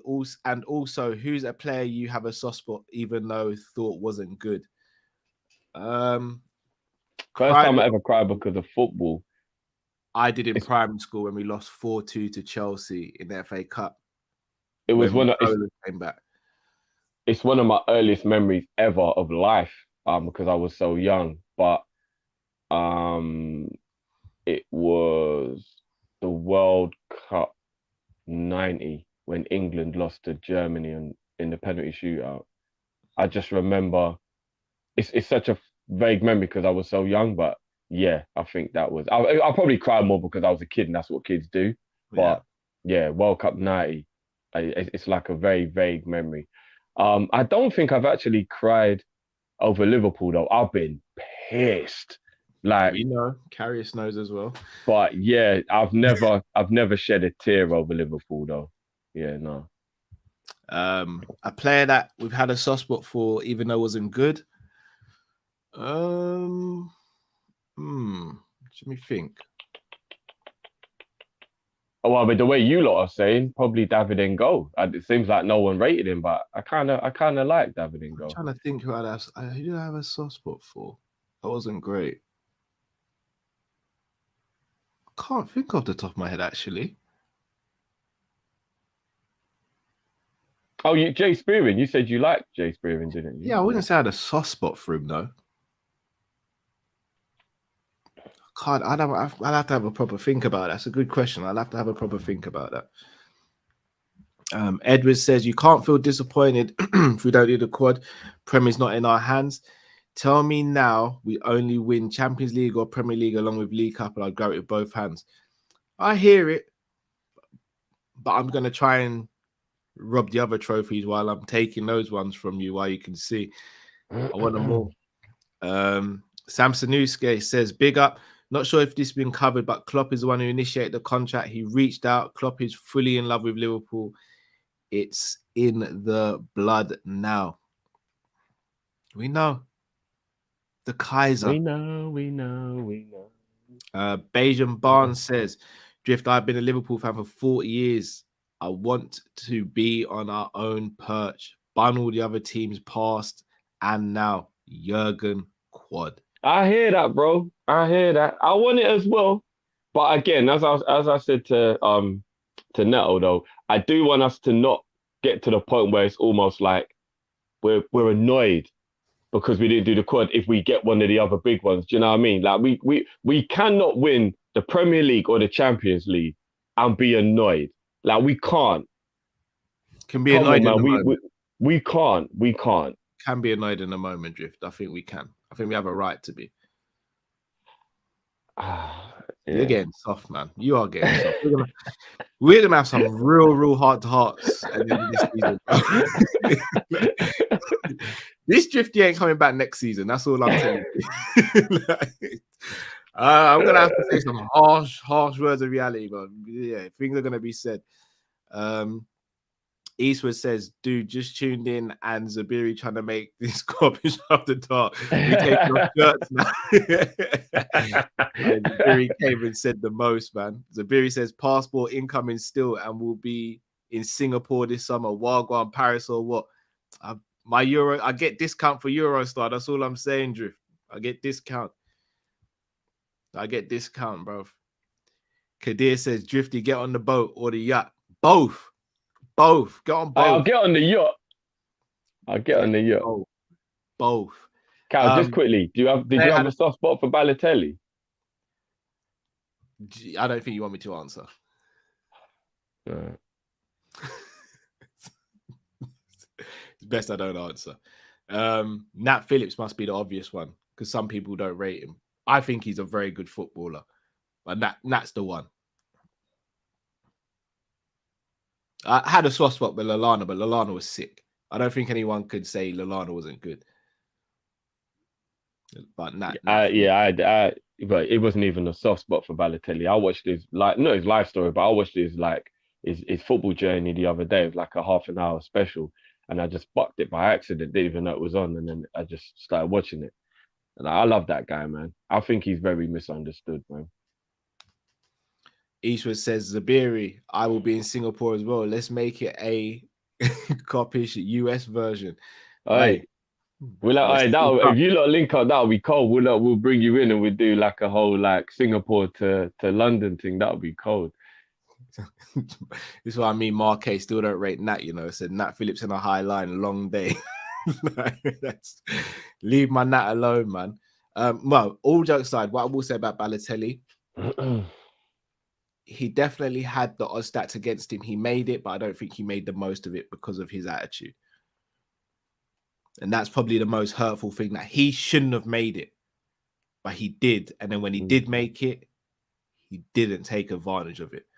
Do you know what his story's like? Because you're right, but when I was watching the story, this is what made me even more like, because you don't think of things. Do you know he was only 20 when he signed for Man City? I think a lot of people looked at him, and because he had a very big frame, he was mature looking in the face, and like everything that had gone on felt like he'd been in the game for years and he'd been around for years and all that kind of stuff. I think people forget. I'm a very humble person, Cal. But if I was 20 years old and somebody flung a whole heap of millions into my bank account and the whole world was staring at me, I might have carried on like a fool. I don't know, because no one will ever know until they're in that situation. Or if not a fool, maybe it would have made me be an introvert and maybe I would have gone the other way. I don't know. But all I know is it is very easy to judge a guy when you're not used to what he had to go through. But when you've been through what he's been through, being adopted, all the things that he went through, I can see why his career didn't end up the way it should have. I can. But this guy was 14, 15 years old and he got picked for the big man team. Like the big man, I'm not gonna lie, ain't no 14, 15-year-olds coming to play with us in the and we're like all 24 and all that. No way, bro. That's how good he was. You know what I mean? Like, I think he had a lot of odds stacked against him, man. Balotelli, man, he's my G still. Mr. Darsadri said there's an option for Klopp to extend past 2026 and he'll be 59. And he said he wants to retire at 60 years old from football. 2027, anyone? Let's do it. Let us do it. People, we are going to wrap up there. 4 hours, 4 trophies. I see what you did there. The omens are just coming together. You know what I see it though. FSG in, Divock the GOAT, my number 8. I'm carrying all these boats at the moment, man. I should be a harbor. It's crazy. It's crazy. It's crazy. But we are going to be back tomorrow, live for Liverpool against Newcastle. Tough game. I think the boys can do it, but it will be a very tough game. I'm nervous, but we'll do it. Cal Harbour. Yeah. I'm not gonna lie. I am, and I know you lot are going, "Oh, Dripper, you always feel like that." No, tomorrow's game scares me. It does actually scare me. Yeah, they're in very good form and playing good football, and they're at home. It does scare me. Yeah, it does. Boy. Well, people, thank you all for watching, listening, etc. Please do smash the like button if you haven't already. As I said, we'll be back tomorrow, live and direct. So make sure look at this. People are trying to say if you're not from Liverpool, you're not a true fan. Look at this, bro. Man has to set the alarm for 7 a.m. to watch the game, bro. Yeah, I've got to be about time for Stevie for football still. Man, it's mad. I don't know, because that conversation for some weird reason still seems to happen. It's ridiculous. Yeah. Ridiculous. But nah, love people. Thank you for joining. Thank for all the support as always. So we see you tomorrow. Stay safe, stay blessed. We are Kopish and we're out, people. Take care. Peace.